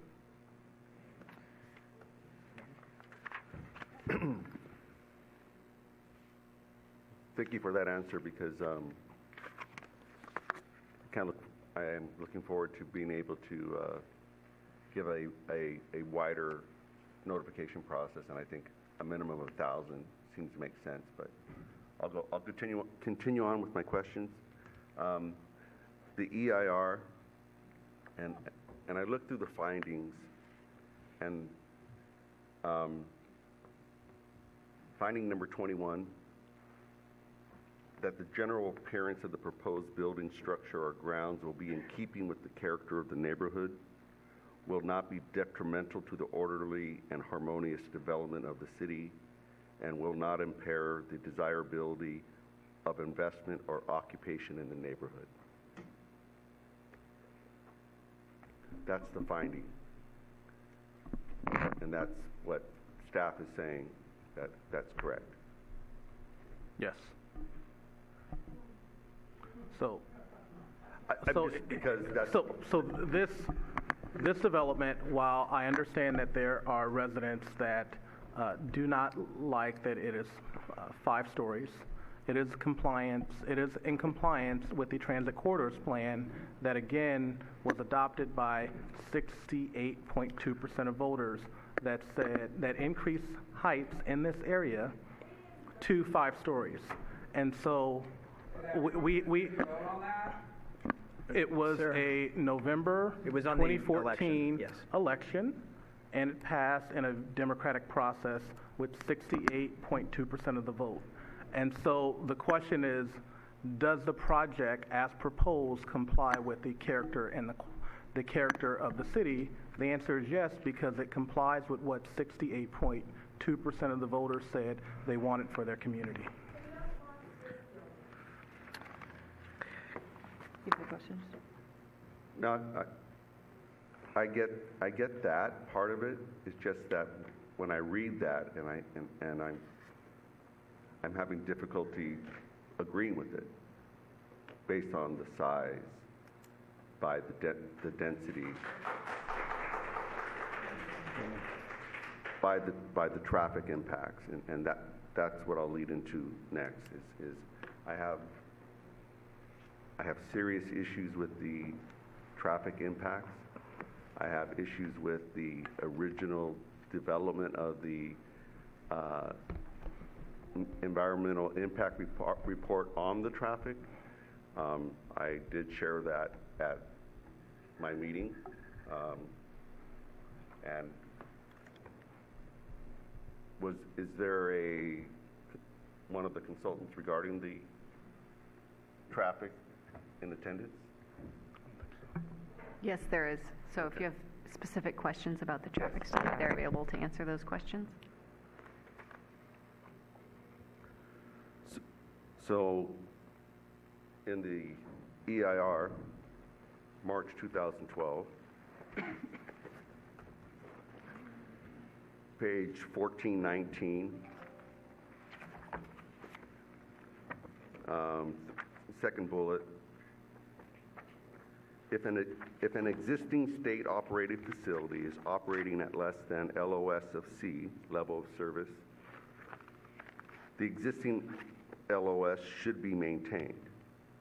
Caltrans staff has indicated that Caltrans considers any increase in traffic to a state-operated facility operating at an unacceptable level of service is considered a significant impact.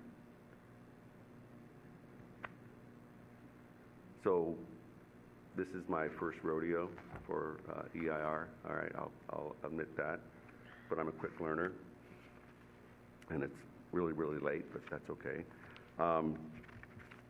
So help me understand, if it says here in the EIR, if that's a significant impact, why aren't we doing a full EIR on the traffic?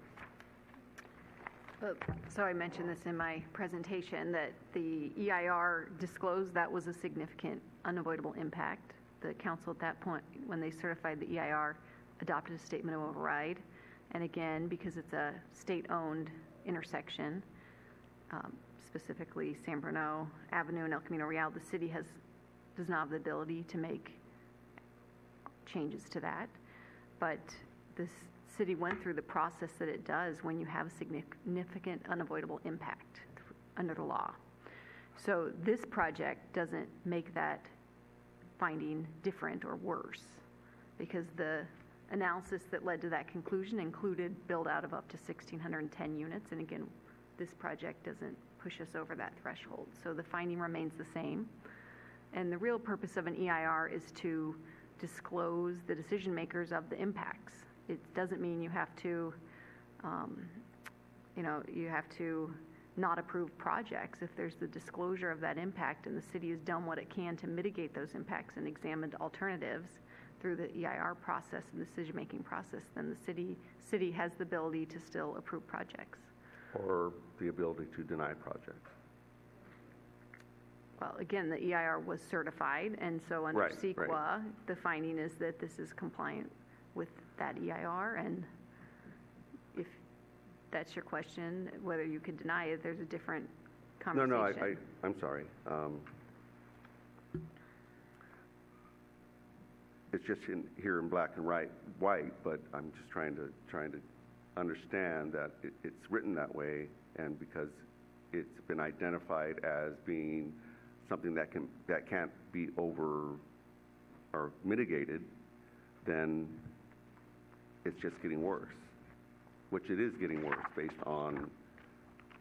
So that was the EIR, right, for the transit corridor plan, and then we have the analysis based on the traffic study of the increase in the wait times at the intersection.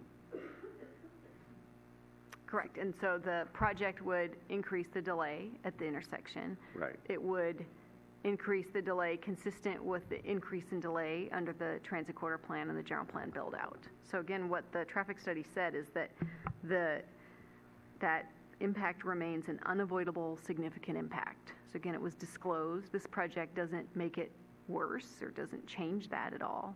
So the finding remains the same. And when the council certified the EIR, they knew that. It was made public along with other significant unavoidable impacts. Just make sure I understand.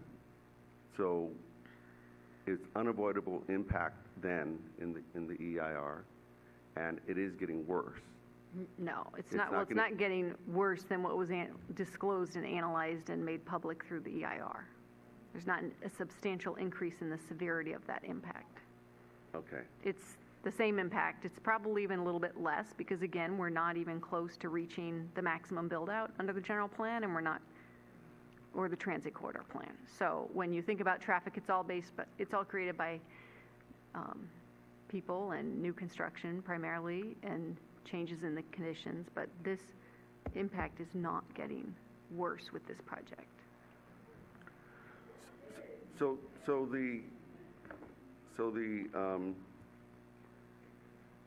and we talked about this earlier in our meeting about trip generations that are identified of how these studies are generated. And on page 1427, I quote, they're referencing the trip generation handbook, and here's the quote: "This method has some shortcomings in that it is based on a limited sample size of 3 mixed-use sites in Florida.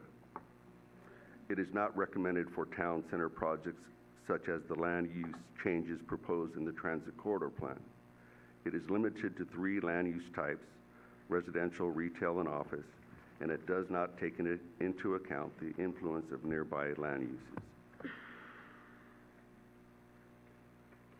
So that's in the draft, transit corridor plan EIR.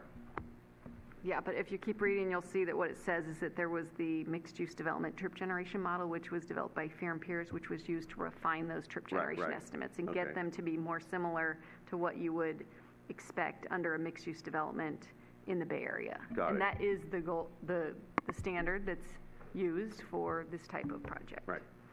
I was going to get there. Yeah. But in the draft Mills Park mixed-use development impact or traffic impact analysis, it mentions the same thing, but it doesn't add in the MXD trip generation that you just referenced. Yeah. I'm looking at page 29. So I'm concerned if we're comparing apples to apples. So we can get the traffic engineer up here, but the MDX model typically reduces the trip. So if anything, I would say that the ITE trip generation manual, which was sort of the base, is more conservative and has higher trips, whereas the MDX model tends to bring trips down. But he can clarify this. This is the city's consultant. My name is Ad van der Hout. I'm with Hexagon Transportation Consultants, and our company produced the traffic impact report for this project. And what you were saying, that is correct. It is typical when you do a project level analysis such as this one. There are guidelines and standards and criteria that are set forth by the Congestion Management Agency, CCAC, as well as the City of San Bruno, on how to do a traffic impact study for this particular project. And for that project, we typically use ITE rates, which are more conservative than the rates that are used in the MDX trip generation process. So it would result in more conservative estimates of traffic. So following up on that, the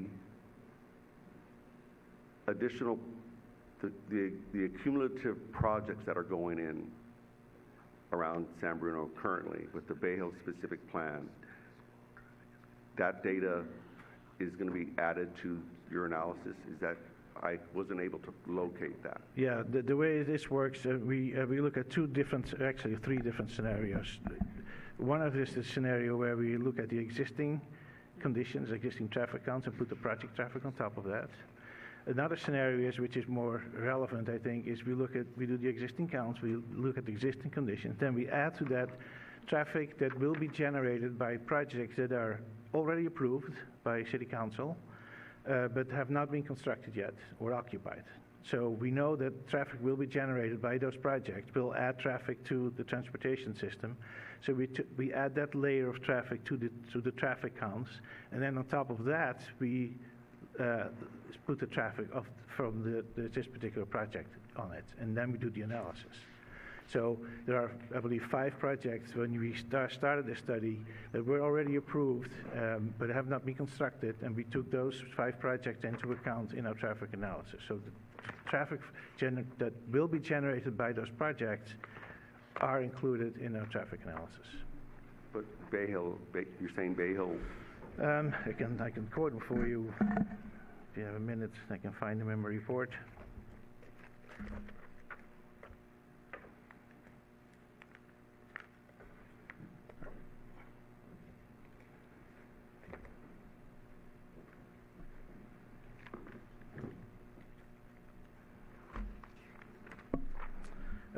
At the time that the traffic study was conducted, when we took in the information, what was provided by the city, were 5 projects: 1250 Grundy Office Development Project, 406 San Mateo Avenue Mixed Use, Crossings Hotel, San Bruno Dialysis Clinic Office Development, that's right next door, and 111 San Bruno Avenue Mixed Use Development. Those were the projects that were at that time approved but not yet constructed. Right, so the 1250 Grundy is the SF credit union. Mm-hmm. So it doesn't include the pretty much anticipated increase.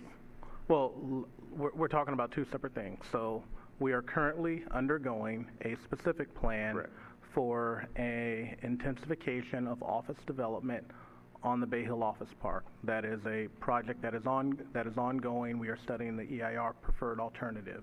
We will be getting that information back, and we have an update on that project on July 31st I believe, a joint meeting of the City Council and the Planning Commission. So were those impacts identified? No, that wasn't even a project then. I will say that as we are looking at those impacts, the major tenant there has one of the best TDM practices of almost any corporation because of the amount of people that take the shuttle buses there. And so I would hazard for you to make any conclusions on to this project based on a EIR that is ongoing and you don't have that data in front of you.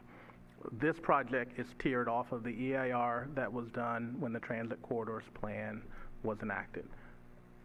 I think it's also important to let's step up on the balcony at a policy level. We all know anecdotally traffic is increasing, right? So we know we do nothing, traffic is increasing. We also know that when the EIR was done, it said if you add 1,610 housing units along the transit corridor, traffic also gets bad. This project is 425 of that 1,600, so it's within that boundary. The policy question that's before council is building 425 units in this area in compliance with the Transit Corridors Plan and acceptable entitlement. And so absolutely, traffic is getting worse. It will get worse with the TCP. And with this project, the traffic counts go up. But the whole plan of building transit-orientated development is to build housing, desperately needed housing, along the transit corridor. In addition, at 25 units, this is not the largest complex in San Bruno. You have the Crossings at over 700 units. You have Shelter Creek at over 1,200 units. You have Peninsula Place at 872 units. And this project is better parked than those projects. And it's in the transit corridor. And so that's the whole point of the transit corridor is we all know we need to build housing. We all know that this region has had an explosive growth in jobs. So where are we going to build housing? What the community said is, you know what, we're going to build along the transit corridor because we want housing closer to jobs, closer to transit. And so that is essentially part of the project that is before you today, is a project in the transit corridor that fits within the boundaries of the EIR.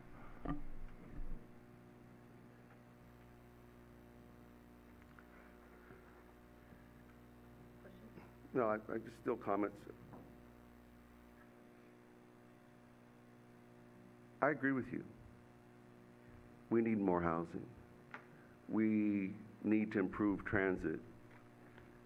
Just where we're putting this large amount of new housing at the corner of El Camino and San Bruno Avenue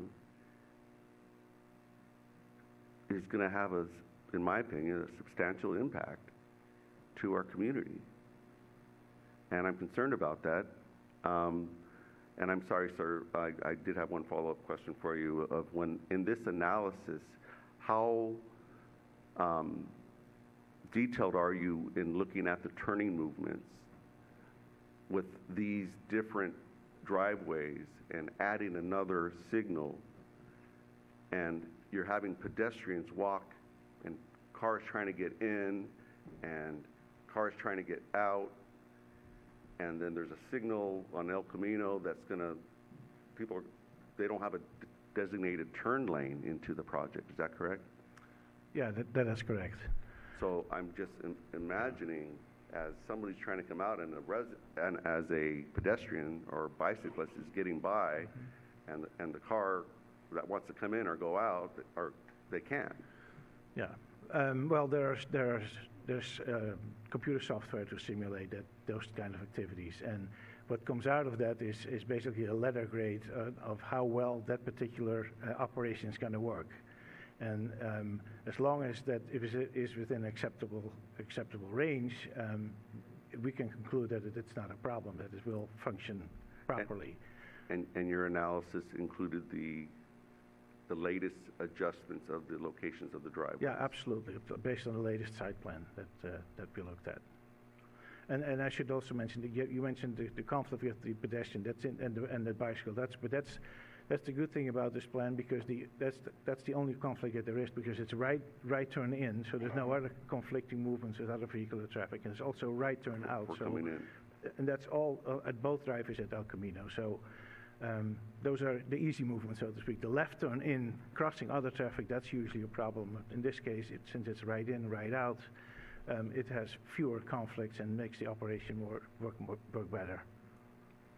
Okay. Laura? I wanted to go back to a question I made earlier, and I was concerned about some of the comments that was made by one of the commissioners, that there was some lack of plans, lack of communication plans. There were certain things that were not provided to the commission that didn't come to council. And I guess what I'm hearing is possibly that there's things that will come later, right? What's going to happen if this gets approved, and what are the different plans that need to come through in terms of the construction? And we talked about different hours of construction. We talked about if there's complaints, who you go to. So tell me what we could expect, is what's missing from some of the comments that she may have made, and I'm not sure if anybody captured those notes. Yeah, sure. So tonight we're talking about the entitlement, which is honestly the first step in another multi-year process, and the development agreement is up to 8 years. So there's frankly a lot to come, but this is the planning entitlement. So the things that were asked about dealt with we've touched on some of them. There was a question about a community relocation plan, or a business relocation plan. As we've replied, the city doesn't get involved directly issues between the landlord and the tenants, but we are a resource should they need assistance in certain areas. The communication plan with the residents is something that would be developed closer to issuing permits and starting construction. The affordable housing plan, we have a draft. It would be finalized and recorded closer to construction. So there's actually a lot that really ramps up closer to construction, and there will be entitlements that come back before you, such as the final subdivision map and the official vacation of the streets and the condominium use permit, which isn't being processed right now because the building plans don't have the level of detail. So there will be future council meetings that involve council actions, and then some things happen at the staff level, at the permit level. So there's a variety of work that's still to come. Great. Thank you for the clarification.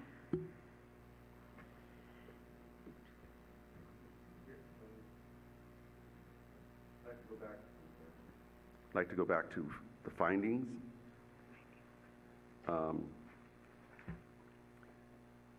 We did touch upon the condition for the residents not to park, the new residents to not park in the residential area off-site. We heard today that there's $100,000 available for the parking enforcement, because we all know that without enforcement, you're going to have kind of what we have now. But I'm looking at finding 16, that the accessibility of the off-street parking areas and the relation of parking areas with respect to traffic on adjacent streets will create a hazardous or inconvenient condition to adjacent or surrounding uses. So we've talked about potentially having this approval from the developer to not have their residents park, but we don't have that plan in place yet. So I contend that we're not mitigating that condition, and I have an issue with that finding that it's okay.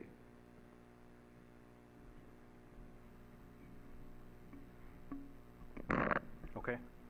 So we had a town hall in this room, I believe on January 23rd.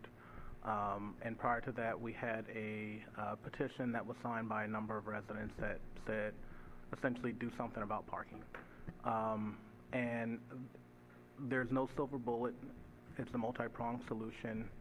And frankly, what we're dealing with is a built environment several years ago that can't accommodate the amount of cars that people drive. And the driveways aren't long enough to accommodate the cars of today. The roads were not built wide enough, and some houses don't have off-street parking. And so that is our reality today. What we are trying not to do is to repeat the ills of the past, which is, even though all of the evidence says that the market rate tenants do not drive or do not all have cars. I think the statistic is about 80%. The parking that's provided may be 80% full. We wanted the developer to commit to providing one parking space per bedroom. In addition, we are coming back to the City Council on July 16th, so in just a couple days, with RPP guidelines for City Council adoption. And so the program is in the works. Absolutely, we heard the residents. It's a multi-pronged solution. A residential parking program, frankly, will not solve the parking issue that we have in our city. It's one prong of a very, very challenging issue. And so do we not approve new development because we don't have a residential parking program? Or do we continue to work toward implementing a residential parking program and work with a developer that has committed to providing substantial parking on site, 72 parking spaces above what our current codes are, and is voluntarily committing to not allow their tenants to participate in any future RPP, record it so then we can enforce that and deny it.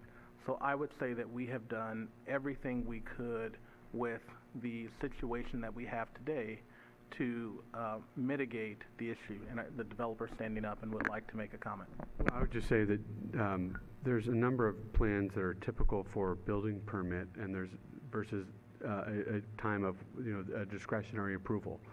So you approve the project, XYZ project, in either an EIR or zoning or the project architecture or whatnot, and then there are other things that are done later at the building permit. You don't have a residential parking permit, but we said if you did, that we would make sure that our residents couldn't participate in it, and we said we'd even fund enforcement mechanisms. So at the time of the building permit, we could see whether if you have that, then we could submit to that and basically exclude ourselves. If you didn't, then you didn't, but I'm assuming you will.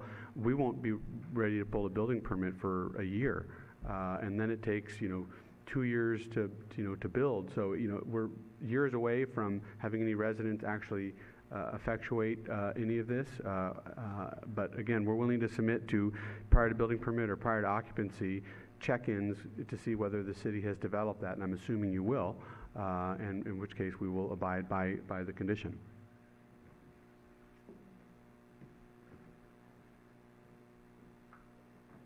I guess, excuse me, the reason for my comment is just when I read something that says that there's no impact, I just wanted to identify there is the impact, and we don't have something in place to mitigate that. We can get to it, but I just wanted to make sure that that point in the findings didn't seem exactly accurate to me. But now that we're talking it through, I think I'm better off with that.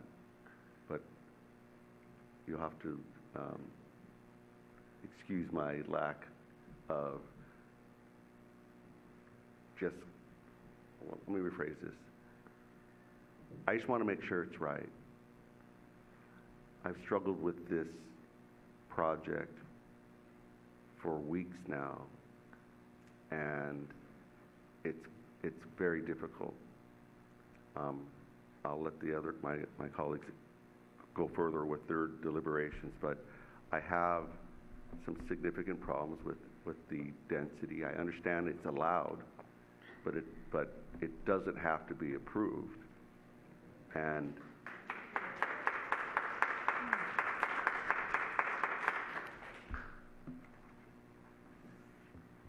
in all the meetings I went to, the residents have been very clear.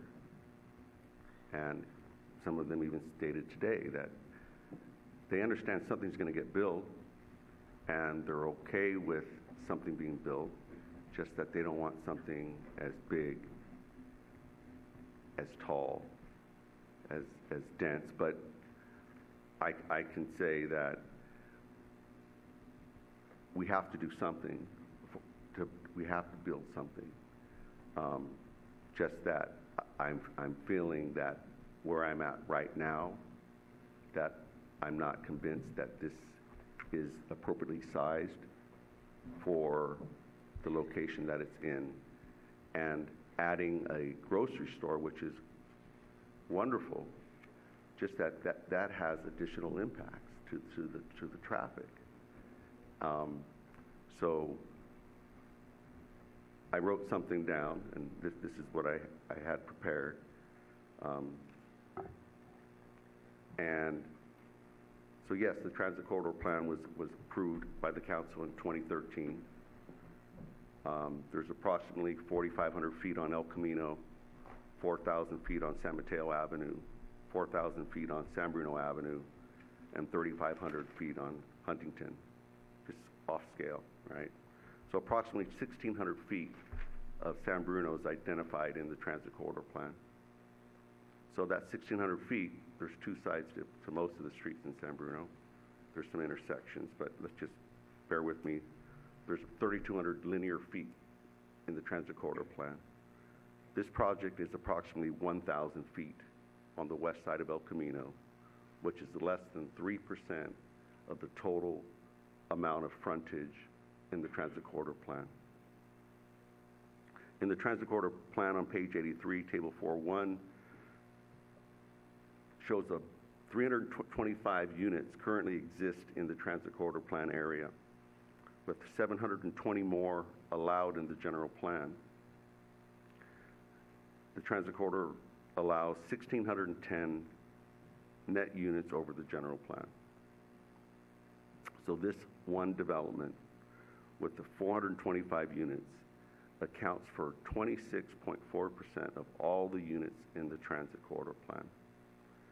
And when you look at the net increase of the transit corridor plan over the general plan, that's 890 units. This one project accounts for nearly 50%, 47.8% of all additional units put in near one of our busiest intersections. There's 155 acres in the transit corridor plan. This piece of property is 5.388 acres. That math is 3.5% of all the acreage allowed in the transit corridor plan. This one project is going to take up only 3.5% of the whole amount. So we're putting all of this housing in one area along El Camino and San Bruno Avenue, one of our busiest, already significantly impacted intersections. So I struggle with that because when you look at the transit corridor plan, they identified 3 catalytic sites. One of those sites was at the south end of San Mateo Avenue. The other one was at the location of, excuse me, it's late, I'm sorry, over by the train station. And of those sites, none of them reached the scale and mass density of this one project. I don't believe in all or nothing. I'd like to see this project scaled back.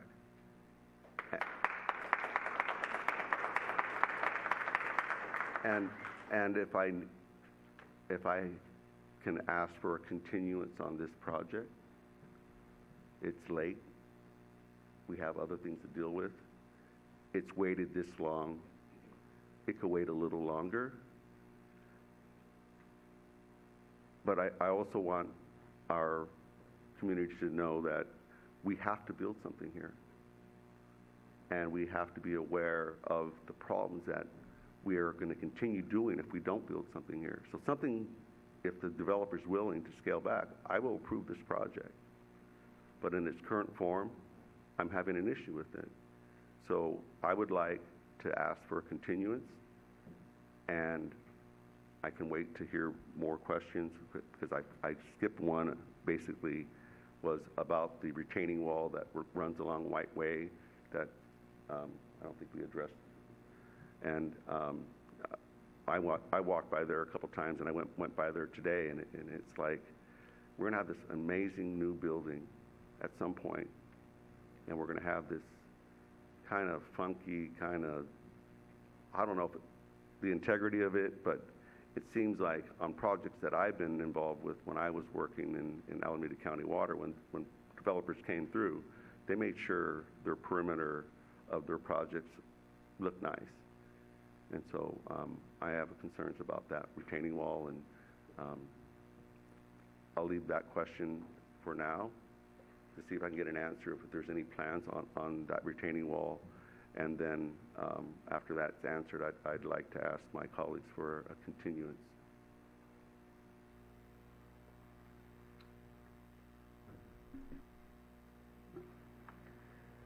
To the chair. So I don't come to this meeting tonight with a packet of information with, I don't know, how many pages, 800 pages that we got. This has been a project that's been ongoing. We've been aware of it and the details of it for a very long time. But let me start out a little bit with the history of San Bruno. As we all know that, and maybe we don't know this, that This town was a rural town in the 1940s. But there are two things that really changed the dynamics of San Bruno. And one was World War II, which created the internment at Tanforan. And through that, thousands of military personnel went through San Bruno on their way from military outposts to the Pacific. This changed San Bruno forever. Many of the military personnel to try to decide to settle here in San Bruno. So the second event was the change when San Bruno, George Williams, purchased Mills land. And our San Bruno town, back in the 40s, with residents in the amount of 6,500 to a population of over 35 residents in 1960s. San Bruno has been changing. Along the peninsula, all towns are changing. And San Bruno is way behind the times. Let's talk about homelessness and housing. We have a right, we have an obligation to be able to provide housing in San Bruno. There's a less than 3% available housing. I think our city manager tonight mentioned it, 14 homes available for purchase in San Bruno. But yet the jobs are coming in here. The last couple of years, South San Francisco alone has created 6,000 new jobs. Why are our streets crowded? Because they're coming from all over places. People are driving 2 hours to get here, to go to jobs. They want to work here, they want to live here, they want to live in the community. I want my kids to be able to raise families to be able to live here. And right now, that's not possible. Not possible to be able to rent a place because it's not available. And as a council person, it's not about money, because that's not about it. It's about the right thing. Way before I became a council member, I got involved in the city, and I've always been involved. And I've attended in this same room the transit corridor plan. And we had many discussions and roundtables, and we were able to give input, and we saw beautiful buildings and high-rises, and we saw what could be of the transit corridor plan. And the same building I'm seeing here, a much uglier versions were what was proposed to us. And we voted for it. 68% of the population in San Bruno voted for the transit corridor that says we can increase this height limit. That a developer comes and they look at documentation that says you can do this. Follow the plans. Here's the plans. Here's your outlines. Here are your guidelines. Who wants to come into San Bruno and develop? And if you have a document that's been approved by the voters in San Bruno, and then we as a council say, oh, no. And that document that we approved, the voters approved, nah, we can't support that. This project is all wrong. Why is this project all wrong? This project is beautiful. I have not seen a project like that in the peninsula. Have they listened to the residents? Yes, they have listened to the residents. They've made changes along the way. They've had setbacks. They've dropped height limits. I mean, the backside of this development is actually beautiful for a neighborhood. So, because this project has been around and I know it's coming my way, I have been looking and I have been seeing and I have been looking up and down the peninsula. 21 DeSalva Road in San Mateo. It looks to me 7 or 8 high-rise building that's right behind residential neighborhoods. It goes on and on. 50 Mound Road in San Mateo, huge high-rise surrounded by neighborhoods. 83 Linden Avenue in Millbrae, high-rise surrounded by homeowners, senior housing. 10 Baldwin Avenue in San Mateo, directly next to a residential homeowner. South San Francisco, box developments right next to homes. In fact, there's a senior housing right next to, there's just inches between that building and there's the senior housing. It's being done everywhere. But this job, and I think the work that the staff has done an excellent job in making sure that this fits for San Bruno. I'm also a Mills Park resident, and I travel to those neighborhoods, and I know my impact is going to be, that my traffic will be impacted. I realize that. But we have to be able to provide more housing. We have to be able to provide affordable housing. We have to be able to provide what we, as a resident of San Bruno, have approved. And here, guess what, folks? We can't show up to the 12th hour to a meeting. And I know some people have been showing up probably for the last couple of years, but we've got to get involved early. We've got to get involved, and we've got to ask the questions. If the transit corridor plan was out there, we had an opportunity to vote and review it and increase housing. So here's what happens. If we didn't pass that back in 2014, what would happen is the developments that exist, whether it's the corner of San Mateo Avenue and San Bruno Avenue, they wouldn't be developing that. We'd be looking at an ugly bank. We'd be sitting there because it can't afford to develop on that property. What's going to come of this is the beginning of more developments in the transit corridor plan. It's the vision that the residents had and staff has had for the betterment of San Bruno. Keep it in the transit corridor plan. You can't build it up in the Highlands. You can't build it up in off of Rollywood. You can't build it there because they're not close to the transit corridor. This is the perfect location for it. The transit corridor plan, what was it, 1,600 homes. This is only 425 of it. And yes, to your comment, it is a bigger percentage of it, but we're also behind the times. You look at every city along the peninsula, and they have been developing, and where's San Bruno been? You know what we had to do? We had to focus on a gas main explosion in San Bruno, and that has been a focus for 10 years. We, with a new city manager and new staff, we are focused and making changes and making a difference in San Bruno for the betterment of everybody. Do we need to address a shuttle in San Bruno? You bet we need to address a shuttle in San Bruno. Do we need to address bicycle lanes so that we can get to those locations? Yes, we do. And that is in the forefront. Do we need to address a parking permit program? Yes, we do. Do we need to address oversized vehicles or vehicles parked on residential streets for too many days and too many weeks? Yes, we do. We will get there, but we need to address our items one at a time and cross off our list and do it well and do it to completion. There have been a lot of great comments, a lot of good questions. I'm sure not every question can be answered tonight, but there have been a lot of questions answered in many different meetings I've listened to, I've watched. A suggestion I have to staff on future developments, a lot of facts could be documented and be brought to these meetings, and it could be hosted online. When these questions get raised, let's just post the facts. But I also hear that, I hear lies, and I don't feel that's a true statement either. Maybe it's a decision that was made then, but 2 months later, 6 months later, things have changed.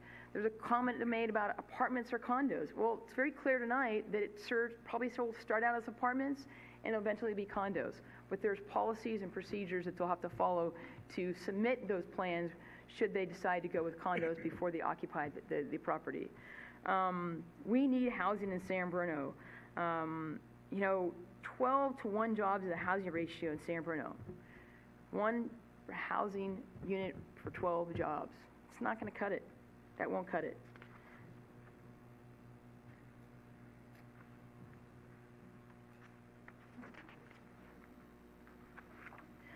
I don't make this decision lightly. I make a decision and support a project in San Bruno because it's the right thing to do. I think that if you're a resident in the area of San Bruno, of the Mills Park, yeah, it's a big impact. But it's a beautiful impact, and I've seen a lot of developments that aren't even coming close to the development and how this will fit, how it will butt up with the neighborhood on the backside. I think for the El Camino side, I think it's perfect and exactly what you're going to see. It'll continue. Wait for El Camino in South San Francisco when they develop their new community center and police station. It's happening all over the place. The people are coming. The people are living here.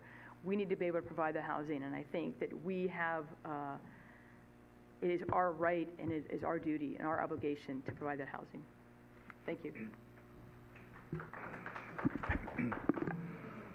It's right up to El Camino. That's just, to me, I could see something better. It was said, and a lot of the comments were made at the Planning Commission meeting, which I watched, but it's the blight. It is